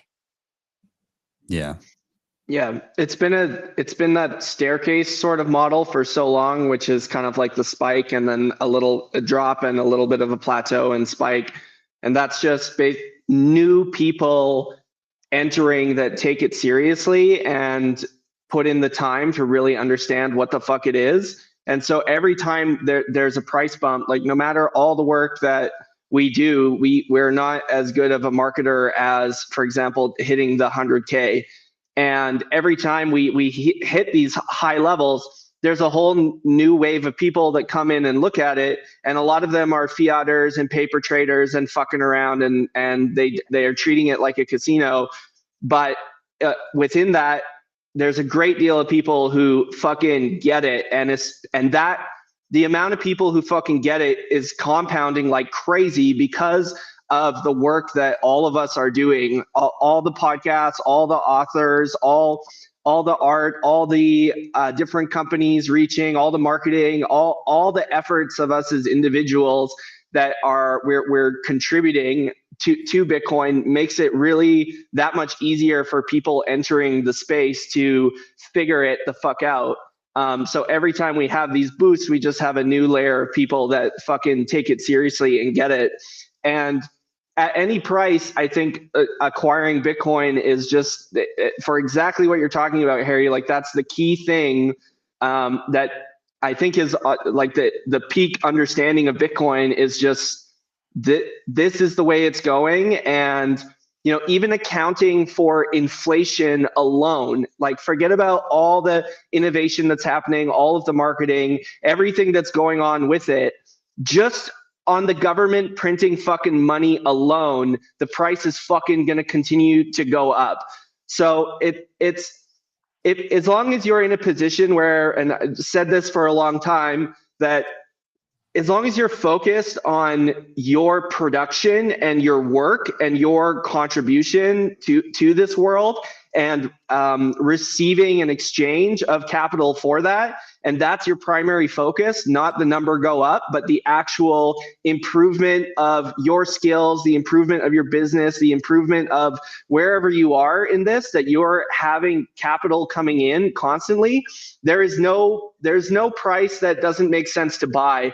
I think that like people are so hooked onto the past and the past prices and the coulda, shoulda, wouldas with Bitcoin that they don't see the fucking opportunity that's right in front of you, like right fucking now. And really all it takes is that you improve yourself, improve your skills, improve your reach, and improve your production of capital so that you're never in a position to sell unless you choose to for some reason, like a milestone that you want to celebrate, or something to do with family, or something that fucking actually matters. And then the rest of the time you're using your fiat earnings to kind of get through life until we get to this swap. So it's like new people entering the space and figuring out how fucking serious we are about all of this and how fucking solid this thing is, and then applying themselves to generate with a whole new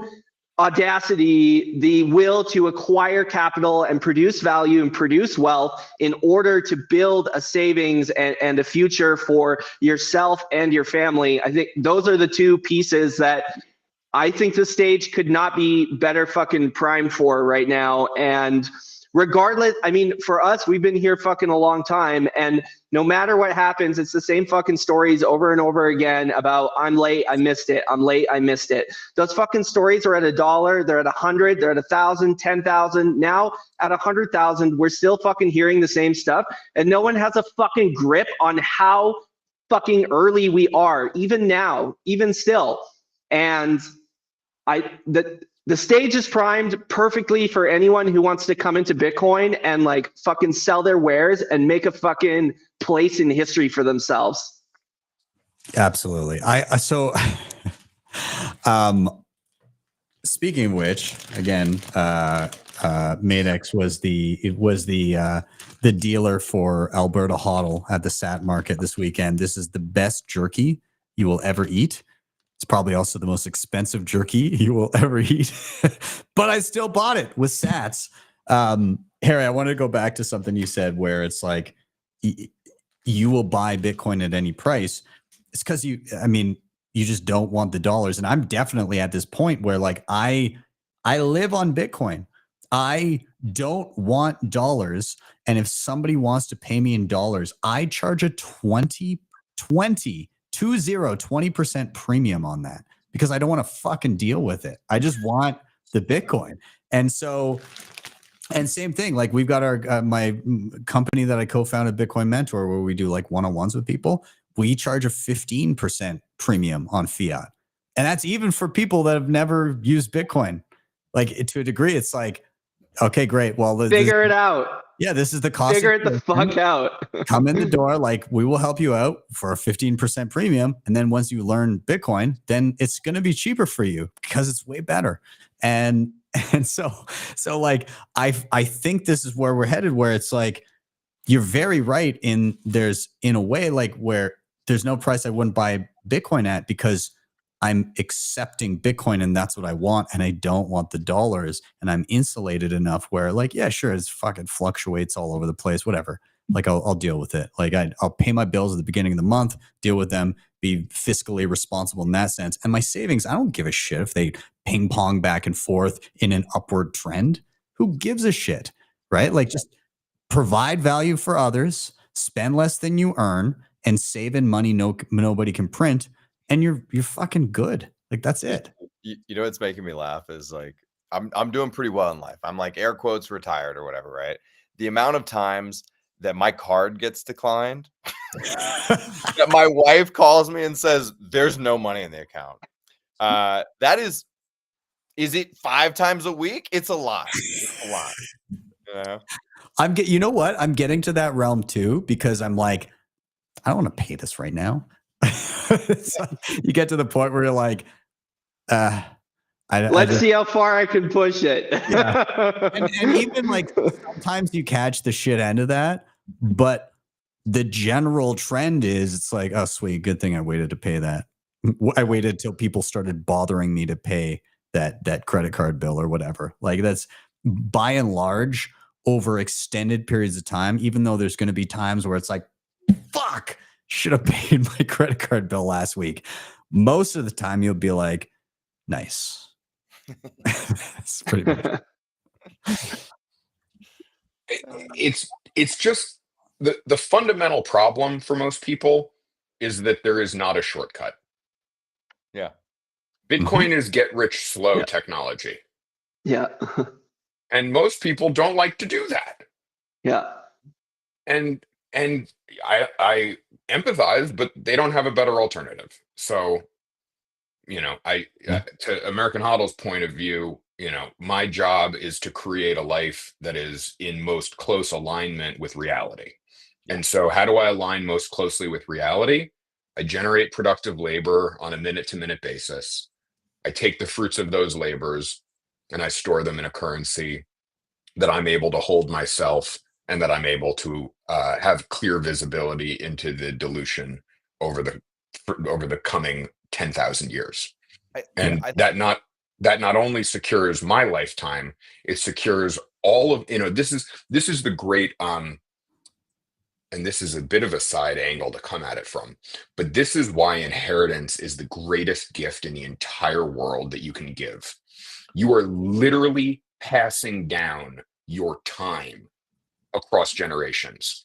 I spent, let's just say I worked for 100,000 hours in my lifetime, and those 100,000 hours appreciate into 100 million hours worth of purchasing power. I'm then able to hand 100 million hours to future generations for them to benefit from, and thinking of it in terms of the productivity of your literal time and projecting your time and life force across the future into the forward years of the universe is the most powerful, highest form of productivity that you can possibly imagine. And the ability that I have to do that because of Bitcoin is to take my time, multiply the purchasing power of it, and pass it forward is a profound gift to the universe. Amen. Dude, the other thing here is your mistakes and your triumphs are going to live on chain forever, or at least for a couple thousand years until something better replaces Bitcoin. And so if you do have Bitcoin now, you can see yourself on chain. Your descendants will be able to see where you sold their birthright. They'll be able to go back and pinpoint the moment in time that you, the individual who's alive now, fucked it up. And they are poor now and live in some sort of slave system. You know what I mean? Because you didn't have conviction. Yeah. Right? When crazy enforcement cost on all of us.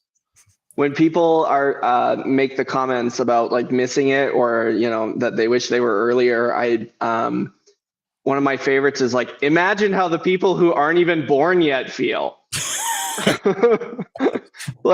They're like, what the fuck? Like, I should have been born in fucking 2030 and then I would have been able to buy Bitcoin. This is fucked. Instead it's 3,000 and I'm fucked. And if I trace my lineage back, hopefully somewhere in that was smart enough to pick it up. I think at some point, like, everybody will swap over, but yeah.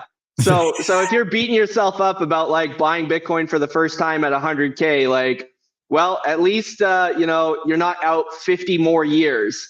Yeah. Imagine looking at your great-great-grandfather's trade history and he lost like a city's worth of wealth on a fucking scalp trade on Shiba Inu. Like, Hawk to a coin. Yeah, Hawk to a coin got him. And now your family's poor. Sorry. Yeah. Get rich slowly. Imagine explaining that story to your great-great-grandchild and be like, yeah, well, Grandpappy Stevens Well, he had a bunch of Bitcoin, and then there was a 21-year-old girl that was a meme E-girl. from Nashville that talked about spitting on dicks, and she put out a coin, so he squandered an entire city's worth of wealth on her coin. Yeah, man, it's like, it's really fucking simple. Like, just shut the fuck up and be fucking patient. Just shut the fuck up and be patient. We're all fucking flailing around doing whatever. Just like, respect the fucking Bitcoins you have. Respect them. Take off the fucking fiat denomination entirely and just fucking respect them for what they are. Fucking Bitcoin. And if you don't fucking respect those fucking coins, they will be taken from you either voluntarily or you will lose them in some fucking way. Treat them with the fucking respect they deserve or you will be humbled. Absolutely. I think also, by the way, this makes me hopeful because, you know, Bitcoin's a bearer instrument similar to gold. It's digital gold. We all know it's 1,000 times better than gold. And so it should be valued 1,000 times more highly than gold. Okay. All that's true. But also I think, you know, people have continually created these inflationary systems on top of bearer instruments like gold in the past, and they're going to do so in the future with Bitcoin. There's nothing we can do to stop that. That's just human nature, right? But I hope that the lessons learned are enshrined on chain forever, and people will be able to go back and look at them, and so they won't fall into this generational 80 years, you know, fourth turning gap where suddenly like the lessons that were learned during the Great Depression are now not prescient for Gen Z, and somehow the scar tissue that was built up during these monetary collapses goes away, because we will have this, you know, multi-thousand-year run of the Bitcoin blockchain that will be enforcing those lessons all along the path. And you'll be able to look back through history and see and pinpoint where and why and how things went wrong. You know, I think that enforcement mechanism hopefully will drive change for our descendants. Yeah. Gentlemen, we're running up on time here, but I want to give you guys one last little thing to throw out there, and this will just be whatever you decide to come up with here. But I've got a double-ended question here. Number one, next year, jump into 2025, craziest positive news item that comes out that is, I mean, we'll say price positive news item that comes out, because a lot of bullshit can catapult the price higher. So like specifically something that's going to pump it, whether or not it's bullshit or not. And then secondly, peak retard shitcoin scam that implodes. What is this cycle's lesson of like, oh, shouldn't have done that. That was stupid. Like, what is the like, everything implodes because X happens. Okay. So like positive price pump news, good or bad. And what is the lesson? What's the thing most likely to just wreck everyone and maybe bring, even for a short period of time, Bitcoin's price down with it, because it's just so catastrophic and people don't understand the difference between Bitcoin and everything else. So whoever wants to dive on that one first. Yeah, if you're focused on anything outside of your own fucking labor and the own effort you're putting in to just acquire more fucking sats and just stack and save, and like, I think that you're just fucking gonna get wrecked no matter what the fuck happens. Like, if you're not focused on improving your capital flows, getting better at the things you do, building forward in whatever line of work or whatever place you find yourself, you're gonna get fucking wrecked. If you are disrespecting your own abilities, talents, and whatever lions are waiting inside of you, and you are looking externally for all sorts of whatever fucking bullshit, like, tons of insane fucking shit is going to happen. All sorts of stuff is going to explode. We're going to reach different price points. It's going to go all over the fucking place. But as long as you just shut the fuck up, respect the Bitcoin, improve your value, improve the effort of your labor, and fucking stack and save coins and shut the fuck up, everything's going to be fucking awesome. And year over year over year, it's just going to keep fucking getting better. And it really doesn't fucking matter what shitcoin explodes or what fucking rug happens or what bullshit happens that crashes the price of Bitcoin or boosts it up. On a long enough timeline, we know exactly what the fuck happens with this thing. Just focus on your fucking labor, build your savings, improve your skills, and invest in having a fucking meaningful life. And forget about all the fucking distractions that are trying to get you to the future faster. Put in the energy now, be fucking patient, and just fucking keep on keeping on. Ignore all of that fucking noise. Focus on what this whole thing is about in the first place, which is storing the value we produce with our time into the future. Hell yeah. Fuck yeah. Now on that note, HODL, what blows up first? So the thing that's going to fuck us up is the same thing that fucks us up every time, which is leverage. I don't know what form the leverage is going to take, but leverage is going to be the thing that fucks us up. One thing that's interesting is there is a lot of energy around MicroStrategy, and like sort of the degen culture of Wall Street bets has found its way into Bitcoin via MicroStrategy. And so like if you look at the irresponsibly long MicroStrategy group on Twitter, there's a lot of people who are just crying their fucking eyeballs out every single day because they're like, Saylor's buying Bitcoin too fast and too aggressively. And it's he said it was going to take 3 years. He did it in 3 months. What is he doing? What is he doing? And it's like the reason you might be like, why are they complaining? The reason they're complaining is because these guys have short-term options that expire worthless in January. And they're fucking pissed off. But Saylor is a Bitcoin maximalist. And he's like, I'm going to get my hands on as many cheap Bitcoins as I fucking can right away. Like, that's what I'm going to do, right? So I think there's degens coming in here who don't understand the trade. They're going to, take leverage and they're going to fuck us all up. Okay, that's the negative thing. I don't know exactly how it's going to play out, but like, watch the leverage. It's dangerous. The positive thing. So obviously there's going to be a million positive things. Bitcoin, potentially taking a run at $1 million. BlackRock is telling people to get 2% of their net worth in Bitcoin. When 6.15% BlackRock? Soon. Your number's low. Your number's low, bitch. Thank you. So I think forget all that. That shit's all going to happen. We know that's going to happen. I'm going to go out on a limb here for this one. And I am going to say that Berkshire Hathaway, Warren Buffett himself, right before he shuffles off this mortal coil, because he's 1 million years old, is going to change his mind, flip, and buy a significant amount of Bitcoin. And if Warren Buffett buys Bitcoin, the positive price appreciation on that move will signal a sea change in traditional markets, because so many people will realize if Warren is doing it, it is the thing to do. So I think Warren's going to flip right before he dies. Let's hope. My natural clause is I'm not going to kill Warren. Yeah. Buy the Bitcoin right fucking now. You're going to buy the Bitcoin. You're going to announce it. Warren. You're going to fucking announce I made it. a prediction on All right? BTC. Type the fucking tweet. Type the tweet. Type the tweet. Oh, God. Now we all know how HODL's planning to enjoy his semi-retirement. Putting the semi back in semi-retirement. Also, like, to your earlier point about about the options about to expire, imagine betting against how aggressively somebody is going to stack sats.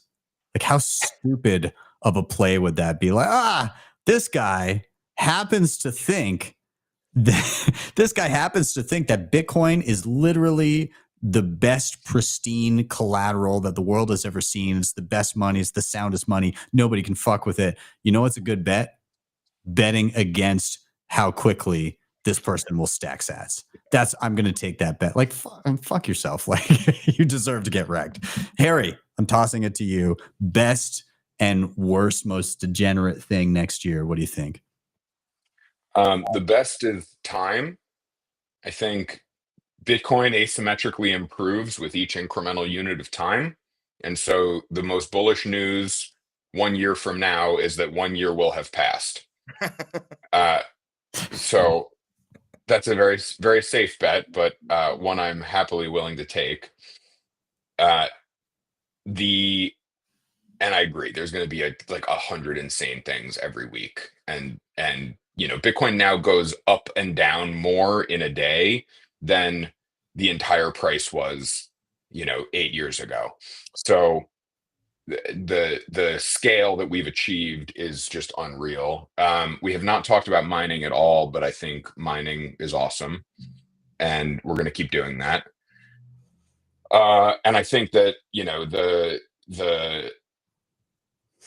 size and scale that mining can achieve with full energy market integration, regardless of the free country of Alberta's status, will be huge in the coming year. The thing that's most likely to blow it up is, I agree that leverage is leverage is the reason why anything always blows up, right? Like that's just, if you pump one more pump into the balloon, it pops. And then you have to melt down the rubber and make another balloon. So I think leverage is probably the right answer. I think the more fun answer is that the internet is a bizarre and exciting place, and everything that can happen will happen. And I think that we have never had native electronic money before. And so the internet is going to be a place where more interesting uses of money are going to happen, and also weirder and more dangerous uses of money are going to happen. I don't mean illegal uses of money. I just mean that markets are going to get influenced by a new asset living in a new and foreign land, which is the internet.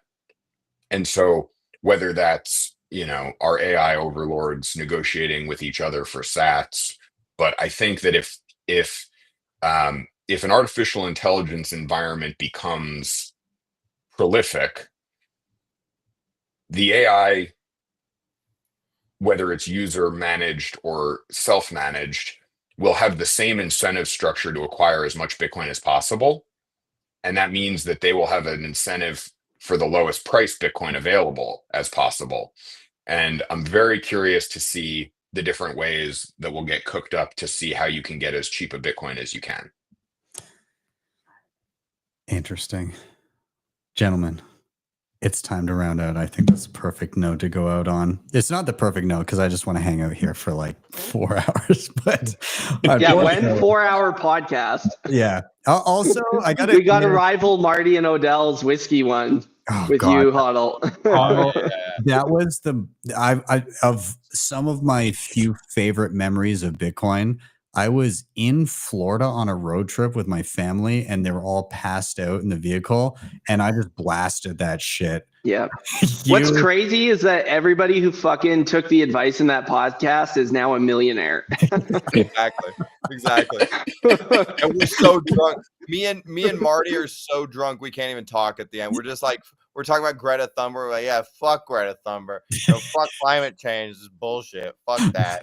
Matt had to put me in a cab to get back to the hotel. I was like, that is great. That is great. Well, gentlemen, thank you so much. This was so festive. I thoroughly enjoyed this. We should probably do it again. Do you think we will? I think so.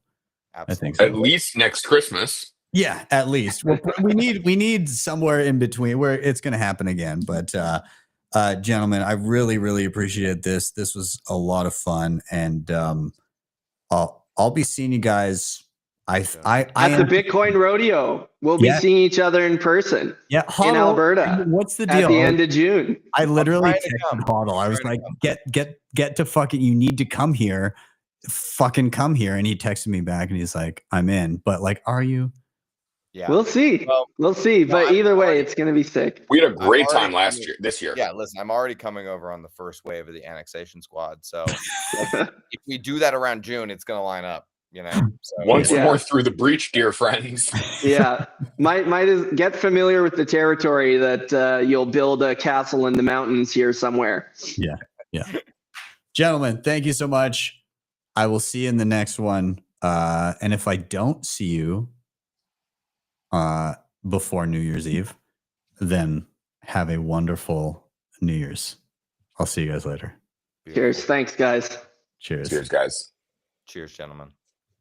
All right, everybody. We are on the cusp of the after party, and there's a very special guest in this after party.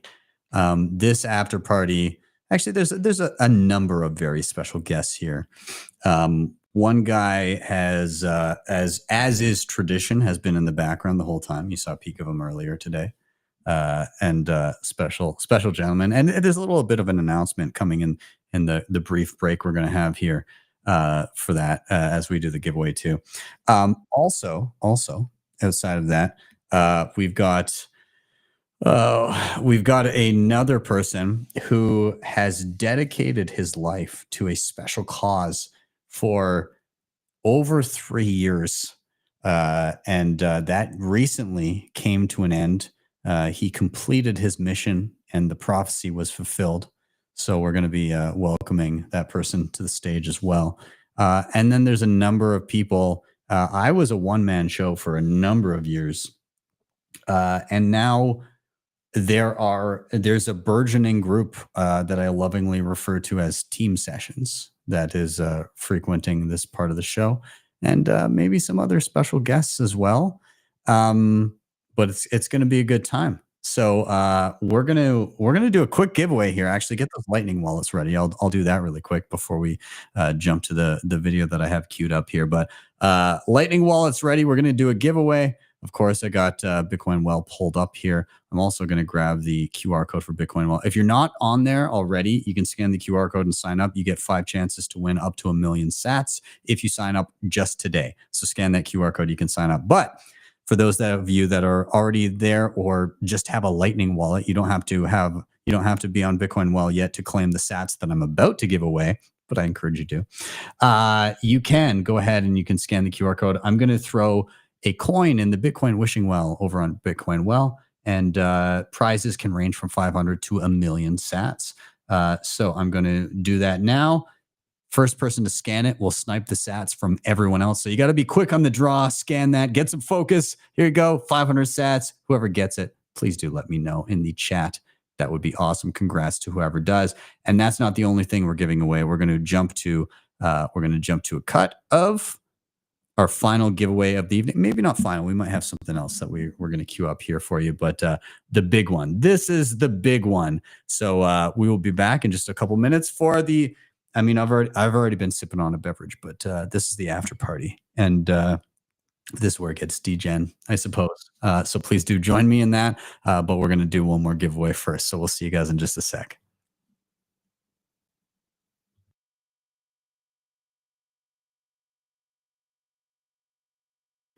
All right, here we have it. This is the big one, the big giveaway of the night, and it's a doozy. Okay, I've got not 1, not 2, not 3, but 5 cold card queues we are going to be giving away. I can't even hold all of these cold card queues, and I will say this stack here, this is like $1,000 worth of stuff we're about to give away here. That's awesome. That is absolutely awesome. Now, I got to give a shout out not only to CoinKite, who makes this incredible device that I love and is my daily driver for securing my stack, but also a huge shout out to Debify.com. They just recently announced that they are now having support for the cold card queue. And if you're unfamiliar with Debify, they of course allow you to borrow against your Bitcoin in a distributed multisig in which you would hold one of the keys and which is never rehypothecated. So again, hat tip to them for helping make this as possible. If you want to check out CoinKite or Debify, they're in the show notes down below. Now, onto the important stuff. How are you going to get yourself a cold card queue? Well, you're going to need to do a few things. Number 1, you have to follow myself at BTC Sessions. You're also going to have to follow at CoinKite, and you're going to have to follow at Debify.com, and I'll have those listed down below. Then finally, you're going to need to hashtag SessionsXmas24. And then you're going to need to tweet all of that out alongside your best one-liner about why Bitcoin self-custody is so important. Be as creative and eloquent as you can with it. Of course, there's a limited number of characters in there, so squeeze it in and make it count. And then we'll be perusing through the entries, deciding who the lucky ones are to to receive a cold card queue and level up their Bitcoin self-custody experience. So best of luck to you all and a very Merry Christmas.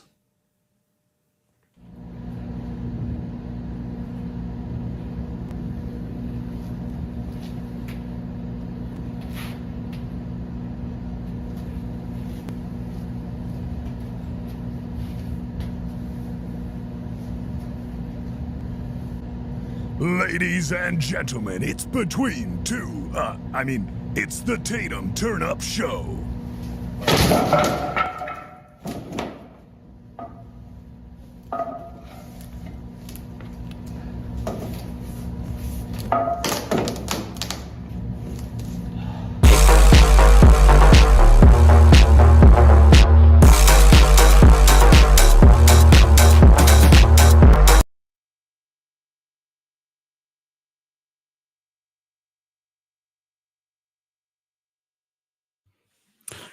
All right, everybody.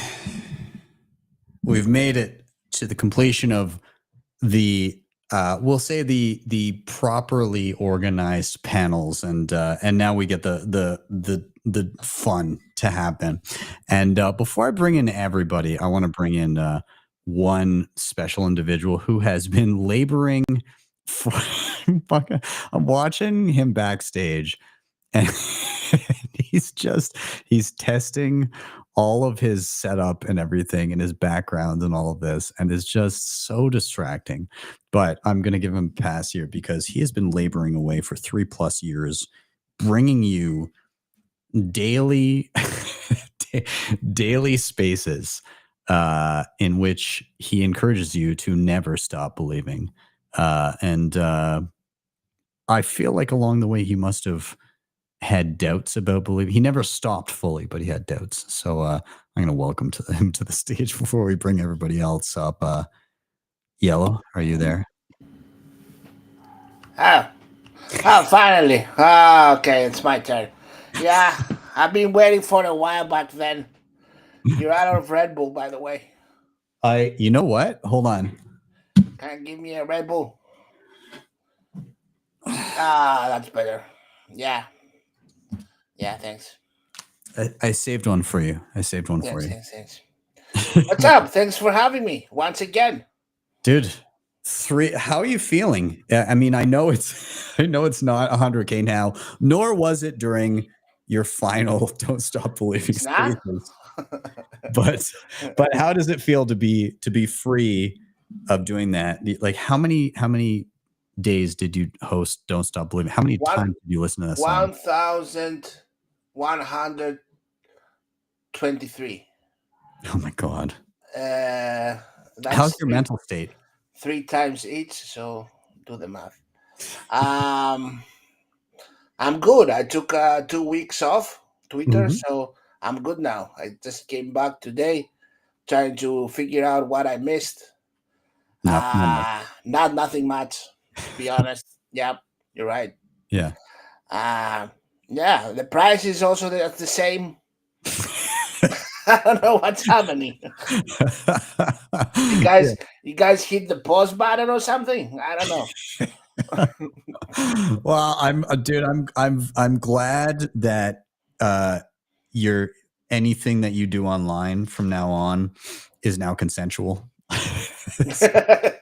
Yeah, nice. That's how it feels. Yeah. Also, I don't know if you saw, but the other night, Elf on the Shelf visited our house. Yeah, I tagged you, but Elf on the Shelf, he didn't really understand Bitcoin, but you were here and you taught him how to use Bitcoin, and then he created an LNURL voucher for my daughter, who's 7, who then was able to scan it with her Lightning wallet and redeem 5,000 sats. So thanks for the education. Elf appreciates it. Yeah, I do what I can, you know. I'm a giving puppet. That's true. That is true. That's true. I think if you're good with it, I think we should welcome in the rest of our guests for this after. Nah, leave them back then. No, we don't need them. You got me. That's fair. That's fair. It's great, you know. I'm a polite Canadian. I feel bad, so I'm gonna. Okay, bring them on. Okay, I guess. So I'm gonna first welcome up. He's been backstage. God bless him. Has been backstage the whole time. Tatum, I surprised you earlier by bringing you on stage. Just to, I think I'm pretty sure it was me, but it might have been you. If it was you, then you deserve it. But welcome. How you doing, man? So I haven't actually had any mod privileges at all. That was 100% you. I've just been shut up, Yellow. Are you selling are you selling Bibles now? No. No, No, I'm not. Join the Mormons or something. It's always a pleasure to be here. I love it. I love it. Tatum, that's exciting. So season 2 coming? Yes, season 2 is going to be coming. I gave myself a pretty big window with just announcing it as 2025. So I have 365 days to fulfill that commitment, but hopefully it'll be. I think it's going to be closer to Q2. But yeah, it's gonna be a little different. It's gonna be a little Eric Andre-esque, as you could tell by the announcement, and it's gonna be a lot more expensive too. So if anyone wants to donate some sats to the sets that we'll be continually destroying, hit me up. Nice. I'm really excited for your first episode where you save your mustache. It's not. Nope. That's not. That's what I heard in the first episode. You saving your mustache. You heard it wrong. That's not. Actually, that's what I heard. Somebody told me. Well, Hunter said that was wrong. No, that's not. Anyway, that's what I heard. Anyway, I think you're right, Yellow. No, Ben, stop. Let's get everybody else in here. I want to welcome to the stage a number of people all at once, and then I'll go through who the hell they are. There's so many people, but I want to welcome up Nathan and Gary and Rusty, who's just a black square. He cares very much about BLM, and Sally and Greg, who loves potatoes. Welcome to the stage, everybody. I want to go through a couple things here. Gary and Nathan, I'm going to bring you in and introduce you momentarily because I want to give a good intro to you guys. But first, I want to say a hello to Selly. He's my man behind everything, who's helping with all kinds of stuff. He's been a godsend this year and has been doing a ton of stuff for me, and has also, of course, been on the show. Selly, how you doing, buddy? Good, man. How you doing? Can you guys hear me good? Yeah, we got you loud and clear. Yeah. I went all the way to the Starbucks only to use my cell phone service. So nice. At least I got the ambiance. If you guys can hear the mixers, I don't know, but I got coffee. I'm gonna get upset if you send me an invoice for your data plan. That's not kosher. I haven't yet. It's I guess I shouldn't tell you what my plan is yet, huh? All right. We haven't talked about 2025, but that's another conversation. Yeah. You've been on here all day. You know I can tie you up for 2 hours or so. Yeah, exactly. Yeah, I get it. I also want to welcome World of Rusty. Rusty, I'm opening your incredible artwork right now, so give me just a moment. I've got it here. I'm gonna open the animated version because it's just so beautiful. So here is Rusty's the man behind this incredible piece of art, and literally every actually beautiful thumbnail that I've had for these Christmas shows. There's one year that I couldn't, like, it just, the timing didn't line up where he couldn't do it, and that thumbnail looked like ass. And but the rest of them, he's done every thumbnail, and it's just an absolute exquisite piece of art. And this year was no exception. Rusty, welcome. How you doing, man? I am great. Thank you for that introduction. It was lining up to be a really appropriate thumbnail called the Bull Run, and then we had like this dump to 92K. So we're like a little bit behind now. I fully fault you for that. Like, that's entirely your fault, and actually you're fired, and I'll never get you to do it again. All right, cool. Anyone else need a thumbnail for their Christmas show? Just let me know. I've got a spot that opened up. Don't feel bad. He's told me I'm fired like 6 times this year. That's You're true. good. That's true. Yeah. I'm very I don't bipolar. know why. Don't know why anyone would want to fire Sally. I don't know. It's Yeah. His Greg Greg might know. Greg, are you there? Oh, come on, Greg. Greg is just the worst, isn't he? Can we all agree that he's Greg's supposed the to, worst? he's a professional. Come on now, Greg. He's the ringleader of the test stream, of the Meme Factory test stream. He should know this stuff, you know? He just got the new Call of Duty. We ain't gonna see him. Greg. Can I butt in here real quick while we're talking about Greg and the world of Rusty? I just want to say that they're two of the worst people I've ever met in my entire life. I've been on Meme Factory twice, and the first one, the thumbnail was great. It was me in my bulletproof vest, like slinging ASICs. And the next one, I had gained like 500 pounds. And I think Yellow was attacking me or something. Yeah. And they just made fun of me the whole entire time. So just want to throw that out there, and be sure you know who you're actually talking to, guys. Just be real. Yeah, the Just a bit of internet, the internet's Yeah, full of yeah. creeps, right? Yeah. If I can, I'd like to, Tatum, you did finally make the poster this year. I'm covering it up right there. I just wanted to hone in on how you were featured on the poster. How do you feel about this? It makes sense, right? It's a stark difference from the That's last. Tatum? Shut up, Yellow. Shut up. I thought that was It's a stark- Bingstein. Oh my god.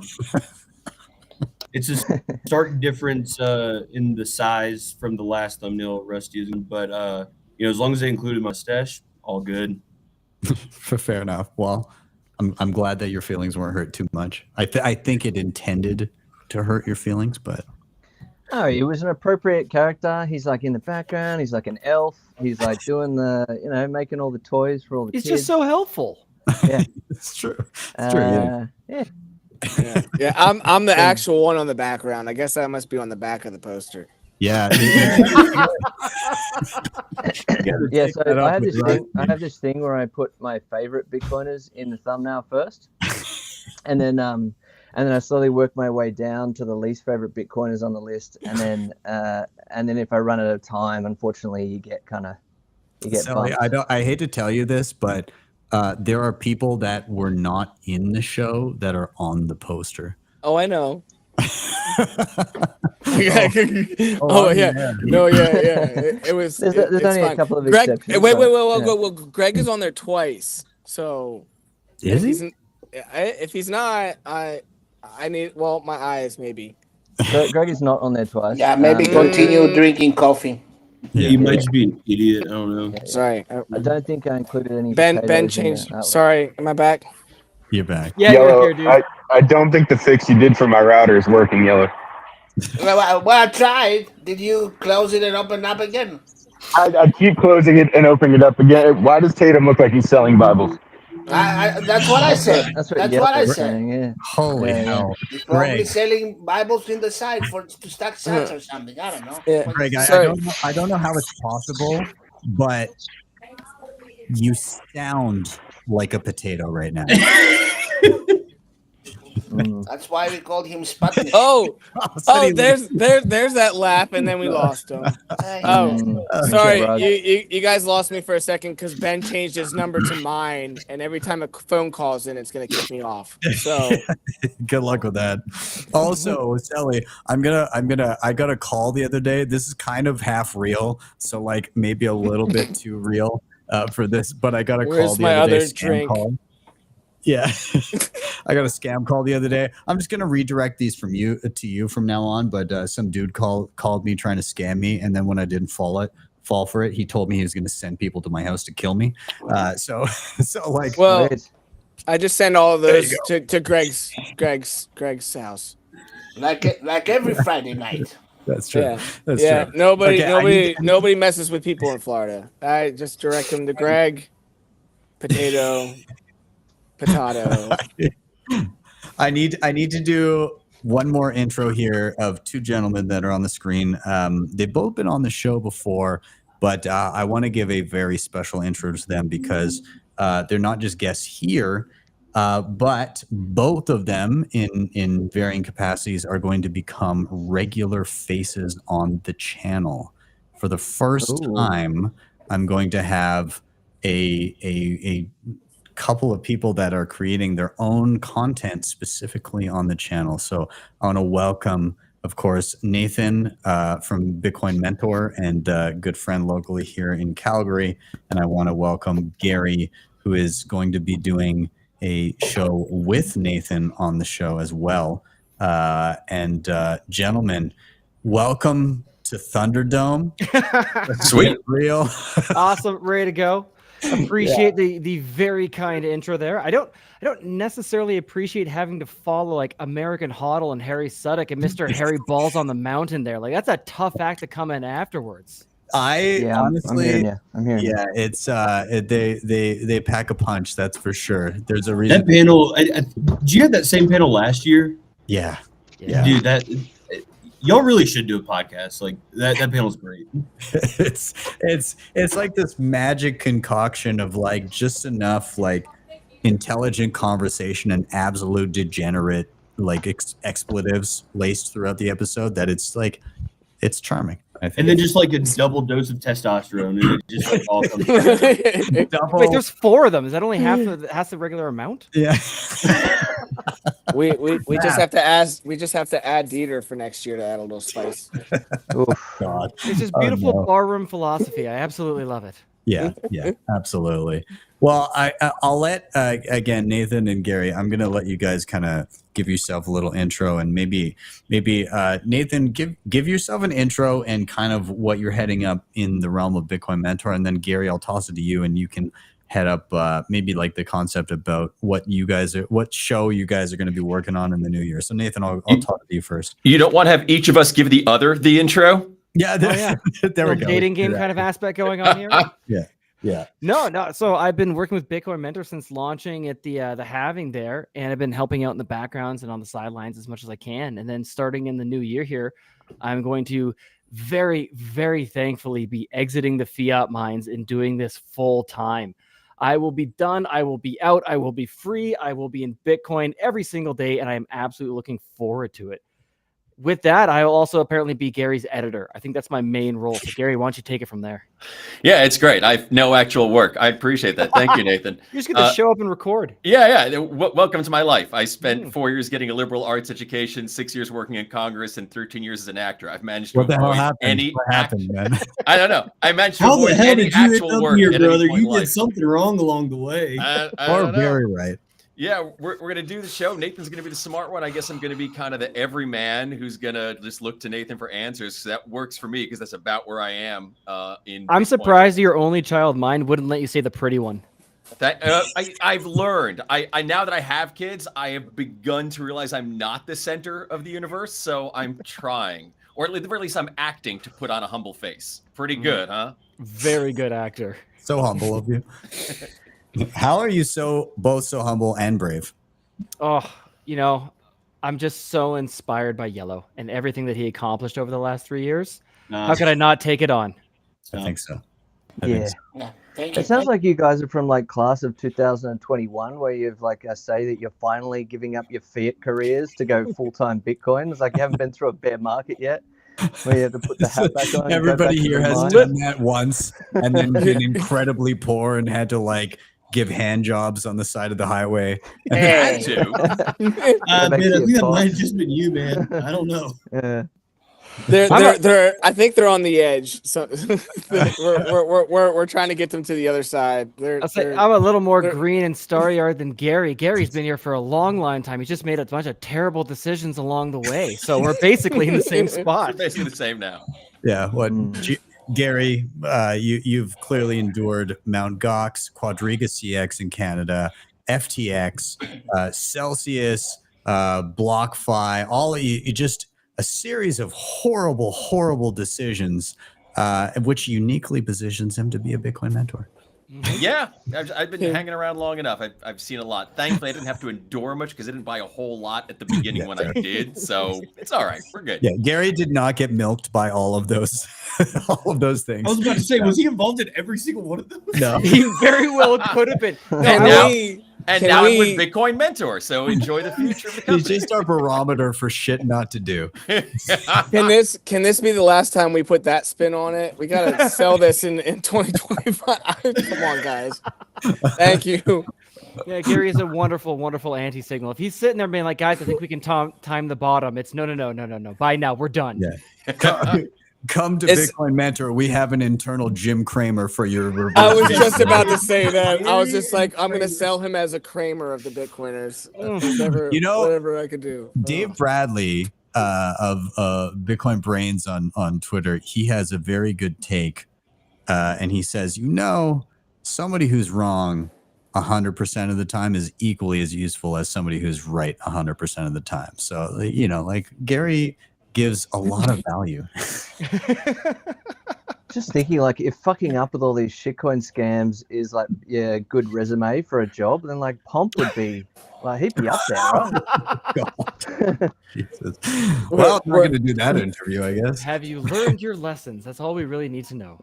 We're giving Gary's Christmas bonus as a multi-sig so that he can't get rid of it. Rusty, you do know that your camera is on, right? Yeah. Yeah. Why would you suggest that? Is there something wrong with my face? What I'm saying is, like, you do know that we can see you, right? Yeah. Why does it look like he's in a jail cell? Like he's wearing a jail. Did they paint? Did they? Good. I'm not saying anything. You're looking good. What I'm saying is, like, we can see you. That's fine. I just don't dox myself on our test stream because we have like way more viewers. That makes sense now. Yeah. No one's going to see this, right? That's what I thought when I got doxxed on Meme Factory. So I just kind of want to throw out there, and I'm going to throw it to Yellow first. Yellow. Why throw it out there? Why not just like bring it in? I can bring it in. I can throw it out. I can swish it around. I can do whatever the fuck you want. Yellow. Let him finish. Yeah. Okay, my bad. Yeah. So I just want. What are you guys anticipating? Thank you for that question. First of all, I want to thank everybody that really supports me. And no, go ahead. No. I'm curious where you guys see what is happening next year. Like what kind of positives, negatives, like bullshit are we gonna like? What's the next Haktua, and what's the next? I don't know. Trump announcing the Bitcoin reserve, which he didn't do, but you get the point. Like what are we gonna get on polar opposite ends of the spectrum? Yellow. I mean, like what's Yellow? What's your next prophecy? Ooh. If you would have told that sentence to someone, I don't know about prophecy. I don't know about prophecy, but I can tell you what some of the bad things I see coming in the future are. I can tell you about that. Ooh. What are these bad things you speak of? Yeah. Okay. Oh. Are you ready? Are you ready for this? I'm coming for you. I'm coming for you. And I'll take everything from you. That's enough of you, Ben. Somebody screenshot this, please. Talking shit behind my back. Huh? Talking shit behind my back about my team. I am everything. I am all, and I am coming for you. Okay, that's all you're gonna hear from me from now on. I had enough. This was live breaking. That was breaking news. I'm gonna break your back. Whoa! I don't think that was in his memo. It might as well have been. I mean, For the record, I tried getting him on when he was a little more emotional. Yeah, things have definitely changed in the past 48 hours for sure. Yeah. It was like a week or two ago, right after I tried getting him on. God knows what he was doing, but good to see you, buddy. So what was the question again? I don't think there is one anymore. We love you, buddy. I think we've all forgotten at this point. And what's the next Donald Trump? If you or your friends need help, dial Hawk Trump 211. Tatum wants to know the next coin, the next hot coin to get. Guys, stop giving Gary suggestions. You name what he thinks is gonna be the next shit coin, and he's gonna try and make up for all the losses over the years. Look at him right now. Look, he's trading right now. Oh, you're trading right now. Put it down. You're Put it trading. down. Don't trade. Get off Coinbase, Gary. Jesus. Hey, has there been a DSP coin yet? Because if not, can we get that out of our way now? This cycle.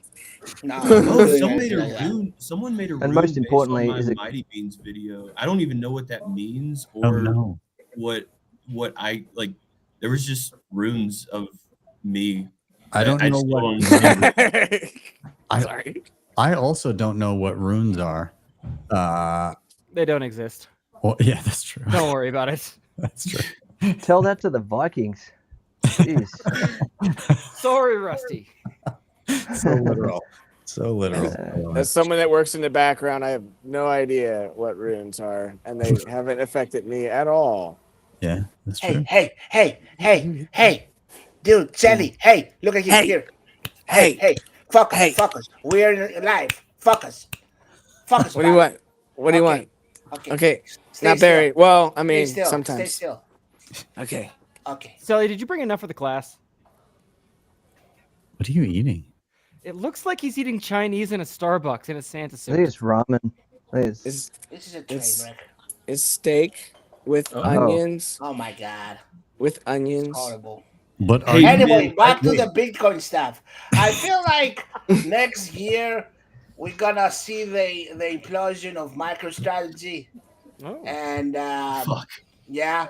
and also then they're gonna keep on buying Bitcoin, I guess, so they're gonna come back up again. So nothing will happen. So so basically the same stuff will implode and explode, but different. So basically same but different. Yeah. And instead of hitting 16K, it's my time. Hey, what? It's my segment. What? Sit. No. Stay still. God damn it. Whoa! Now we've got it's turned to What the adult fuck was that? content, and we have the crotch shot here What from are Homo you doing? Santa. What the fuck you want, huh? It's a What the panic. fuck you want, huh? Hey, well, you want something? Enough of that, you two. Yellow Family-friendly has honed his programming. craft. You should see what we get in our DMs now. I'll show you some really cool stuff. I don't need to see those pictures. I'm glad I don't look at those anymore. Sorry. Yeah. Yellow once sent me a DM that was literally just a voice message of a razor or clippers, and that was the most threatening thing I've ever received. That's a lie. That's a lie. Never No, do it's that. not. I'll pull it up. Greg was pushing me a lot after my surgery, and I told him if he said another thing, I'd send him pictures of my surgery, of my butt, and he said something else. So. Oh no. Ben, I think you're purview to that too. My wife's a nurse, and she was curious. Oh, is that why? I regret everything. I regret everything. As does Greg. As does Greg, and that's why he's not even here. Where The is best he? part about this is I was like, "Are you okay?" And you said that you had surgery, and then it was like kind of rough, and I was like, "Oh no!" Like how? And then like I didn't know what the surgery was, and then Lisa was like, "Tell him to send a picture of like the surgery," and then I got the picture. I was like, "No, look at that!" Jesus Christ! I said, "Are you sure?" And you're like, "Yes," and I was like. Now I'm starting to think that maybe Lisa had the trigger finger on that. No, what was happening was I thought you said, "Are you sure?" Because it was like the wound was like gross or something or whatever. Like I mean, it was gross. Don't deny me that. It was, but I didn't know. The important piece of the puzzle would have been to inform me where the surgery took place. Okay, let me look at that. No. Because no. Like maybe like the I feel like that image was illegal. I know you're a consenting adult, but it felt illegal. Didn't I tell you where I got that? Like, why did you not clarify beforehand? Like, hey, you know Sir, this was on. Sir, right after this conversation, I'm gonna look at these text messages. Ben only reads half the shit that I answer, and he only answers 2 people, me and Lisa. Oh, wow. And so, like, it would have been me who combed through. Why am I getting balloons? What the fuck is happening? Why are there balloons? Why is there potatoes on screen now? Drones are attacking us. Did I say something? Did I say No, something? it's like your something Or was that with your tape? hands. Hold up, Who's Thumbs up. Do thumbs up. Thumbs up. Thumbs up. Hey! What the fuck is happening? Wait, it's an Apple thing. wait. What did I do to get balloons? Hold on, Suddenly- guys. Two hands like this. Suddenly I got a mustache. Your NSA agent was excited about your taint pic that I got. I think I was making like the Gucci. I think like, it's the the two hands like Gucci, this. and then it was like balloon. Oh my god. Hey, I feel bad for whoever's getting the bullish spits next week because. Oh God. None of this will see air ever again. Yeah, no, it's a good call. Good call on that one. Solid call. That was all over the place. That one, Sally. That was all over the place. This is why I'm not on the regular show ever. I mean, I'm background. Yeah, it's true. Very true. Oh, hey Ben. By the way, I wanted to bring up. I wanted to apologize for not having the ASIC life hacks this. Nobody this year. accepts the apology. No, not one person. Well, listen. I'll accept it. Just to Thank be, you. Thank you. That's all right. Contrary. I'll second What was Rusty. really upsetting was, There's like, second chances here. I had it all filmed. I literally taped and zip tied my V9 to a pole and went outside and Where is this going, Dayton? Well, like I was weed eating with an ant miner on the end of my a pole, and the files just kept corrupting for some reason when I was trying to export them. So I wanted to apologize for that, and hopefully those might see the light of day. I have a question for you, Tatum. I saw the trailer for the new season. Congratulations, by the way, coming soon, right? Why did you jump on the table? I didn't understand that. It's just the box thing. You broke. I asked myself the same thing as I was doing it. I actually had to cut that video down a lot because once I got up on the steps out of frame, I was looking down like, what the hell am I doing? Why am I doing this? And then I just ended up jumping. So did you just fart it? No. You just farted, didn't you? No, did something sound like it? Yeah, you just farted, dude. We're talking and you just farted? God damn it. I didn't. I would own up to it if I did, but this is an educational channel, by the way. Anybody just tuning in, this is where you can get all of your top-notch Bitcoin education all the time. So make sure you come back for more quality Bitcoin education here at BTC Sessions featuring Tatum and Yellow arguing over farts. I really want to do a tutorial video with Yellow. That would be so funny. Like an actual educational great, video. yeah. We should set a date and then bump me for fucking Jack. I Remember feel like that? that happened. Huh? The way you said that made it sound like that happened. that sounds like very specific. Is there something odd Specific comment. example? Oh, he Yeah. happens to drink water now. Okay. Hey, I got a question, Ben. Yeah. Earlier, Please, I think it was. please give I me think a it was question. Harry. Please. Yeah, Harry Suddick. Let's get this on track. Harry Suddick said that portals only go one way. I know I brought it up in the show in the chat. I just wanted to get your response, and if anyone else wants to maybe put in their 2 sats about if portals can only go one way. Well, I think it really depends on the universe that we're living in, but I don't know. Ben? Thanks. Yeah, there we go. I mean, Silly. I feel like we need to dive into where are we getting our information from? Is it from something like the Marvel Cinematic Universe? Ben, I just want to quickly interrupt too. Sully had his hand up, and it seems like he has a lot of a recent experience with holes and travel. So maybe Sully, you want to touch on this a bit? Holy shit! Let's do it. Physics. So physically, you can travel to another universe. You can get to the androgynous and you've done this. No. I don't want to do this. So physically, you can do it. But what happens is you would be traveling like right along the same speed of light in whatever you're traveling in. Am I allowed to yield my time and real bring it back? Real quick. The thing is you can go out there, but you can't come back, because if you were to travel back, you'd be like 45 million years in the future. So when you leave, that is can't actually come true. back. It at the speed of light, distances shrink. And what the fuck is androgynous? I don't know that. It's another. You meant the Andromeda. It's the new basic, isn't it? It's to get out of our universe. The Andromeda. It's basically like to get out of our universe. Now, before you finish, Sully, can I get like the audience camera to see what everybody at Starbucks is observing right now? Yeah.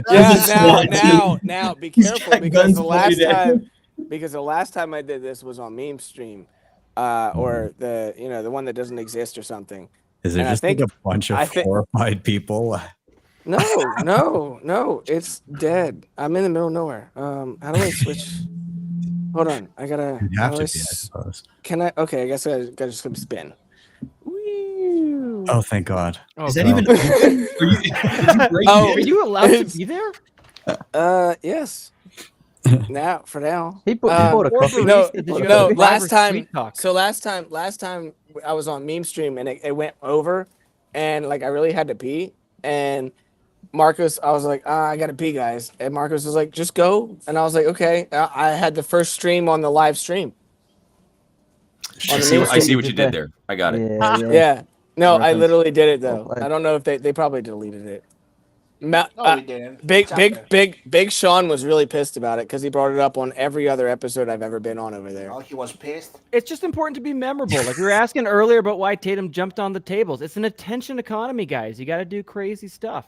Now, jumping back, 'cause I think Rusty brought up a really interesting point, and I really want to get Gary's. I mean, Gary, working in political office and being an actor, you must be well versed on the physics and what happens as you approach the speed of light. And so, if you please give me a breakdown on that, and also your thoughts on quantum mechanics, I think that'd be great for us and the audience. As my understanding, as you approach the speed of light, you increase mass towards infinity, which makes it near impossible to actually pass the speed of light. As far as quantum mechanics, you're dealing with four major forces: weak nuclear, strong nuclear, electromagnetic, and gravity. And the problem is melding them all into one grand unified theory. You can get the electromagnetic, weak nuclear, and strong nuclear into one at dense enough and hot enough temperatures. But, gravity, that's the whole big thing. At what point do quarks and other subatomic particles act like large pieces of matter in kind of a gravitational space? And it's a little bit beyond my pay grade. But did I sound like what I knew I was talking about there? Because that's I was gonna say I've been bested, man. To some degree. So we have the ability to do it on the ground, which is CERN, right? So CERN is 99.99% the speed of light, which basically all the mileage, I think it's like 28 kilometers, is basically when it's on, it's like 4 meters. Yeah. And so we have that. It's the it would be the magnetic part, but Shelly and I watch the same exact podcast. You have like a mute button, B? I do. I'll mute it.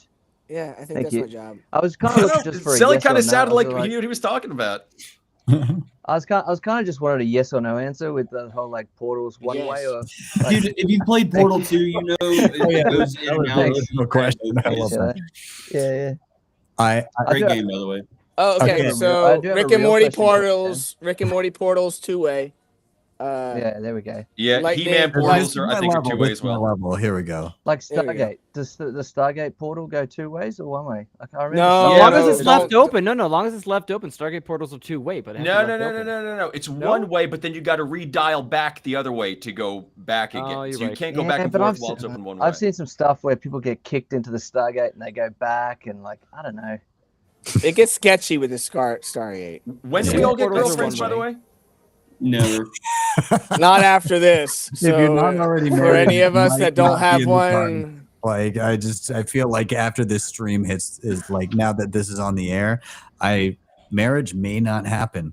hey, we just No, have to no, wait no, we've another all- cycle. yeah, we've we all just have been to in wait one Bitcoin more long enough. Just cycle. wait. I've We'll be waited fine. so many cycles. Actually, that brings a good point. If there's anybody in the chat that would like to maybe take Tatum out on a date, that would be much appreciated for all of us. Yes, this Oh, is yeah. what is this? This is That's It- not yellow, by the way. Sorry. Oh, okay. Hit me up, Aubrey Shovel. What's up? I was ready to buy it. Okay, that video you shared, she's like, I love Tatum. I haven't met Tatum, but I love Tatum. She was all over that shit. Side note, everybody here, talk to Dawn, but Sally is in charge of my birthday party. Sally, do you? I didn't like that at all. Wait, Why what do would you you have do that? planned, dude? Sally, can you maybe like drop a few crumbs for people that are curious about the festivities that are happening next year? Yes. Well, it's I already kind of spoiled it to you, so I guess I'll. So we're throwing it at PubKey at the end of March to celebrate the big 4-0 for our old podcaster here now. He's Our been in the space aging- for gracefully we- aging Silver Fox pod. Thank you very much, Silver Fox podcast. Thank you. Yeah. Well, as far as also, the amount of cycles you're in it ages you too. Yeah. No, so we're throwing a big party for Ben here for his 40th at PubKey on March 29th. It is going to be a 90s Bitcoin theme. So now that's what I call money. So that's all the sprinkling I got. I'm gonna have the invites are going out, and then we're gonna have also open invites for after party and stuff like that. So all stuff I'm gonna get out as soon as we get done this show that we've been working on forever. Yeah. I first of all, I'm going to extend a thank you for working on this. I just 40 seems like I don't know. It's one of those, I guess, some sort of a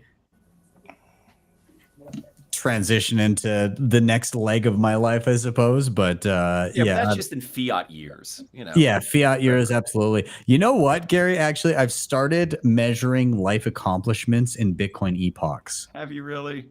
I have actually. I think that's an effective way. 'Cause like in a single year, like shit can go up and down, but like over a 4-year time horizon, shit can change quite a bit. Like, I mean, okay, Yellow, you started doing Don't Stop Believing in the bull run 2021, and here we are. And Jeez, that was a full cycle, huh? Basically.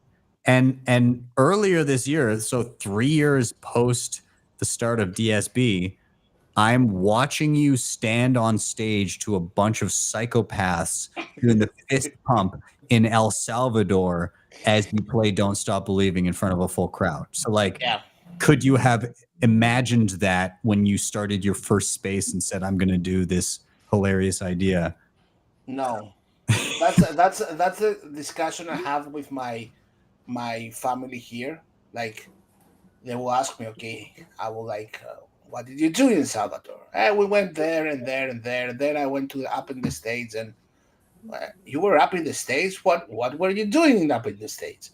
Like, so basically, I was playing like a song, and I had the mic, and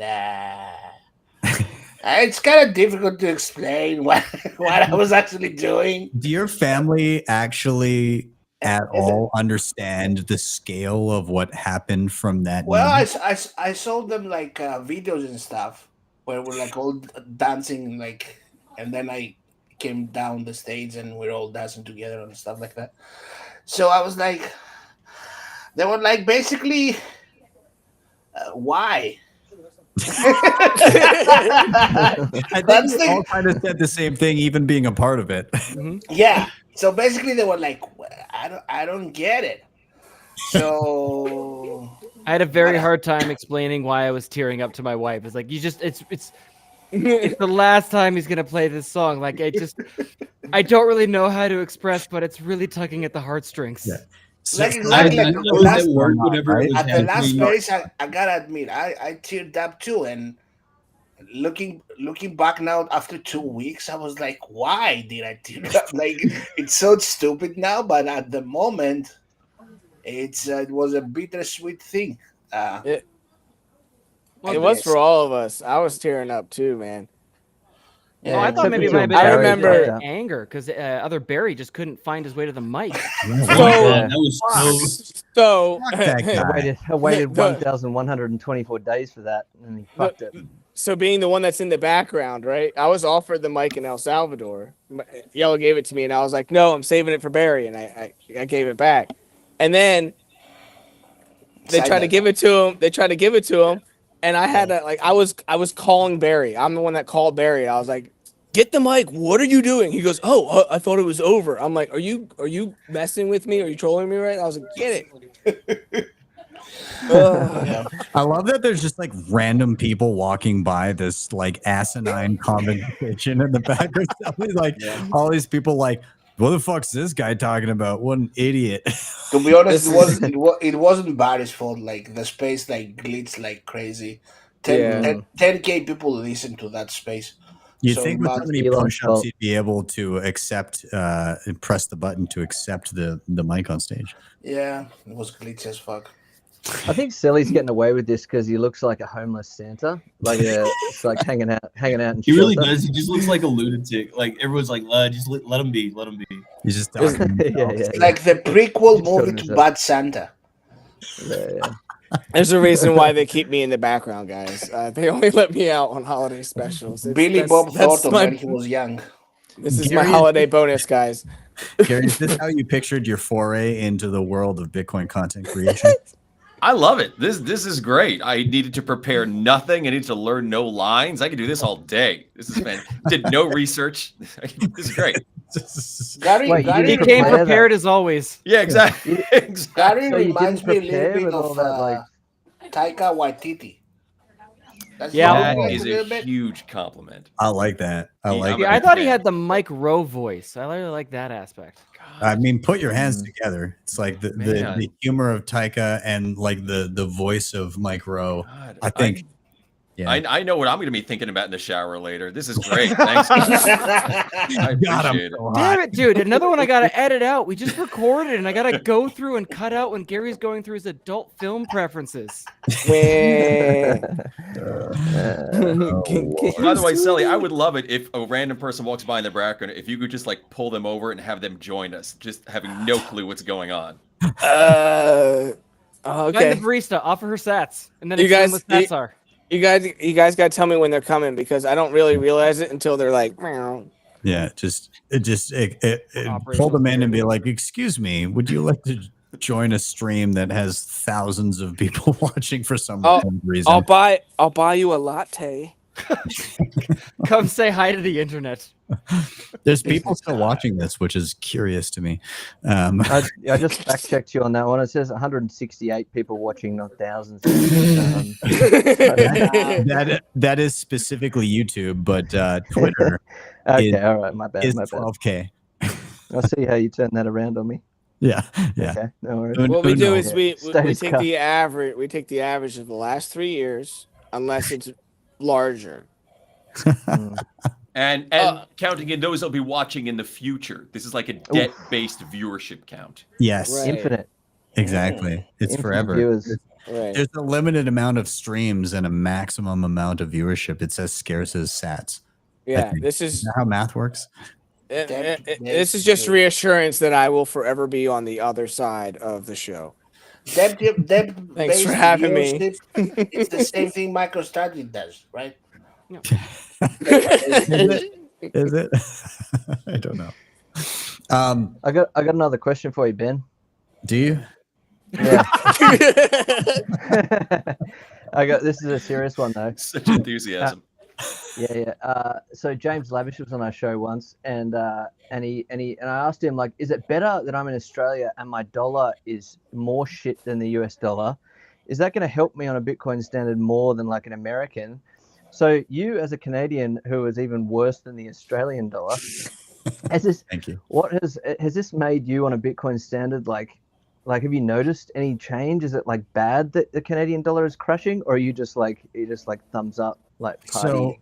So here's the unique thing. When going to zero. Yeah. I mean, the Canadian moose shekel is doomed to an everlasting downward trend against everything, except for maybe like the Venezuelan bolivar and whatever other garbage.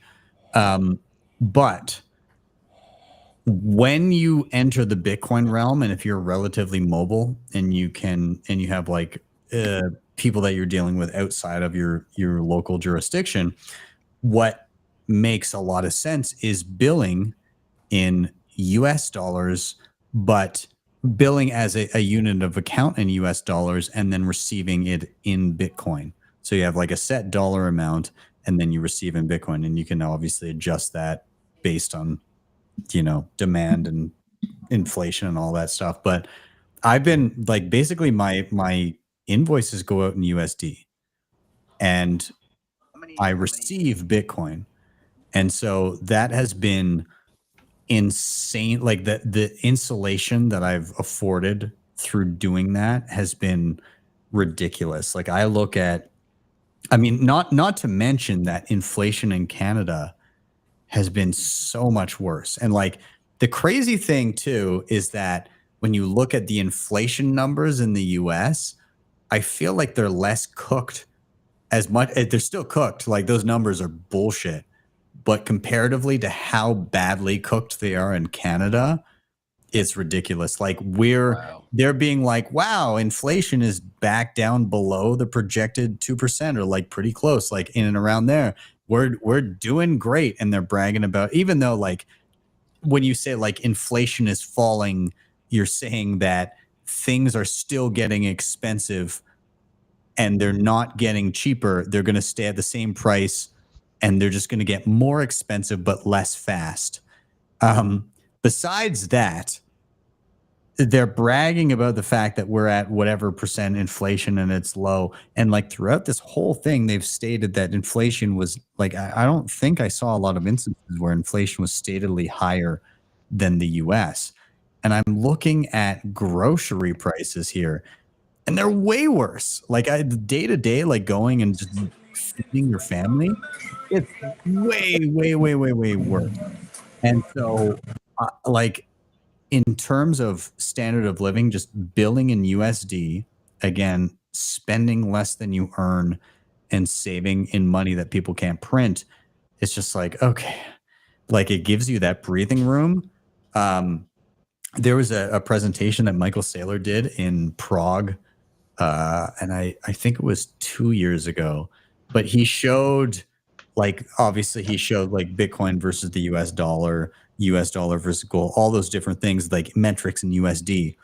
But then he's like, if the US dollar has shit the bed, he didn't say this verbatim, but basically he's saying if the US dollar shit the bed this bad against sound money like gold, and then also against Bitcoin, now consider this. And he shows the devaluation of other currencies versus the US dollar over time.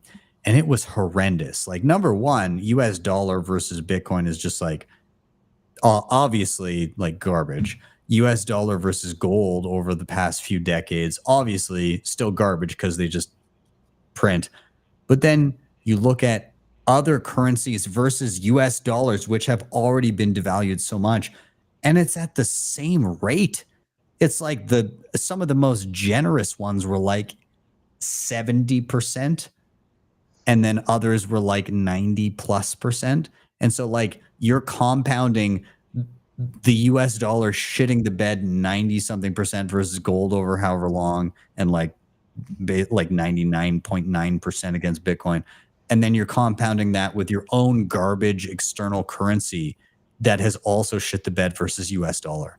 And it's just like, how, if somebody tries to just be good at something and save, it's impossible. There's no chance, zero chance that you can get by.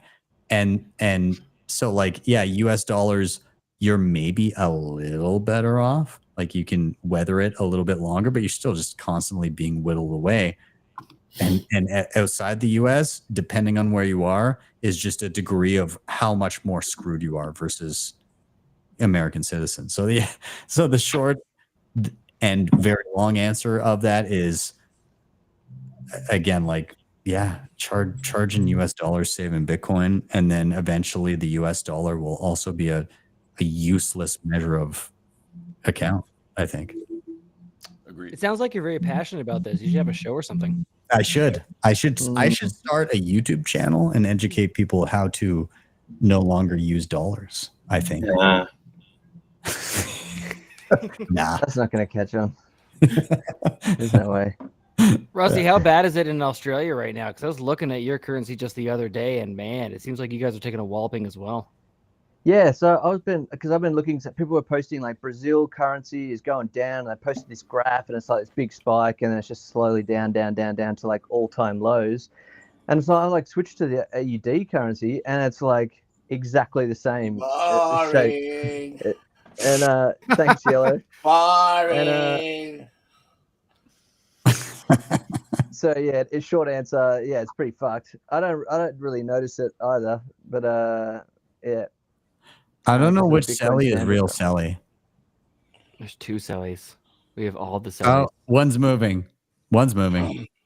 He's got an excuse for this, probably. I see it. I see it. Did this work? Yep, it's working great, and we love you, and you're beautiful. Thank you, sir. I think so. I'll be honest, the first time I ever saw Sally, like, after like his face, I was pretty disappointed, honestly. We're gonna start this by going Wait, Tatum, did you just say the first time I ever saw Sally's face, I was pretty disappointed? Yes. Yeah. Yes, that is verbatim what he said. Yeah. Okay. I want to bring in. I got to bring in somebody. I'm lagging on my side. And I don't. It doesn't matter. Yeah.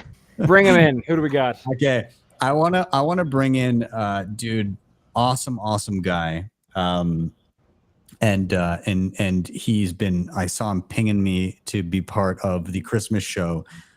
This is a pastor in Canada who is a Bitcoiner that has been preaching Bitcoin when amongst his flock. I don't know the vernacular, amongst his flock, I will say, but he's preaching the good word of Bitcoin to people. But obviously, like, Christmas is an important time of year for him. So I just wanted to have him in for a few minutes here to kind of, I guess, reflect on Bitcoin and kind of what he's doing. So I want to welcome to the stage. Everybody, give a warm welcome to Pastor Coin. Oh, g'day. Yo, buddy. How's it going, man? Good to see you. Hey, thanks for having me. I know it's last minute. I would have worn my Bitcoin sweater, but sorry, I'm wearing my Canadian sweater. That might trigger some of the... It makes sense that you, being a good Canadian, you apologized for that. So thank you. It's true. Well, I do have this in the back, too. I got my HODLers official, Bitcoin Canada jersey. There you go, man. There you go. Well, thanks for being here, and a very Merry Christmas to you. How are you? Hey, we're good. Just some exciting stuff in the works. Another book I think I'm going to write about Bitcoin. How many more do we need? But I think this one's unique. This is one that I don't think has been done. We're going to talk about the historical connection between Christian theology, economics, Austrian economics, and how Bitcoin encodes all of that history into one perfect, beautiful monetary network. It's gonna blow people's minds. Well, I just got to point out quick, but I'm going to interrupt you because I'm going to be such a dick. It's right over here. I've actually got Bitcoin, the Bible and Bitcoin tucked right there on the shelf in the background. It was a wonderful gift from a good friend of mine. Awesome. There you go. Thank you so much. This is one of my favorite things, how people from all these different walks of life can hone in on Bitcoin for like the good that it provides. And I think that, you know, through everybody's life experiences, you know, you kind of hone in on certain, I guess certain ways of life, certain mannerisms, certain lessons that are learned over time that can help you improve your own life. And I think that Bitcoin, it helps kind of distill the truth in a number of those things. And like, hey, like what are actions we can take that are mutually beneficial to all and that kind of lift us up. And so like I see people from various walks of life, including like again like being religious and in and around the holidays. And I went to Thank God for Bitcoin, and again, like super kind people, awesome people that welcomed me in there, and they've pulled, hey, like this Bitcoin aligns with our beliefs because of the following things. And so, Alvin, I was wondering if maybe you could kind of outline, like, why does Bitcoin align with your beliefs? Oh my gosh. Well, that's a loaded question, but mainly because of, I think the main issue. Can you guys hear me good? I'm on my phone. Yep. Perfect. Okay. Yeah, mainly the main thing was for me when I started researching Bitcoin, I wanted a technical answer, but I didn't need a technical answer. I needed a historical and theological answer as to why Bitcoin. I didn't need to know what is Bitcoin. I needed to know why Bitcoin. And the reason for Bitcoin is, as many of us know, because the current monetary system is so broken and so immoral. As soon as I got that, the rest was very easy to fit in with the rest of my worldview, because Bitcoin at that point became a moral necessity. It went from maybe I can make some money if I trade this thing, and it shifted to, oh my goodness, this is like a moral imperative. I must be a Bitcoiner because I'm a Christian, right? I have to now. There's no way around it for me anymore. I must be a Bitcoiner if I'm going to call myself a Christian, right? Jesus, he turned the money table, the money changers tables over. He stood against the crooked and corrupt Sanhedrin that was, doing a lot of shifty stuff with the Romans and with money and theft and all that kind of stuff. So once I made that connection, it's like, well, I have to now. It's a moral imperative. If I'm not going to be a Bitcoiner, for me, I'm not speaking for every Christian, but from my level of understanding, it would be a sin for me not to be, because of how wicked and evil the fiat system is. It's again like this moral fabric through how to live your life. I often find I've got some I've got some neighbors that are just like a block over, and they saw on my shelf your book, and they are also Christians, and they were like, what is that about? And I was like, well, here you go. Like, and so I'm the guy has not yet bit, but he's constantly curious, and every time I see him, he's like, what's going on? And like he's always wondering. And so like I feel like for him that this is going to be his pathway. This is going to be his like, it's moral. It's like I'm not exploiting other people by using this system.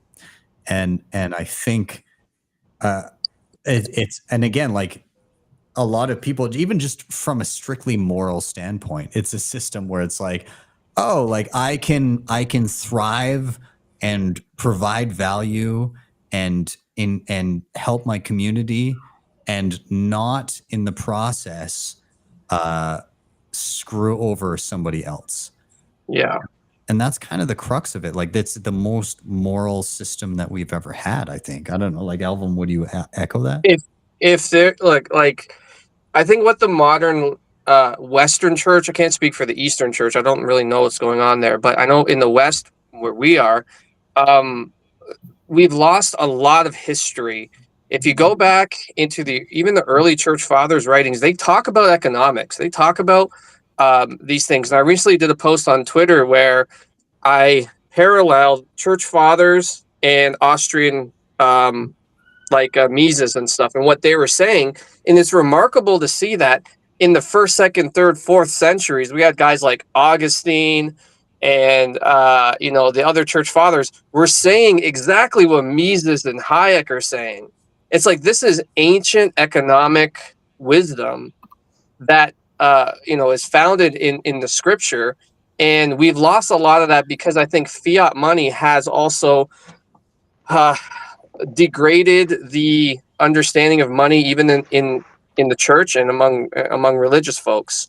So what I'm trying to do really is resurrect, no pun intended, resurrect the ancient way of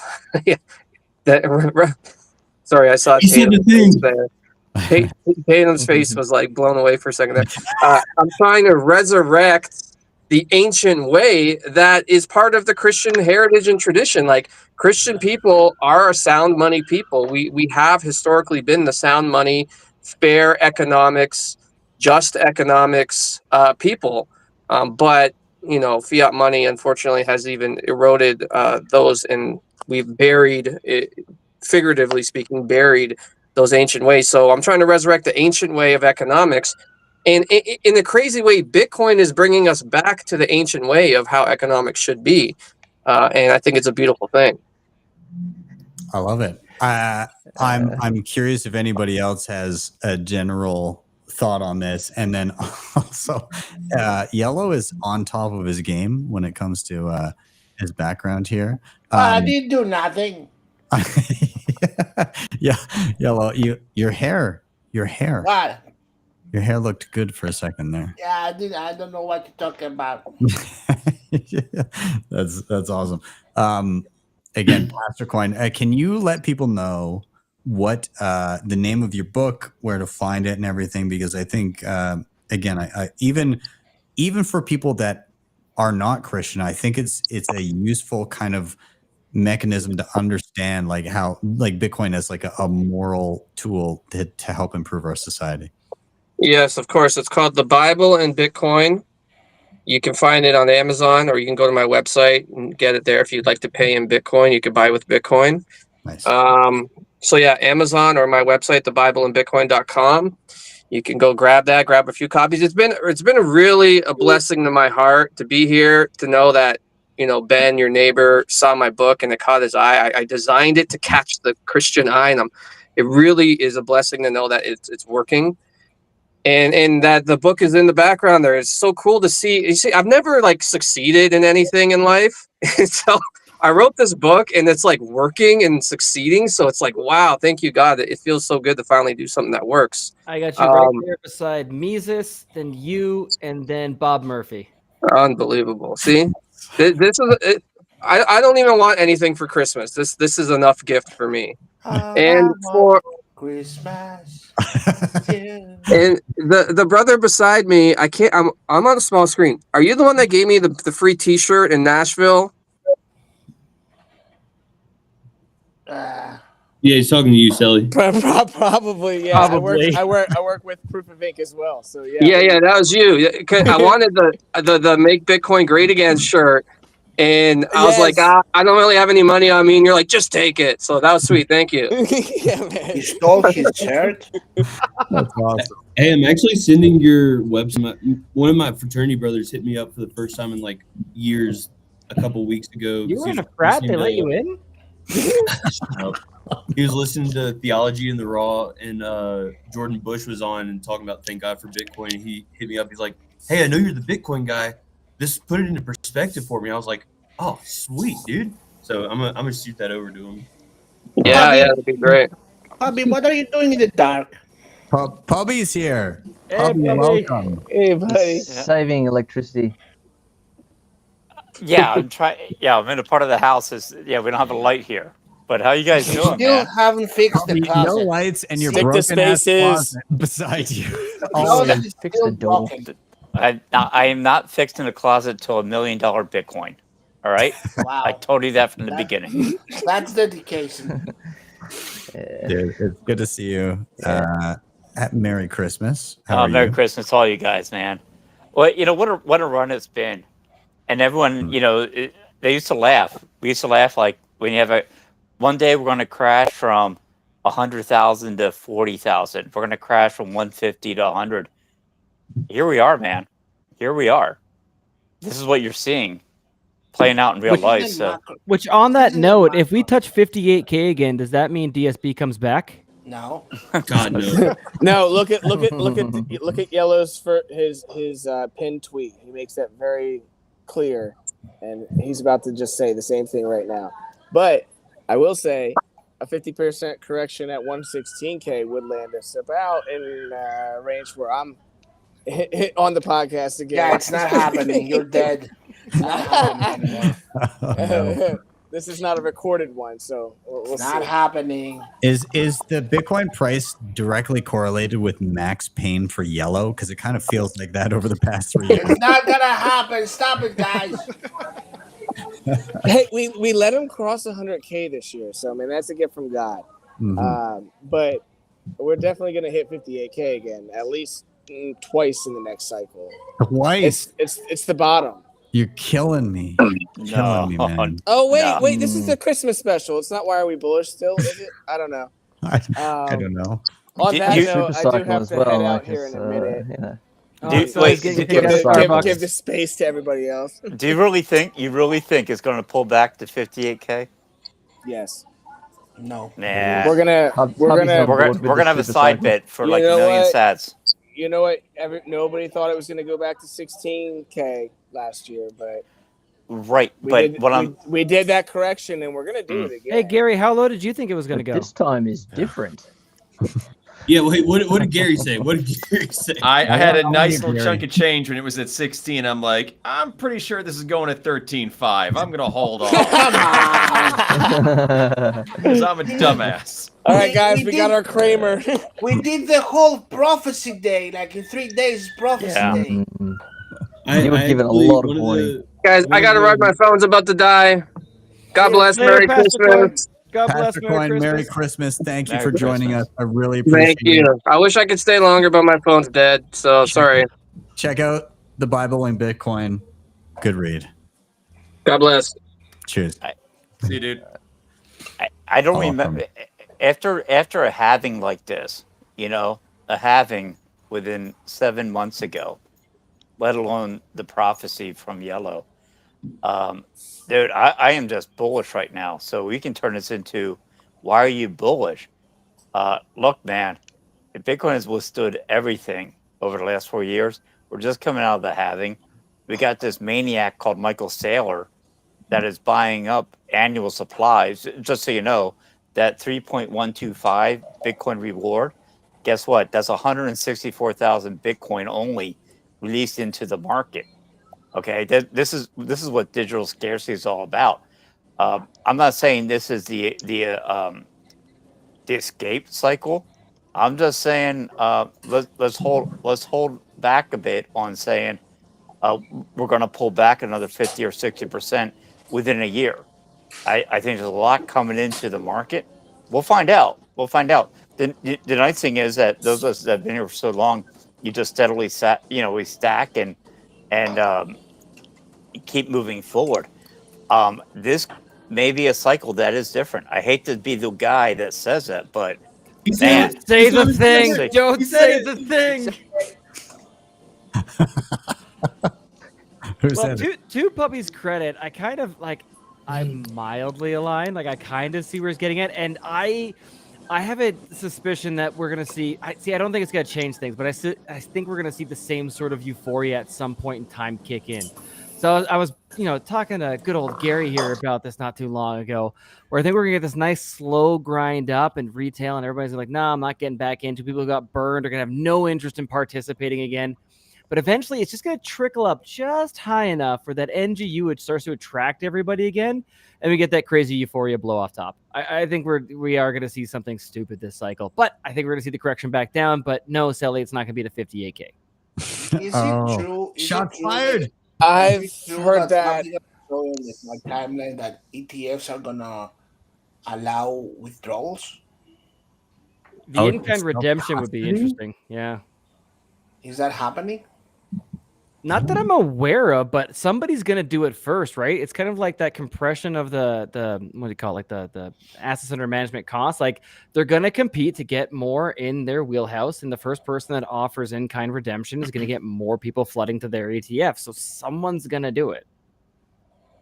Because if that happens, it's fucking up a little bit their ability to rehypothecate or do fuckery behind doors. Exactly. They did it in Hong Kong already, right? Didn't the Hong Kong Bitcoin ETF have in-kind redemption? You are paying attention to more markets than I am, Rusty. I'm impressed. I listened to too many He's podcasts. an impressive guy. I don't know what an ETF is. Thanks, Yellow. Don't appreciate the sarcasm. But... That's what Sally had removed the other day. Oh, yeah, gotcha. Thank you. Nice to done. Oh shit, Sally's muted because he's muted. Don't unmute him. Just leave him this way. It's better. I don't know how he did a costume change. I'm like, this is fair. What did... Did you guys? I don't know if you guys saw. Did you guys see the tweet? I retweeted from Jeremy Garcia.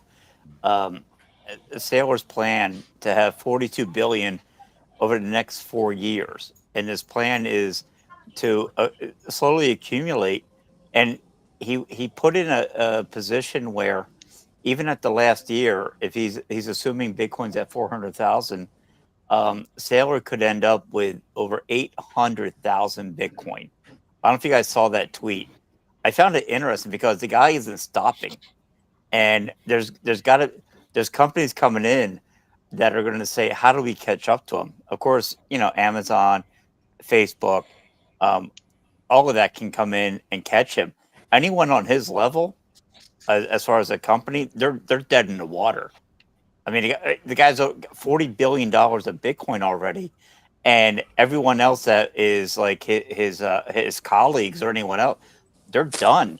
It's going to take a massive, I guess, just leverage from even the major companies. We'll see how the game theory plays out. What I would say is, like, don't care about them, watch them, laugh at them, but care about yourself, care about and stack your own SaaS, man. Don't care about them, but it is interesting to just sit back and watch this unfold. The game theory is amazing. That's also what keeps me coming back. What companies are next? What nations are next? Puppy, who do you think is next? Because I don't think it's going to be any of the big players necessarily. I think there's somebody else on the sidelines who's hurting, who needs to throw that Hail Mary, who's going to try and lever the crap and get into this quick. 1,000%. 1,000%. It's someone that doesn't give a shit and someone that has control of their company. Because this is a nice thing. It's the companies where you don't have the bureaucracy to go through. And Sailor had a bit of that to go in with. So, and if you remember in the beginning, he's getting off this melting ice cube, but he also had to go to everyone and say, this is what I'm looking to do. This is what I'm looking to do. Are you in or are you out? I will buy you out. And I'm laughing because we're talking and Ben is looking in the sides and I can hear, hello darkness, my old friend. And slowly the camera zooms in. But is this? I was thinking it could be Starbucks, right? Starbucks could be next. Sally's there. Go have a chat to them at Starbucks. Right? Go have a chat. Tell them to get on the Bitcoin standard. Well, I was gonna say, Sally, how do we take Ben's channel public and do the same sort of collateral fund stock issuance game? Oh, it's easy. Okay, guys, working listen on up. it. You guys give me some money, right? And with that money, I'll give you like an IOU of a company that you are now investors, and I'll go buy some Bitcoin, and I'll hold you that Bitcoin for you guys, right? And then because I hold the Bitcoin, our stock goes up. And as we stock goes up, more people like you come in and they give us their money, and we buy more Bitcoin. And that's for sure not gonna blow out at some point. Yeah. I think we learned about this in finance. You took finance? Yeah, I'm a TradFi bro, reformed. Yeah, I didn't think they taught finance in our country. No, I'm kidding. I used to do mortgages and finance, but they don't teach you it until you go to college, which is crazy. Really? Mine didn't even teach me anything in college. I just figured out how to pass the test. I skipped all of the liberal arts classes my first 2 years, and then my last 2 years, I just had to retake classes I took in high school to graduate. It was super I learned eye-opening. all my finance knowledge from What are you, Yellow's Amish? memes. Amish or something? That's where I learned my financial advice. It's a lot cheaper than what I did. To put it in perspective, if you look at like a 5-year chart, because you know First what? of all, Bobby, did you steal those glasses from Fred Krueger? Quiet, Yellow. Jesus. I get What? when I don't have my contacts in today. I had to revert back to the glasses. Are those Fred Krueger glasses? Hey, if you guys know Ray-Ban does a great RFK impersonation. He does a Fred Krueger one now that is top notch. So if you're back in spaces, check out Ray-Ban doing Fred. No, I'm looking through this, and I'm laughing at, for anyone that was new that did nothing over the last 5 years except just, you know what I did? I bought Bitcoin and did nothing. And you're up 1,200, 1,400%, whatever it is, by doing nothing. And like one of the most times that with such turmoil coming out of the vaccines, coming out of this economy, it's been amazing, honestly, to watch. 2020 March, right? $5,000 Bitcoin, 5,000 in 2020. It's insane what's been going on since then. So yeah, what do you do? Bobby, I'd even make the argument that you're not buying Bitcoin and doing nothing. It's like quite the opposite. You're buying Bitcoin and then going and doing something productive. You're not wasting your time on. Well, sorry, I'm off work right now. Thank you, Rusty. I think I am at least, boss. But yeah, it's freeing you up to go and provide value to someone else, right? So it's no longer having to stare at charts, although it's fun every now and then. And Gary's bad for it too, and I'm bad for it too. But it's buy Bitcoin and go be useful to other people. Well, right, but everyone's got a price point where they can be useful to other people. The first thing they must do is accumulate. They got to accumulate first to be useful. It's one of the things. Remember, you get on a plane. What do they tell you? In the event of the emergency, there's going to be these oxygen masks that come down. You're the first. Look, you're the adult in the aisle. You take care of the mask on yourself, and then You're too you far take care for of your one children. seat, sir. You gotta buy a second one. What? Is Puppy saying that he supports mask mandates? Is that right? oh man, not at all. That's a tweet. Puppy supports masks. Oh my god. You first and everyone else. Sponsored by Vice. But yeah, I get like, yes, you have to be, in order to actually have an effect on the people around you, you have to be a productive member of society first, right? You have to have found a way to create value for others, which then in turn means you can spend less than you earn, save, delay gratification, and then use some of those saved fruits of your labor to spur on other ventures or bring people into the fold and hire them, whatever it may be. But like, what must come first is you've found a way to provide value to others and you're consuming less than you provide. And recently, up until the creation of Bitcoin, people were able to do that, but the third factor playing into it was this mechanism in which governments could extract your wealth in the midst of that process where it's like, hey, I'm providing value for others and I'm spending less than I earn, and somebody's there with a straw just like sucking away all of the value that you're creating and then just like blowing it on whatever with no regard for like, is that a useful way to take that capital and direct it? Well, it doesn't matter. I'll just like, there's infinite amount because I can just steal it from everybody. And that's kind of where we've been at until basically now. And that's that's the paradigm shift we're in, I think. I had a good example of that. Like where like and Bitcoin is like a gauge for if something is productive or not. Like for instance, we manufactured yellow plushies and then we sold them. And at the time, everybody in the meme factory chipped in Bitcoin to bring this to life, and we made 250 of them. And then by the you time like a Bitcoin loan for those, Rusty? Yeah. So, but the problem was by the time I paid everyone out the profits that we made on the project, they ended up receiving less Bitcoin than they gave me at the start of the project, even though in fiat terms we made a profit on selling yellow plushies. So therefore, this was not a productive exercise.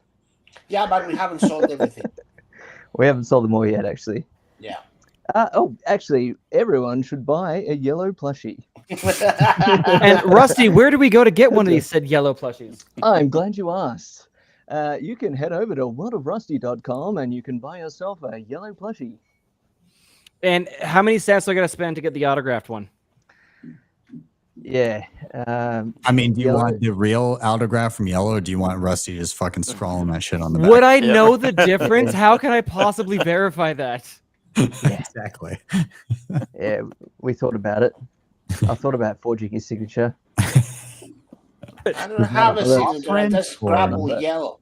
You might not be able to see that. I can read for you. The warning is not suitable for children under 3 or shitcoiners. Nice. My son is 3 now. So on there legally. Great. Beautiful. It's in the clear. Yeah. Puppy, we never got a chance to ask you. We were talking about like stupid shit that's going to blow up people this cycle or crazy theories of where it's going to go. What do you see, pal? Look, you know what's funny, and we talk about this every day in spaces. Sort of, in 2017 when some of us started, there was no Lightning Network. I didn't know to foresee that. All I knew was Bitcoin can't scale. You better buy some Bitcoin Cash. Okay, so yeah, I got a little Bitcoin Cash. Ethereum is this world computer. And apparently there's a problem in the world with things called smart contracts. To this day, I don't even know what a smart contract is. And then we had Litecoin, this silver to Bitcoin gold. No idea what that was. All I knew was quickly, guys like HODLiday, American HODL, I got to meet and talk to, said, look, man, just get it back into Bitcoin, which I did. So as I'm orange pilling, friends and family in 2018, watching the price race down to 3,000, I'm trying to tell them this is the greatest thing in the world. This is the greatest thing in the world as this is crashing down. But it worked. The point is, I don't know, man. A couple of years ago, who would have known about ordinals or inscriptions or power chain? I don't know about this stuff, man. Sometimes ignorance is bliss, as they say. That's the same thing with Bitcoin, man. Just put your head down, earn your fiat, mine it, buy it, earn it, but get some Bitcoin and self custody. Those 3 ingredients. That's it. Those are the people that are still here. It's everyone that chases everything else, man. Everyone that chases everything outside of it are the ones that get wrecked. So long answer short, I don't know. I don't know what they're coming up with. And it doesn't matter because you got to come back to your core principle of, guess what? Just stack your stats, man. Be humble, stack stats, which is a great meme. 100%. Couldn't have said it better. I like it. Well, gents, okay. I'm going to start rounding this out, but I want to ask you each, what is your I guess we'll say Bitcoin or tangential New Year's resolution. And so if I had to think about mine, there's a number of things that play into it, but in the end, my end goal is to, without impeding like quality of life, I want to kind of, now that I've gotten to a place where I'm like, okay, I'm doing okay in terms of like, I'm not panicking about bills. If I can hone everything in and focus on freeing up some time for family and focus on like spending time with Mrs. Sessions and the mini sessions I have running around the house, that would be fantastic. So that is kind of at the forefront. There's a number of other things that play into that, and I have plenty of You have a exciting citadel to build, right? yeah, exactly. There's plenty of things that I want to do in and around like the channel, and I'm super excited to have Nathan and Gary come into the fold, and Sally working in the background tirelessly, and plenty of other things going on, and work with the Human Rights Foundation, and I still like, and I'm the SAT market and building locally and all of that plays into it, but also a major part of it is having those things happen, being a part of them, but also kind of like organizing and fine tuning things to a point where it's like, I don't need to be a part of every tiny little decision.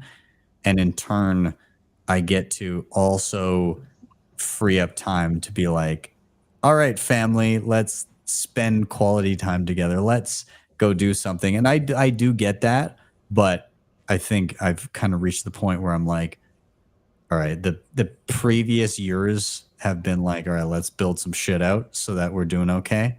And then it got to the point where it's like, okay, some shit has been built out. Let's reclaim your time. There's a book that I just bought called Buy Back Your Time. And that's kind of what I think I'm about to do. So yeah, that's kind of where I'm at. So that's my New Year's resolution. Yellow, is yours to claim back your sanity? Yes, obviously, for sure. Just a little bit, so I can like be a little bit more balanced. No, I'm I'm I'm gonna be grateful next year if I have my health and God gives me the ability again to form something like DSB was. Because after 2 weeks, I have been thinking of what to do with DSB. We have formed like a community now around DSB. Like we have the craziest DSBers that are really busting my balls, to be honest. And to continue this, right? But of course, I cannot continue as it was. It was driving me nuts. It And your was neighbors. it was something that was unique. I made it. We completed it, not just me, because those crazies were every other day were there with me, right through the bear market and all. They flew all over from all over the place and came to El Salvador to do it live. So it's not my thing; it's our thing. And I cannot just say to those guys and gals, "We're done." So DSB will continue somehow in another format. Maybe I'm thinking of doing keeping the format just as it was, but the vibes completely opposite. Meaning, I would do it wherever the fuck I want and feel like it. Nice. I'll be like, okay, today I have things to talk about DSB, and we go live, and we do it until 1 million or something. Another And year.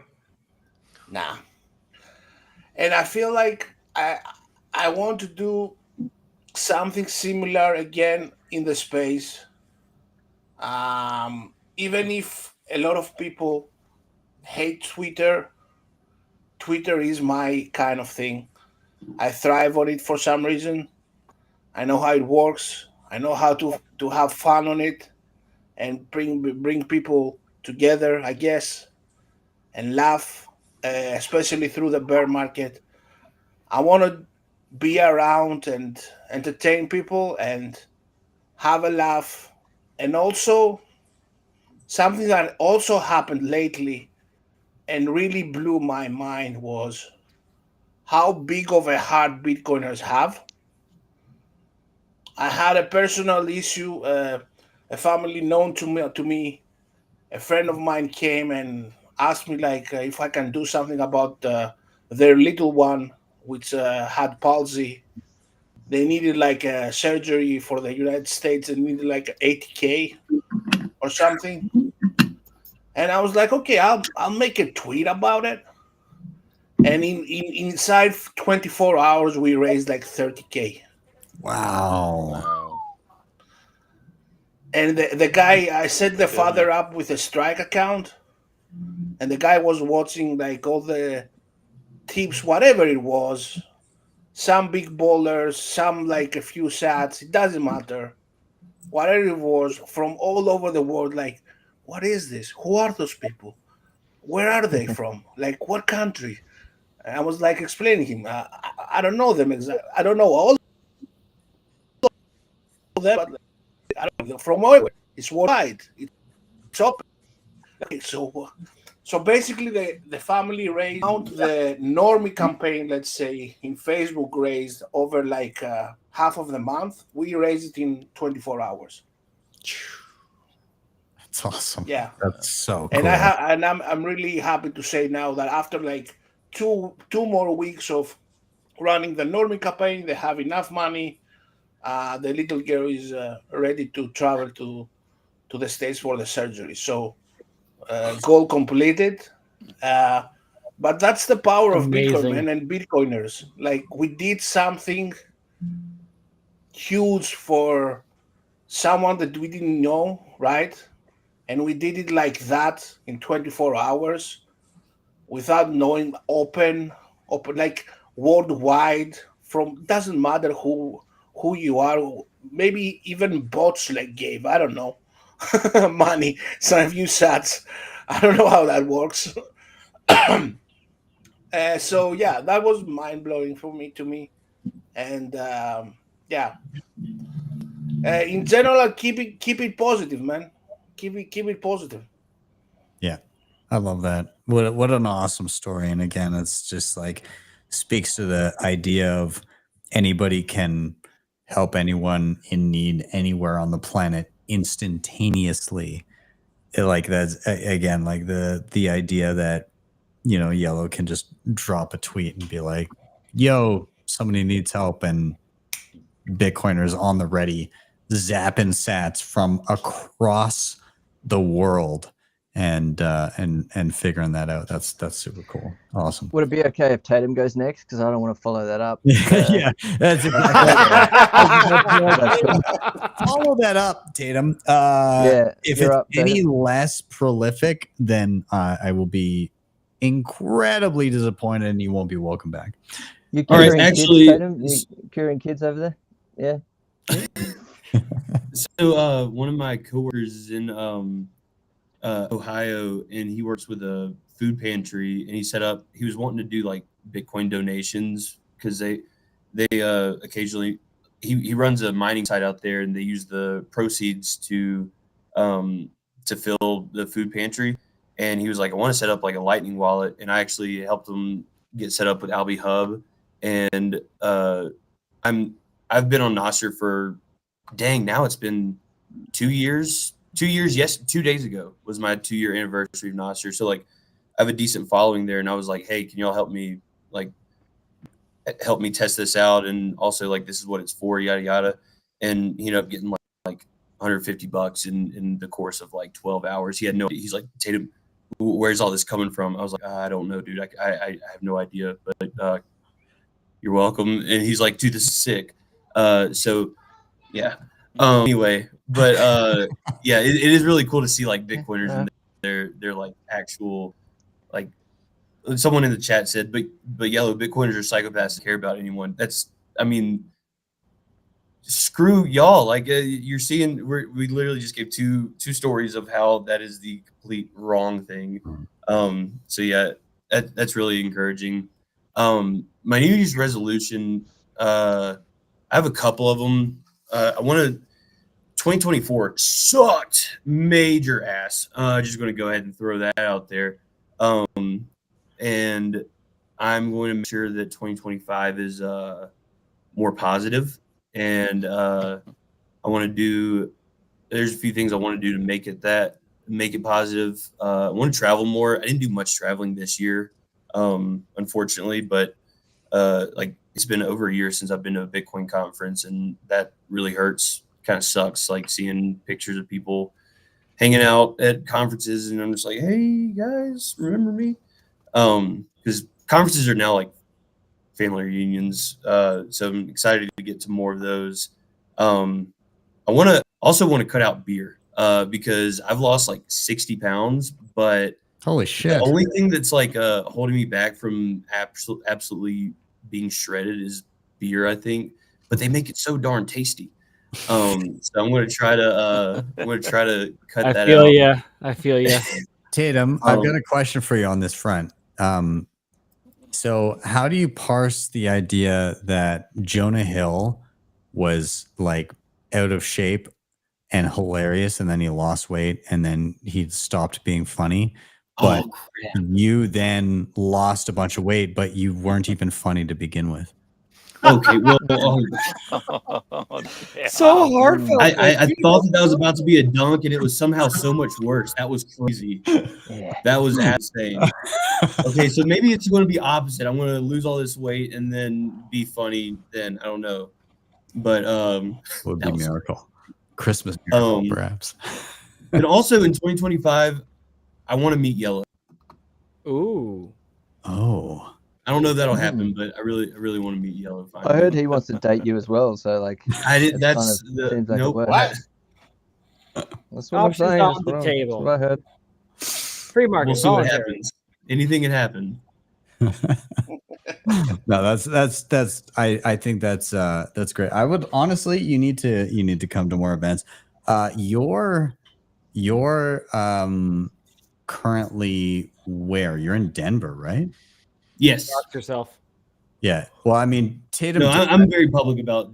I'm a founding member of the space, and we got that kicked off this year, which that was a positive. We kicked off the space. So if anyone's ever in Denver, come hang out at the space. It's a great Bitcoin-centered co-working hub, and they're tonight they were playing Catan at happy hour over there. So definitely come check that out. Sounds like a nightmare.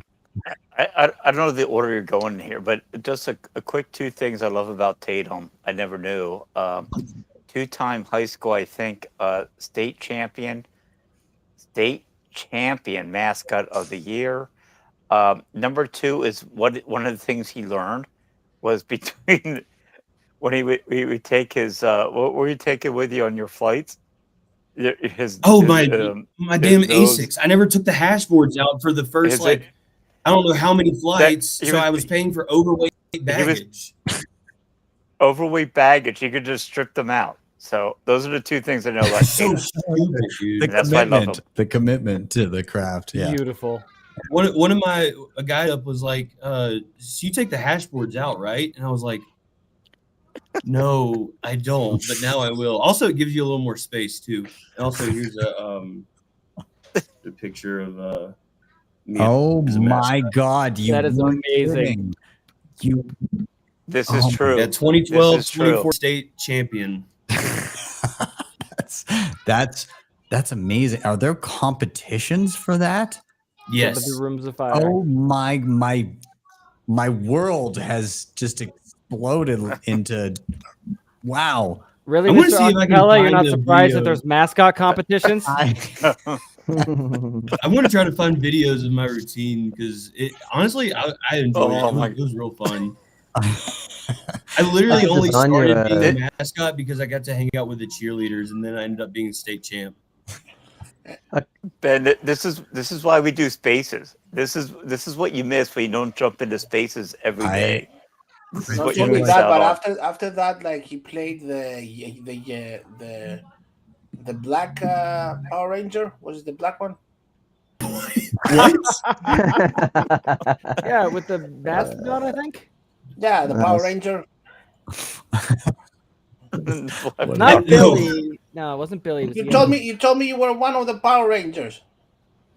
I have no idea what you're talking about. The black one or the blue one? I don't remember.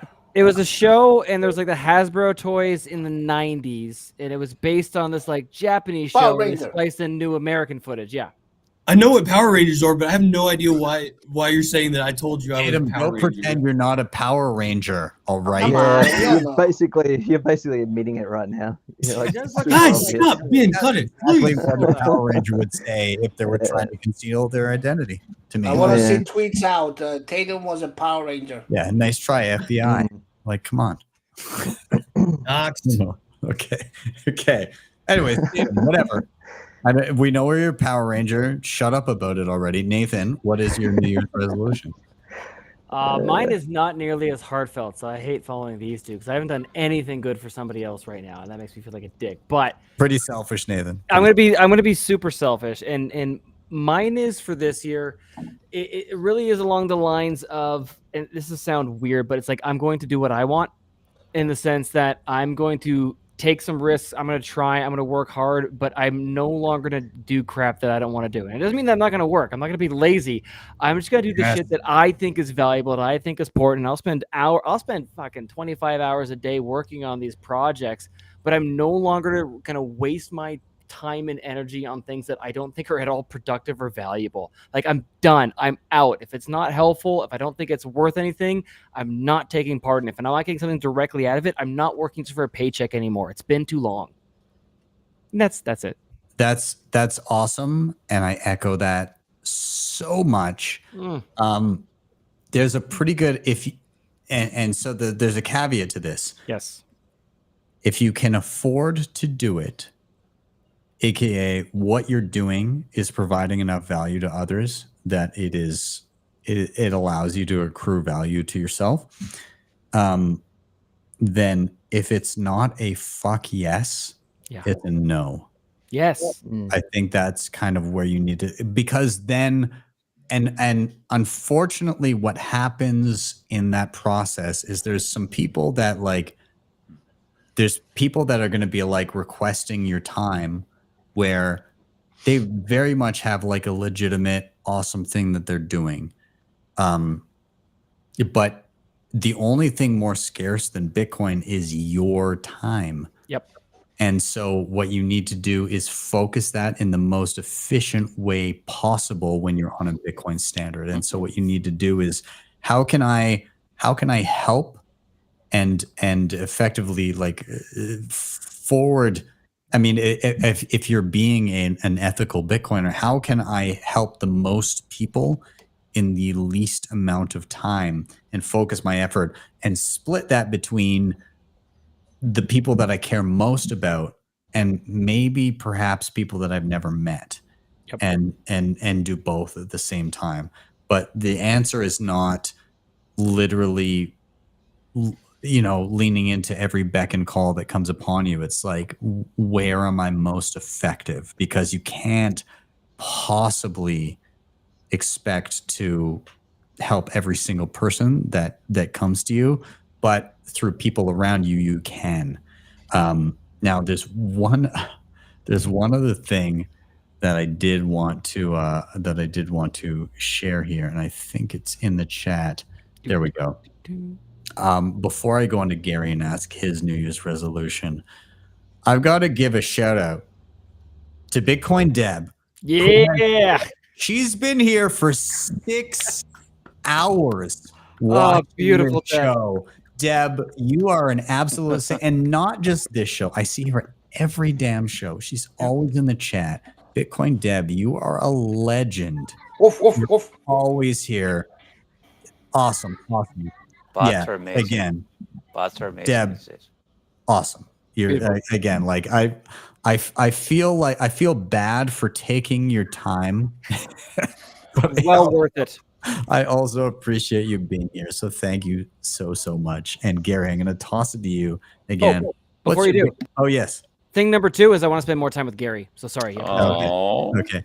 I love that he took Gary's time in saying that, in which he's going to do much more of in the new year. So Gary, my time here wasn't that valuable anyway. I wish I could say that I had something in my mind, and New Year's resolutions has never been a thing of mine. I never thought of it, and maybe I'd be better off if I did. But I think echoing things that, a couple of you guys and a few people have said already, just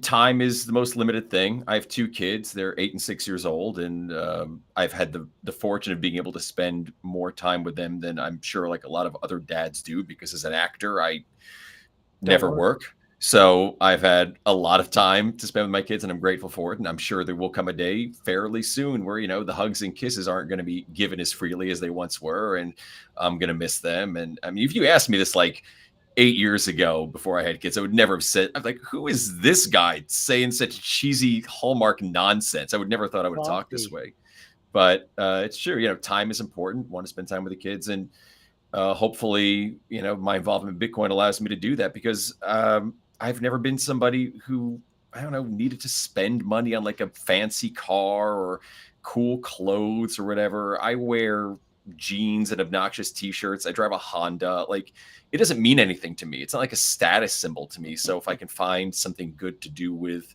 maybe some extra money and time that I have, that's great, as always. I'm sure there are other things about my life and personality and character flaws that'd be great to fix, but I don't know if I'll ever see that happening, and it never occurred to me to do something about that on New Year's. So, that's that. That's all I got. Awesome. You're perfect the way you are.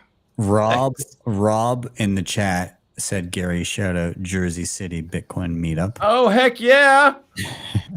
Love it. And then the other thing that I was going to say is, Gary, you wear obnoxious attire. I couldn't place it with your boa. Never would have given it away. By the way, Rob Wallace of Bitcoin News. That's who that is.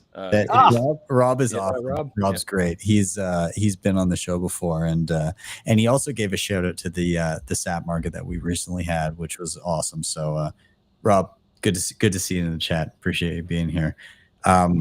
Rusty, I'm going to toss it to you. New Year's resolutions. What's on the docket for you? Yeah. First of all, thank you to the people that have bought yellows, since we mentioned him. There's a few people here. I won't dox you all, but thank you. Meme Factory gets to eat this week.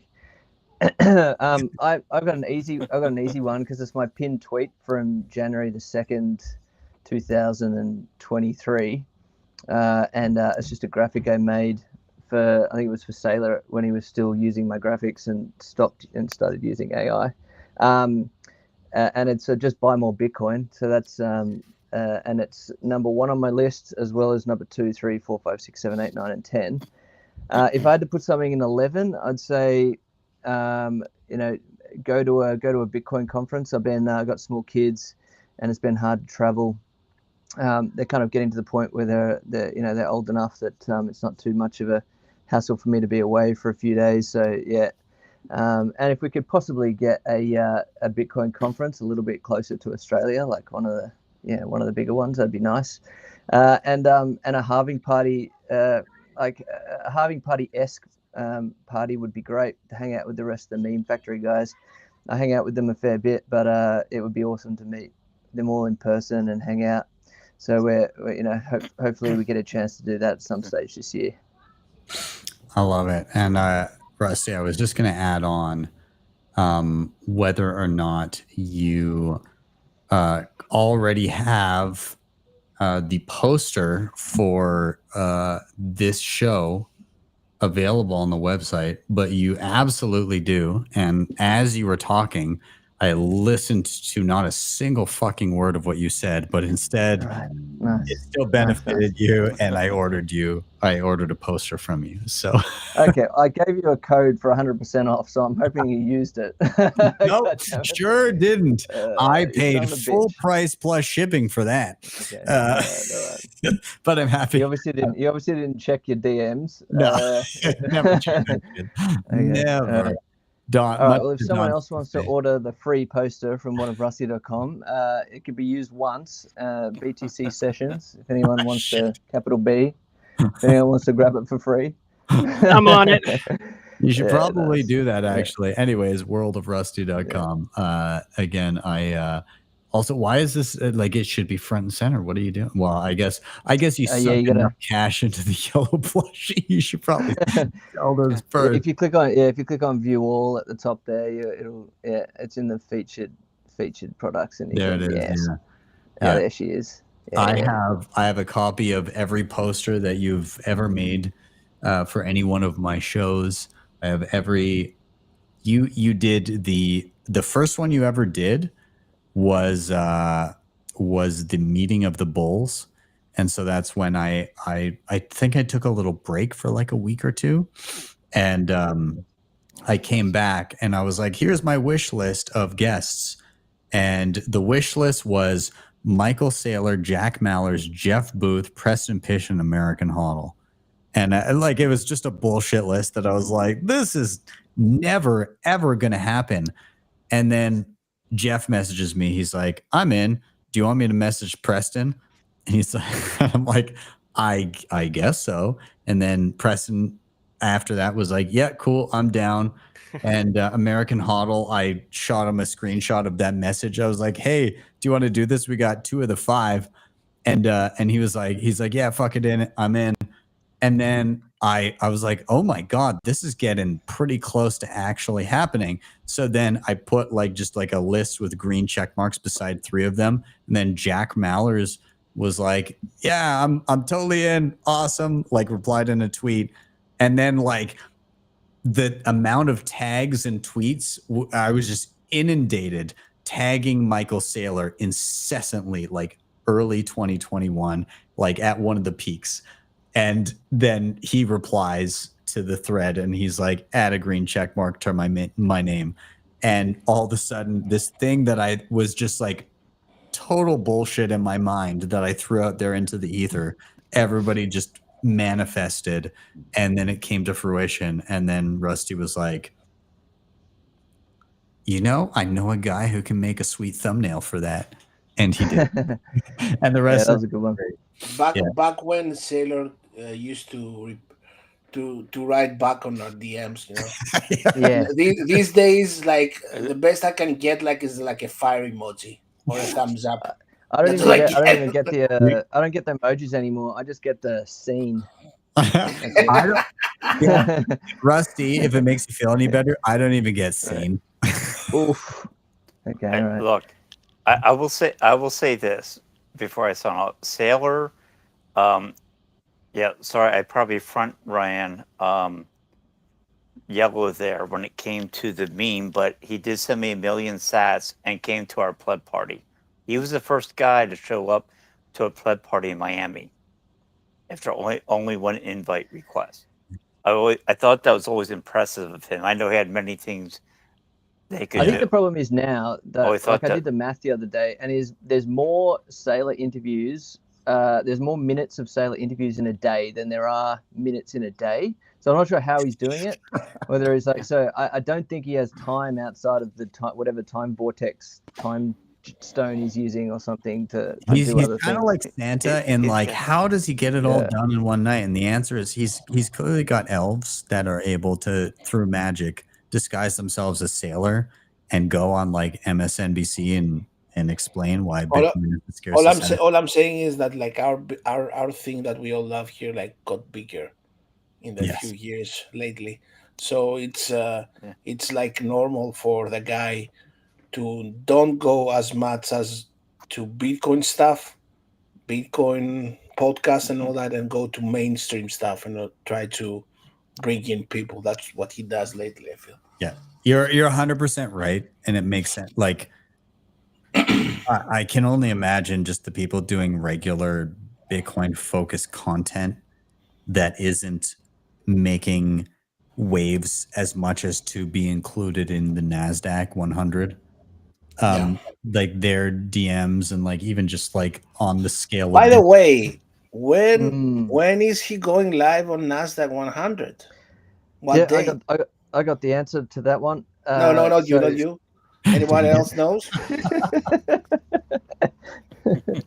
Anyone knows? Anybody?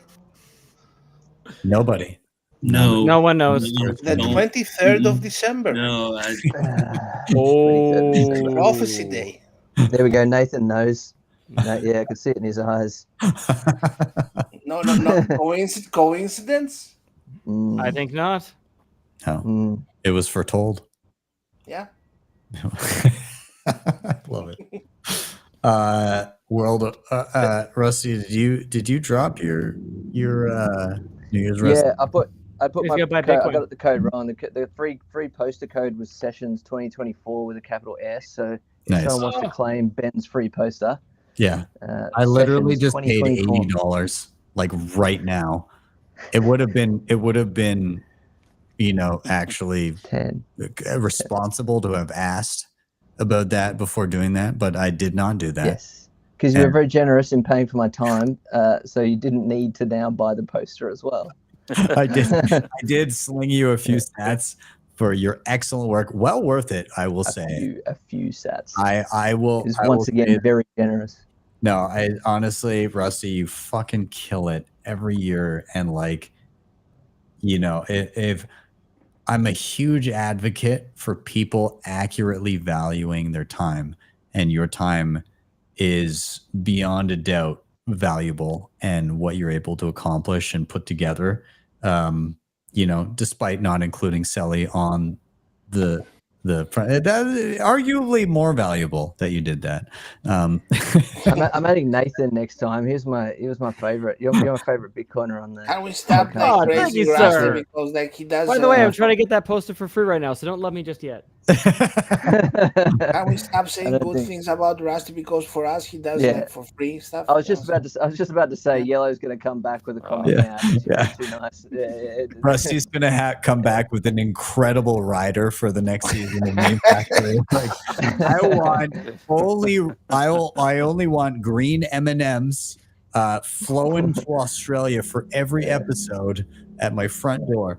Orange M&Ms. Yes, exactly. Well, green because bull market, but orange would be better. Yes, I agree. Gary, this is why we have you. Not for the technical, but for Nope. the Thank you, completely Gary. irrelevant. Yep. There you go. Perfect.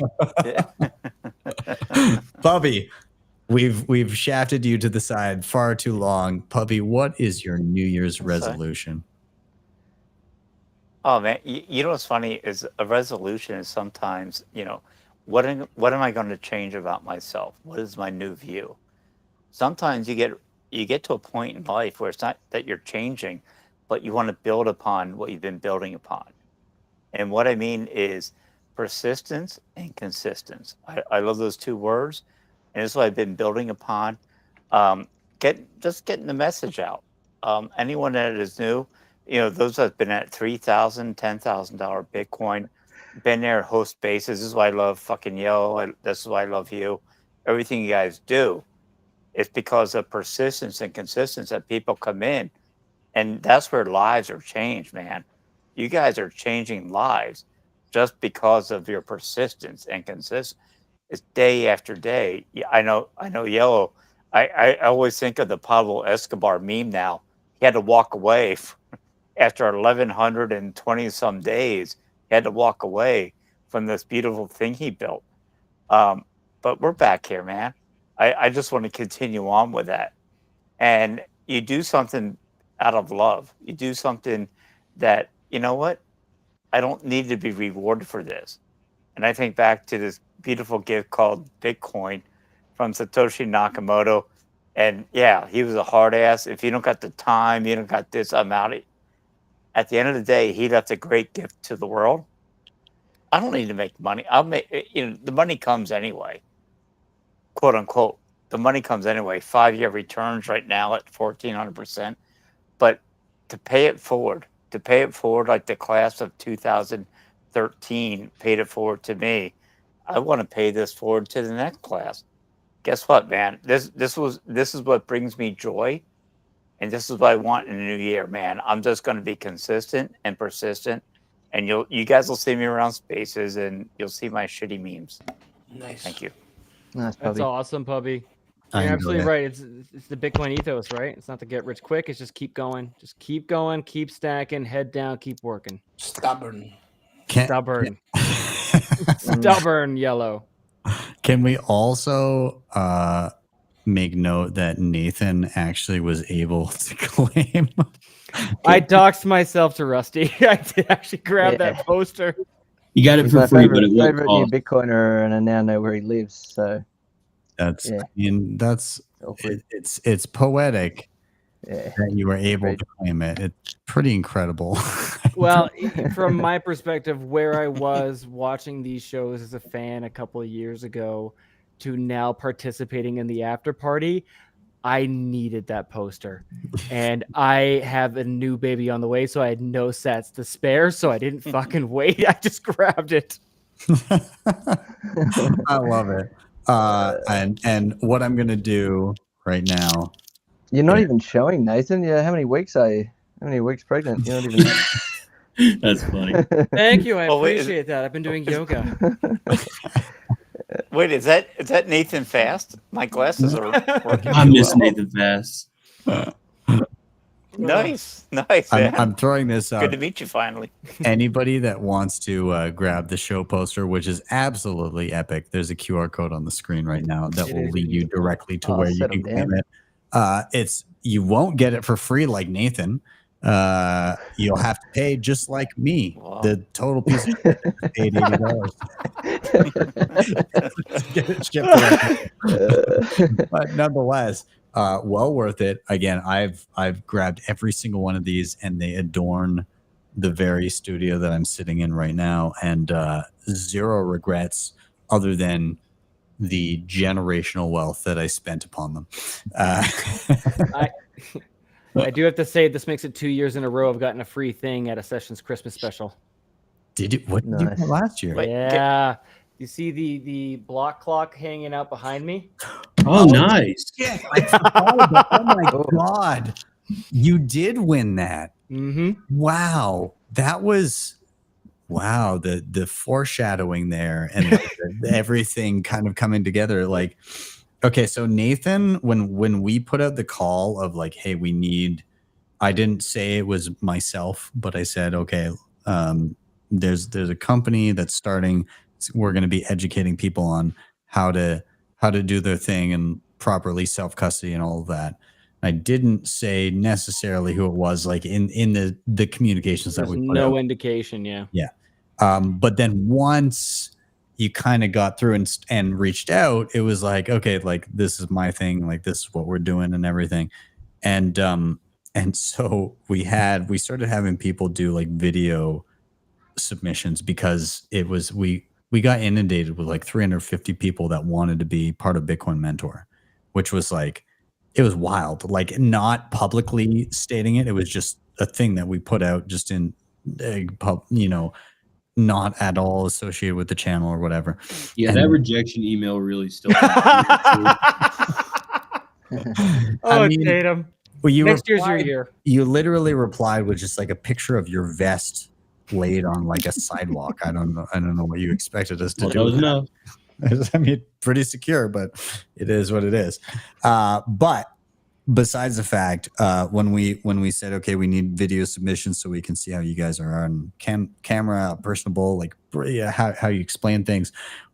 Nathan's submission was basically an ode to, or like a spoof of my tutorials, and it was broken down by like prerequisites and such as like all the little like intro screens, and it was like, here's what you're going to need to do in order to successfully hire me for your company.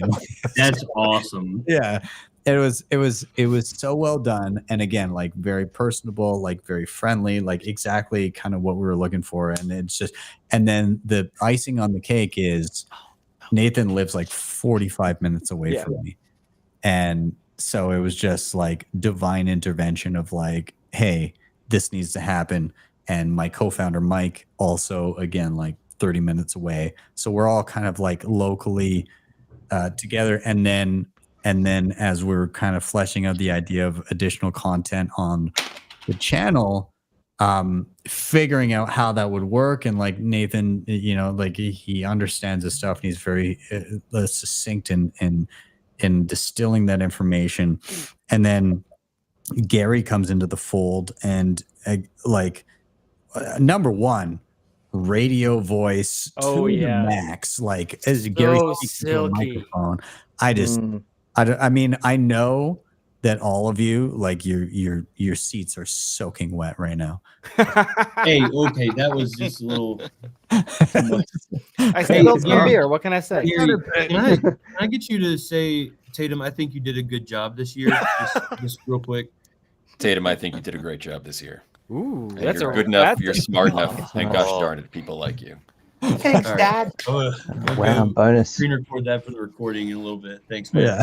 Yeah. Do the intro, Gary. It'll be great. Season 2, intro by Gary. Yeah, I'm happy to do it. Let me know. I'll do it for you. Yeah.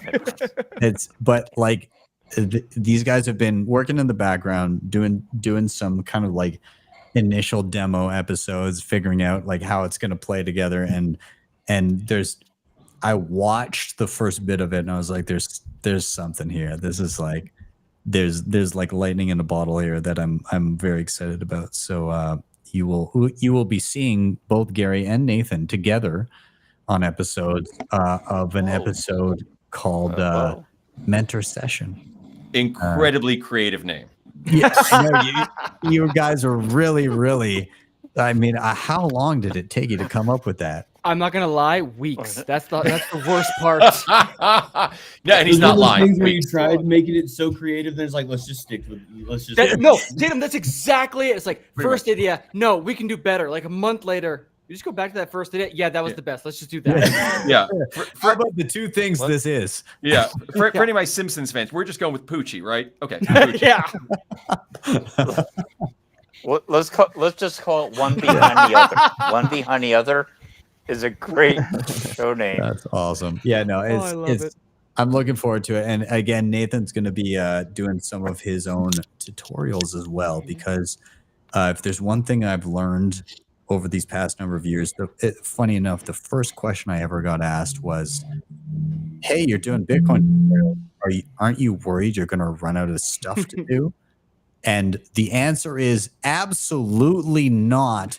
If anybody could see the list of shit that I need to like sort through and try and explain to people, it is growing far faster than my time. And so it is an absolute necessity that Nathan be a part of the channel, creating additional tutorials to complement what I'm working on as well. And every time that CoinKite comes out with a new cold card, that takes up about 3 months of Ben's time right there. There's so many features. So many features. You keep adding more too. Don't upgrade. It's too much. Yeah. And by the way, if you like, have yourself a cold card too right now with this QR code on the screen. Thanks, Jim. Ben, can I jump in with a question real quick? You didn't format your SD card. That's what it was. This is how long I've known Ben. I remember when I had Bitcoin, like I had some, and like, where do I want to put some of this? And I had a Samurai wallet. I'm watching Ben with Samurai wallet, like, fuck yeah, man, that sounds good. I don't even know if these guys are going to be released. Are they in Cuba? Are they? I don't know if they're being tortured. I don't know where the Samurai guys are. But yeah, I had some Bitcoin there, and I had to. Yeah, you can access that still. Yeah, it's crazy shit, man. I don't know what's going on there. I don't want to take it down to no, Debbie but Bobby, you make an downtown, excellent point too. Like with all that's the crazy. excitement and everything that's going on, let's not forget about the Samurai guys. Let's not forget about Ross as well too. Like I've seen that kind of quiet down in the background. Like it's not time to let off the pedal. We got to hold everybody to account and get him out day one. Yeah. Day one, baby. Pubby, to answer your question, you still have full access to those funds. You have the private keys to those. In fact, Sparrow Wallet on desktop, if you had your seed phrase, all you need to do, you can go to Recover Wallet, and there's even, I believe, there's still the option to import the Samurai Wallet, like the breakdown of like, hey, like pre-mix, post-mix, all of those like sub-wallets that they create, all those accounts. Ben, don't worry. I already got them off there. Yeah. Don't worry. Beauty. Just send me the seed phrase and I'll fix it, and then I'll get it right ship it back. for you. Get that right back to you. I'll Don't worry, consolidate Ben, your it's already off of there. sauce for you, Bobby. Yeah. Oh, Yellow's still here. I Did forgot. that. It's good.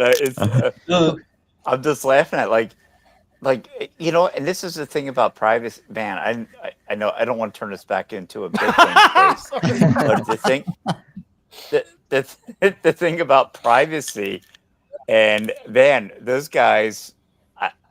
Look, I don't know. Maybe they overstepped their bounds. I'm not sure about all that, but that was a cool thing. They were the first ones, and I think Ben will agree. I think they were the first ones that actually had a wallet that went with. They had Satoshis as well as Bitcoin. You could actually translate Bitcoin into Satoshi, and what that means is people could actually see the unit bias. Also, right away. you know what they did? Samurai Wallet was the first one to be like, we are no longer showing a fiat price.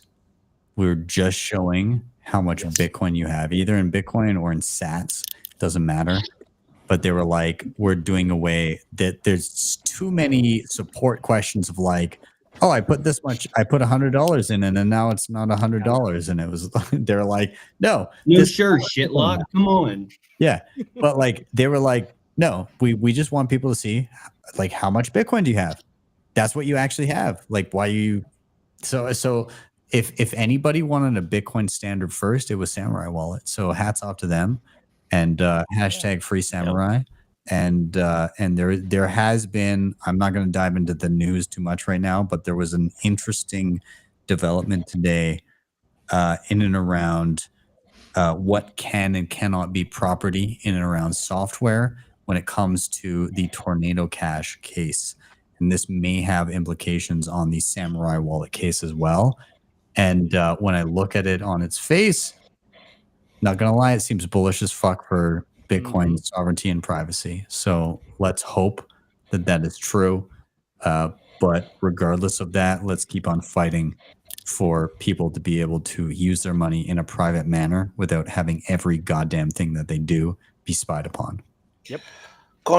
Concluding this marathon, what have we learned today? We have learned once more, Craig Zaz, for the third time, I think, was to appear in this holiday special, and he's not here once again. Craig Zaz, the man behind memes, I guess. Craig Zaz behind booking me and sending me to Miami, Ohio. Craig Zaz, our fellow co-Bitcoiner that is a potato for sure. Craig Zaz, what great inputs that guy had, right? Like, he made us laugh once again. He made us think once again, inspire to be better with his inputs.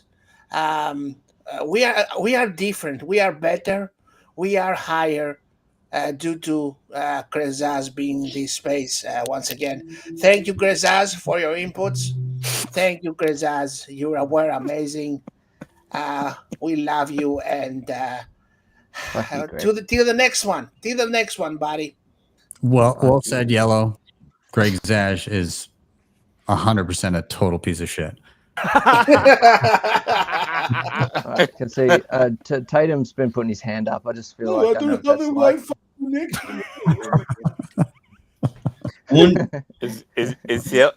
Is Yellow still here? It was literally just Yellow talking right there. Did you not recognize his voice? No, I know. I thought he did a drop mic and left out. That's what I'm asking. Still here. Do you guys know where the FU Greg came from? I know. Oh, thank you. That was anticlimactic. Thank you. Fuck that guy. Ben, You said Thank fuck you. that Just guy. let you know. Yeah, I started the "fuck you, Greg" meme in a YouTube channel with Anders. Yellow was there. Okay, thank you. Just one little credit, a little street credit on that one. Thank you. I love it. Bobby, I want to add in one thing. Kortik is in the chat, and he just wanted to let you know that Samurai Wallet, it's not dead. Somebody forked the project. It's now called Ashigaru, and you can run it independently yourself. I did do a video, actually, a 2-part video on how to do that. So if you're Didn't you curious, watch the video, Pubby? Didn't you watch the video? did you not watch the 2-part 4-hour marathon? I've never watched a BTC Sessions video in my life. Actually. It shows. That's a lie. That's a lie. You watched his shitcoin videos back in the day. Pretty sure I saw him dancing at a Litecoin conference. Fuck, that's a real thing. That's a real thing. It keeps coming up as a suggestion. It's like 6 years ago today. BTC Sessions talks about the best new coins to get into or some shit. How to trade coins or something. I don't know. Yeah. Oh, that's so much ass. Oh my god. Gentlemen, Ben, I'm I going wanted to to- Okay. No, Tatum, you stop. You stop. No more talking. I'm taking control. No, Tatum, you're great, but I'm still not letting you talk right now. I'm rounding out. I'm done here. I'm going to spend some time with my family and have a beverage and enjoy my evening. We are not rounding. We're well past 7 hours on this stream. 7 hours and 9 minutes currently, and it's been an absolute marathon. Most of which has been spent with you assholes. That's true. You give the We got- great we got guest the like biggest half panel. an hour, and then you let us just run until the end. Yeah, I really don't know what I was thinking, but here we are. So nonetheless, I want to thank all of you so much for being here. Everybody that has come before, everybody that's currently here, it's been an absolute blast.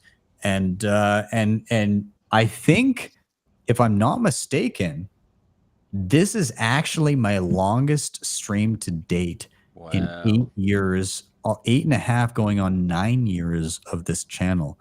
I'm pretty sure this is the longest stream. If it's not, I remember then- last year was just under 7, or it was in the 6 hour.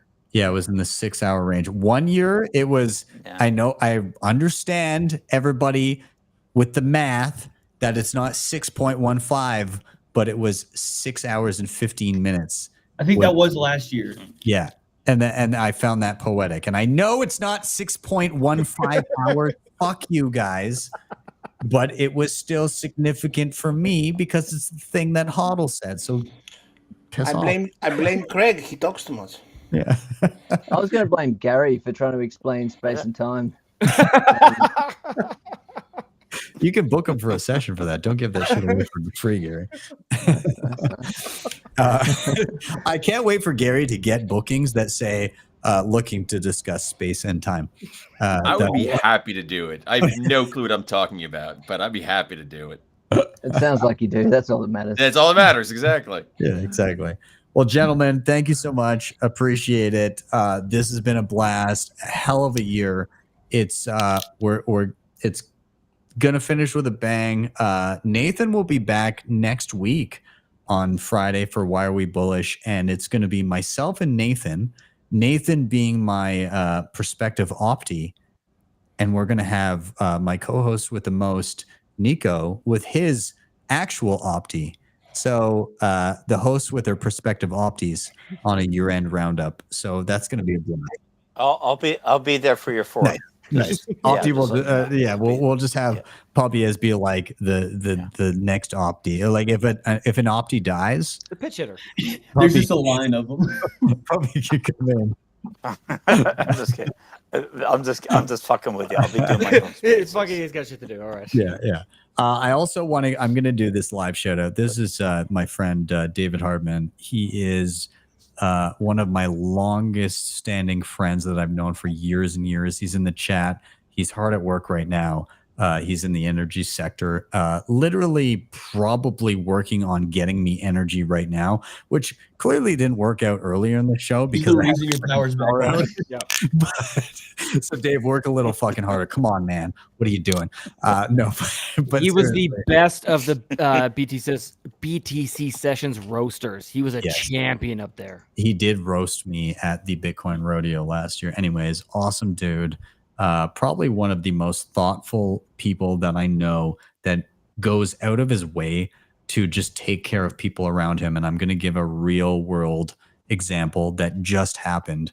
we were in Banff for just an outing for the sad market, a bunch of Bitcoiners, hour and a half drive out of town.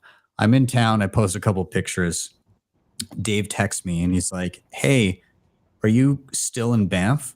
And he says, and I say, "Yeah." And he's like, "Hey, there's this sweet little old lady that lives in town. And she's, I don't know, she must have been 70 or 80, whatever." And he's like, "I, from time to time, go over and I have a little ukulele and she has a guitar, and I will just go over to her place and I'll jam out on the ukulele and she'll play guitar and we'll just sing songs together just to brighten her day." He's like, "If you can swing by her place with some Christmas cheer, it'd be greatly appreciated." And so me and my wife Lisa went and picked up some chocolates and some flowers, a poinsettia and everything, and brought it over to her place and just said Merry Christmas. But this is the kind of quality of person that Dave is. Just such an epic dude that through my lifetime of knowing him has never not done the most to just be a shining light amongst people that he encounters. So a very Merry Christmas to my good friend Dave. What an awesome dude. And to his expecting wife, Vernell, he's about to be a dad for the first time, which is just so bullish. So Dave, Merry Christmas. Merry Christmas, Dave. Yeah. Merry Christmas, Dave. There he is. Yeah. Tatum, I'll give you the other BTC sessions video on that one later. Awesome. Thank you. Yeah. Well, gentlemen, I'm going to round out here. Thank you so much. This was awesome. I can't think of a better group of people to have aggregated in one space over a number of hours than what I've had. It's pretty easy to do. Yeah. True. And again, like the crappy ones are made up for by the better ones. So, but anyways, I'm going to round out here. Thank you guys. Have a wonderful evening or day. Yellow, I know you're some ungodly hour for you. I'm sorry. It's okay. You're used to it. But anyways, thank you guys so much. Have a very Merry Christmas. And I'll see Merry you Christmas. all. Good night. Merry Christmas, Ben. Merry Christmas, everybody. Love you all. Happy New Year. Merry Christmas. All right. See you Later, soon. guys. All right. And everybody that has weathered this entire show, thank you so much for being here. Oh my God. 7 hours and 15 minutes, longest show I've ever done. And you know what? It didn't feel like it because everybody was so awesome. We are, again, it's wild. It's been a full cycle of doing Christmas specials, like let alone the channel itself, but 4 years of Christmas specials, and here we are. And it is, I'm incredibly humbled that I'm still here, that I'm getting to do this.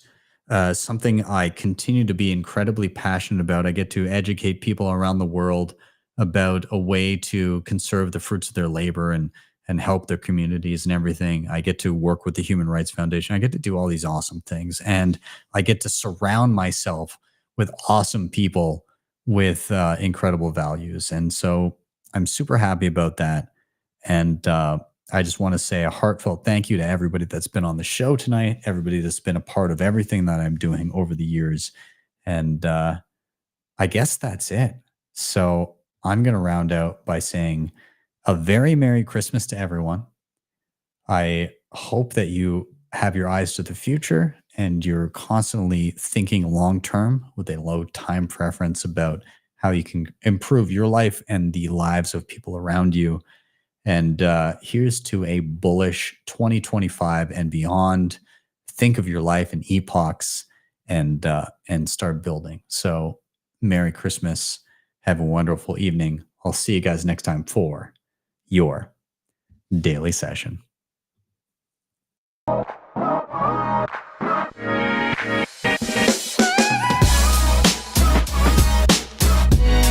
HODL the Bitcoin.